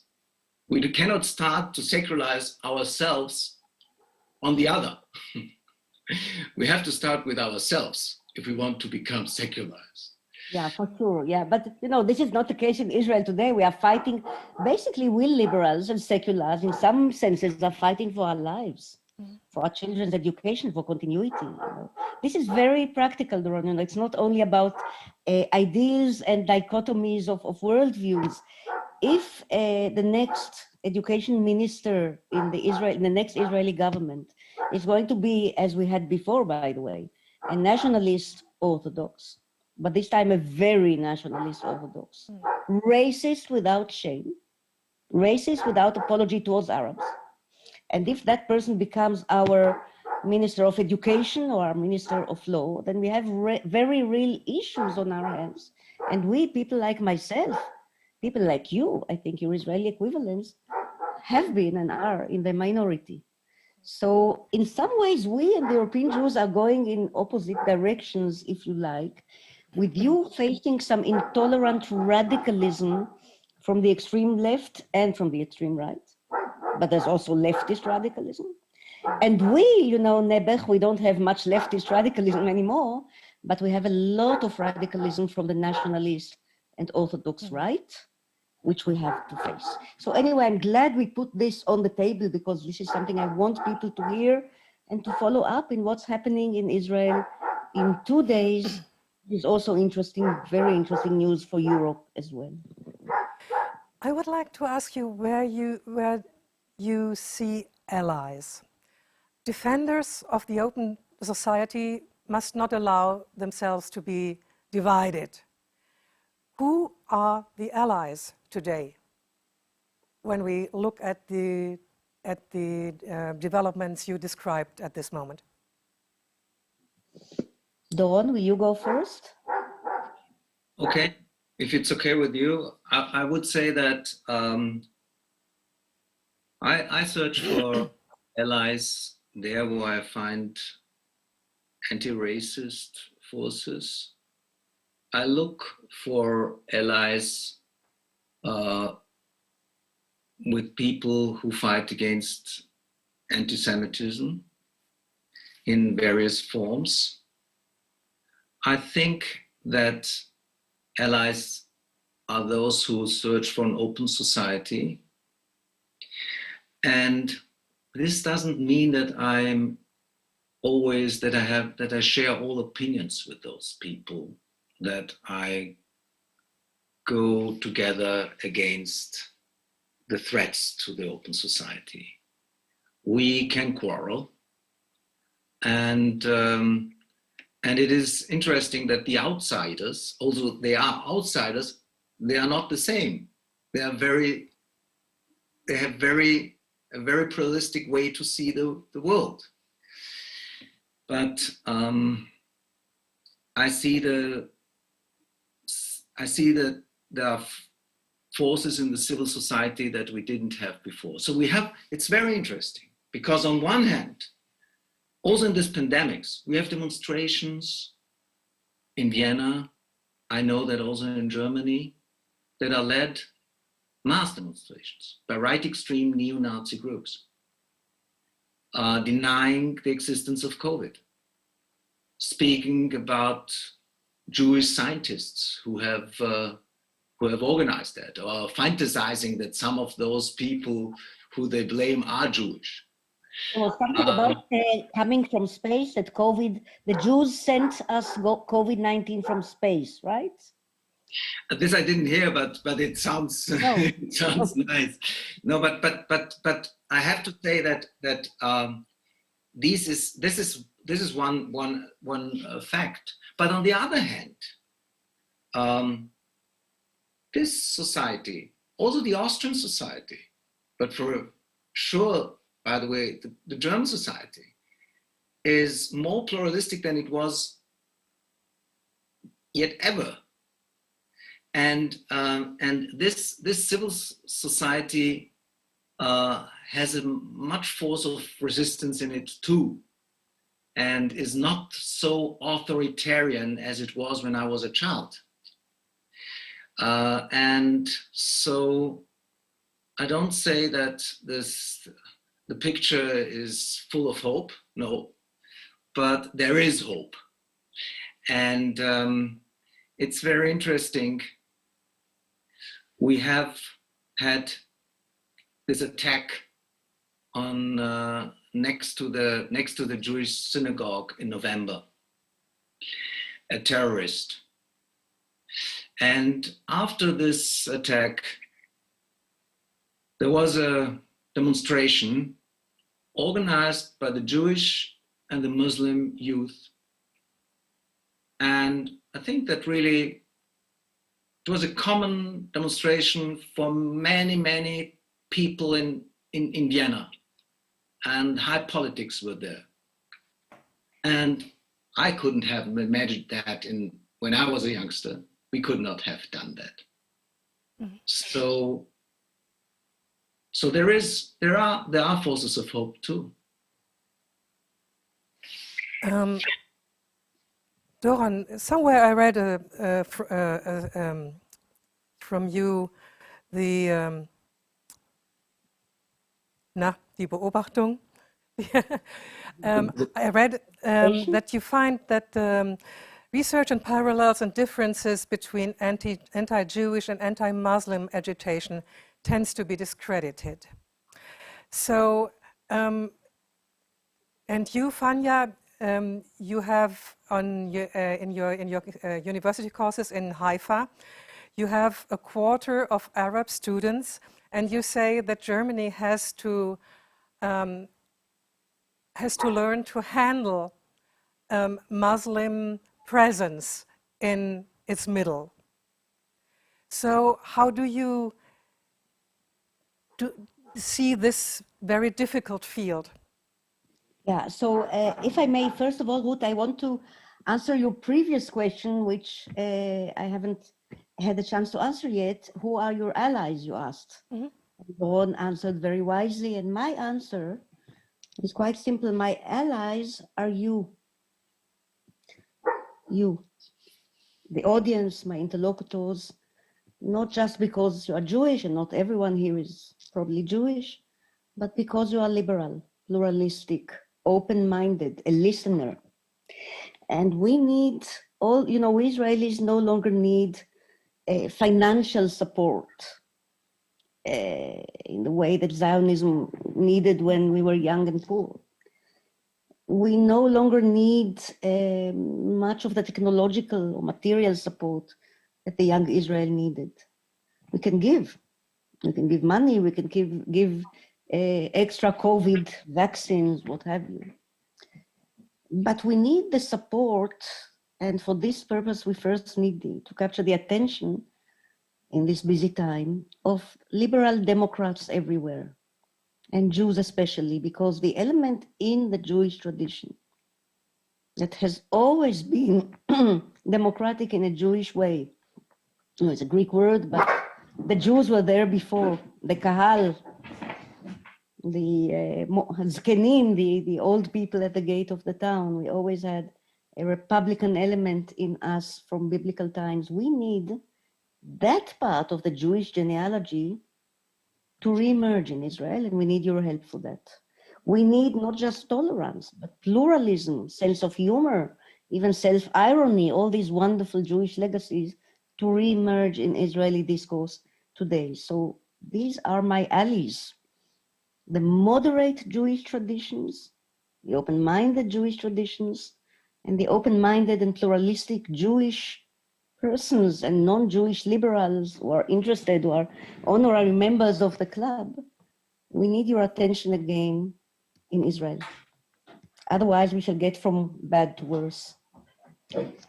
So, Ruth, could you remind me briefly what was the question you wanted me to address now? Yes, on a little smaller scale. I read that you have a quarter of your students in Haifa of Arab origin, which makes about the part of the Israeli population. And you wrote also that Germany has to learn to handle its own Arab or Islamic or Muslim part of the population. And my question was to you both, that anti-Muslim, anti-Jewish, that goes together sometimes. After the attack in Halle, for instance, on the synagogue, the perpetrator went to a kebab house when he wasn't able to open the synagogue door. So are there possible allies in this corner of the society too? I think that's a very difficult question for an Israeli, I believe. Not at all. You know, I've been doing work on behalf of foundations with Jews, Israelis, non-Israelis, and Arabs, especially women. Excuse me, there is a dog here that has to be treated very harshly. It's not my way. Okay, he's being taken care of. Now, you know, there's a lot going on. We have Jewish-Arab conversation projects, NGOs for 3 decades now. This is an old story. Even the story of my 25% Arab students, men and women at the University of Haifa, is an old story. It's been so for the last 20 years already. Those first students are senior lawyers and judges, and from other faculties of my university, medics and scientists. And 2 of the young scientists who are already kind of signaling a Nobel Prize level science in Israel are from Muslim Arab villages. So, you know, a lot has been going on under the radar in Israel. I said 20 years ago to a German interviewer, or maybe to a German newspaper, that there is something to learn from the way Israeli universities, especially Haifa, reached out to the whole north of Israel, a geographic front yard, which is very Jewish Arab in its demography, reached out and to high schools. And we made a special preparatory year for non-Hebrew speaking students and so on. And, you know, we are already facing the success. Look, you know, in the beginning of the COVID plague, it became absolutely obvious that without the Arab medics, doctors, surgeons, nurses, workers, social workers, the Israeli medical system would have collapsed right away. You know, so we are already reaping the fruit from what is quietly under the radar, a very successful integration of the young generation of Arab men, and especially women, to the professions in Israel. And this, if I may use the language of sociologists, this is a native minority, which is normally more difficult to enter, you know, a modern society than migrating minorities. So yes, I do think that Europe and Germany has much more to do, much more in its hands, in getting especially women, and in Haifa it's clear that the women are up there. Their mothers, you know, I have 2 generations now, mother and daughter, who studied with me. In Europe, I think the reach out to the Muslim women is not yet assertive enough, and this is something that will have to be done for everyone's sake, I believe. Go on. You know, in Austria, and you have it in Germany too, but in Austria, the Freedom Party, the right extreme Freedom Party, is always speaking, when it comes to anti-Semitism, they speak about Muslim anti-Semitism. If you look at it carefully, you see the problem is less a problem with the anti-Semitism that they themselves have, but with the Muslims. So they love to speak, for instance, about the misogynic, how do you say, Misogynic? Misogynic. Is this, did I spell it right? I mean, misogynic. We understand. That, I mean, they are not feminists, these right extreme groups. But when it comes to prove how feminists they are, they speak about the Muslim. So they try to portray this picture as if we fight a biological fight between the Jews and the Muslims as biological blocks. This is the biologist way to see the world. But I think the way we should see the world is totally different. We should see it on one hand individually and politically. And if I fight against racism, I don't fight against a certain ethnicity, but I fight against people who are racist. I don't ask if they are Germans or French or Italian, but first of all, I ask, what do you think about? So this is a thing that really is the solution, not to go to the culturalistic way to discuss these topics, but the political way. And then you find common people. And we have in Austria, for instance, a group, I think that you have it in Germany too, but in Austria, there's a group of women, Jewish women, who took effort to care for the Syrian refugees. And they called this group Shalom Aleikum. Mm-hmm. And the reason was that they said, first of all, there's a Jewish experience with exactly this. Our parents knew what it was to be a refugee. Transition. Sorry? Transition. Yeah. But on the other hand, it was also about reaching out. And reaching out, first of all, and to ask, what do you need? Because if somebody has a broken leg, you don't ask him about his opinions. You first of all have to find a solution for his broken leg. This doesn't mean that you don't speak about the other topics too. You should. But there are certain human necessities. And this was very convincing for me. Mm-hmm. I find it wonderful what they do, and they go on with that, and it's really a miracle. So my question about the allies came from the thought that several groups are separated and played out against one another. Muslims, Jews, Roma, let's say queer people, and things like that. And how hopeful can we be that there will be, that the liberal forces will win about these divisions, which on the other hand are really made bigger by identity politics?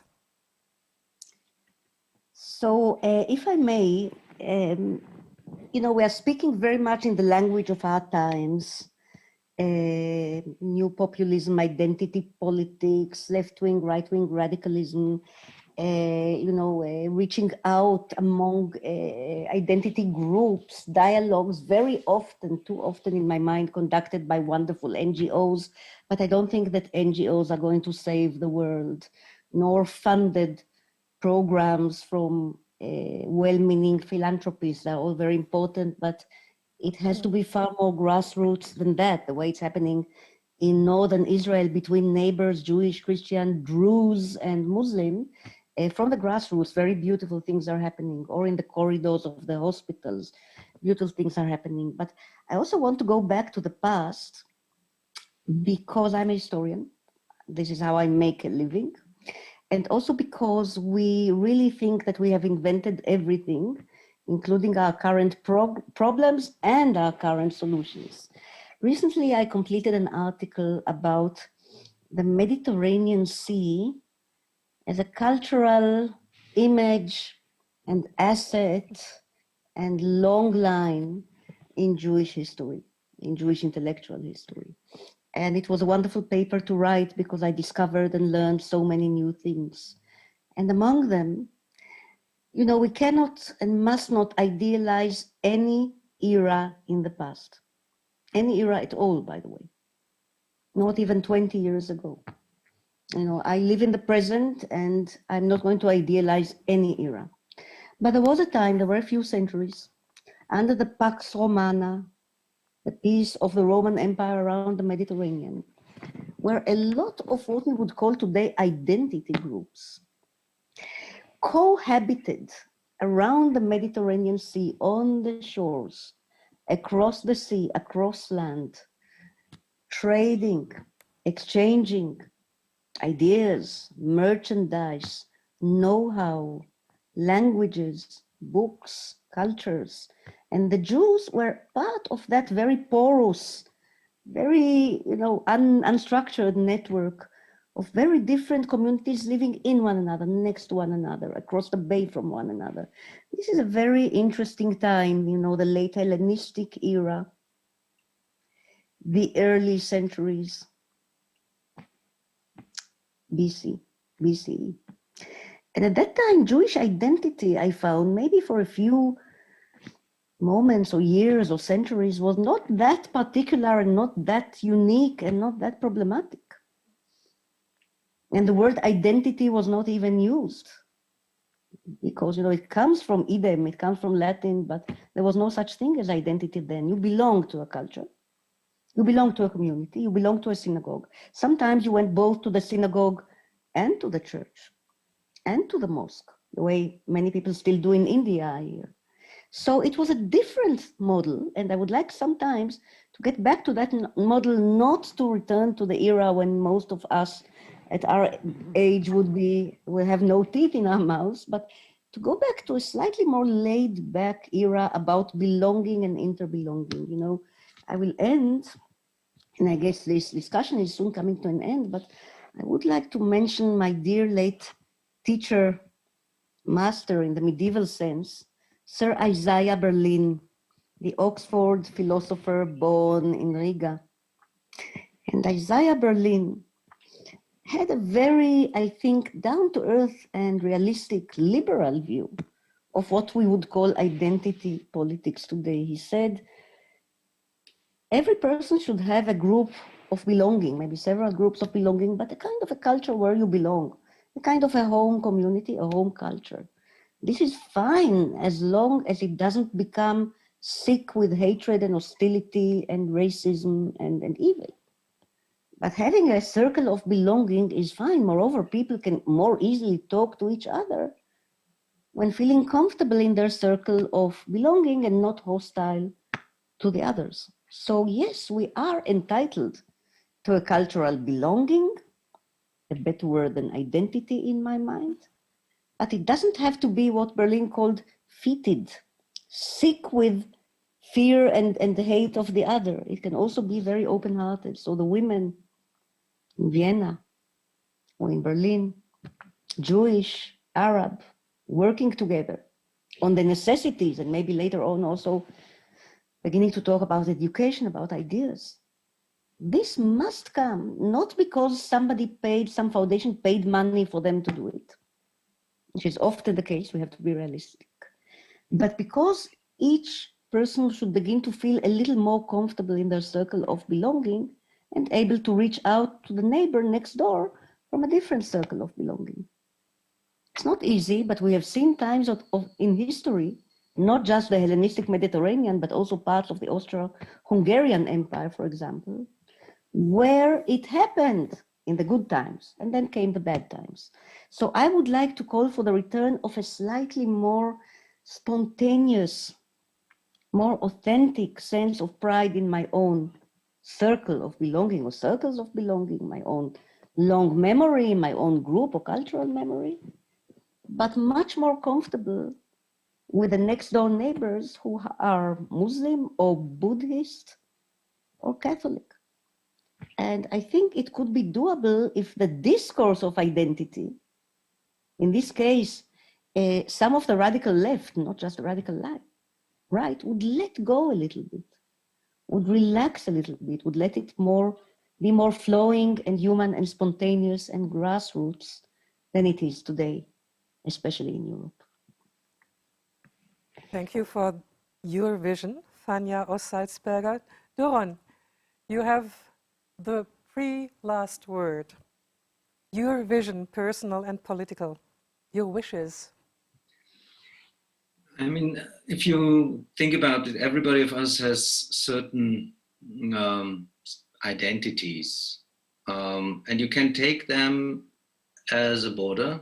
I can say, I only have something in common with people who speak and write in German, but also understand English, but also French, and can understand Hebrew. Only men, but only Jewish, but only those who are not very religious, and so on. I can do it the other way around. I can say I have something in common with people who speak and read German, but also with those who speak English, French, and Hebrew, and who have had to learn Latin, and with people who know the scriptures, and so on and so on. And then the border is much bigger. Then the perspective gets much bigger. Identity politics as a Jew can be very important. When you have Jewish problems, for instance, security problems, you have to see for it. There is im ena nili mili. If not, I am for myself, who is? But if I'm only for myself, who am I? Which means this is one side, but if, for instance, we have a pandemic, it's not a Jewish problem. It's a problem that is a human problem. If you have human problems, you have to solve it in a humanistic way. You have to think about the person who is sick, not about the person who is Jewish. The first thing is to think about the person that is sick. And this is, by the way, a Jewish way to think. Very much so. The way Maimonides said it. This is the way Maimonides said it. So this has not to be a contradiction. It's very important for the Jewish people, I think, in 1948 to have a state, because they had a Jewish problem. And it's not that because of Auschwitz we don't have normality, but because we don't have normality, in the end we had Auschwitz. But the European Union is a great thing because there was the idea to take certain important industries which people made war for, and to say, let's do it together. And so it doesn't have to be a contradiction. Maybe we will see one day that also the Middle East will have a union. And why not? Oil or other industries will be dealt together and will not be used for war, but for people. As long as it's not a union of men only with long beards, then I would be very happy. Right. Thank you very much, Doron Rabinovich. And I have a third Jewish voice for the sum up. Again, Adriana Alteras. In 20 years' time, people will yawn when they read German Jewish biographies and say, what the heck? I'm Korean, my husband is from Syria, we live in Germany. But previously we lived in France and our children speak Chinese. Thank you very much, Doron and Fania, and thank you very much, the audience, wherever you are at this moment. Have a good evening and join us again tomorrow. Thank you. Thank you, Ruth. Thank you, Doron. Thank you.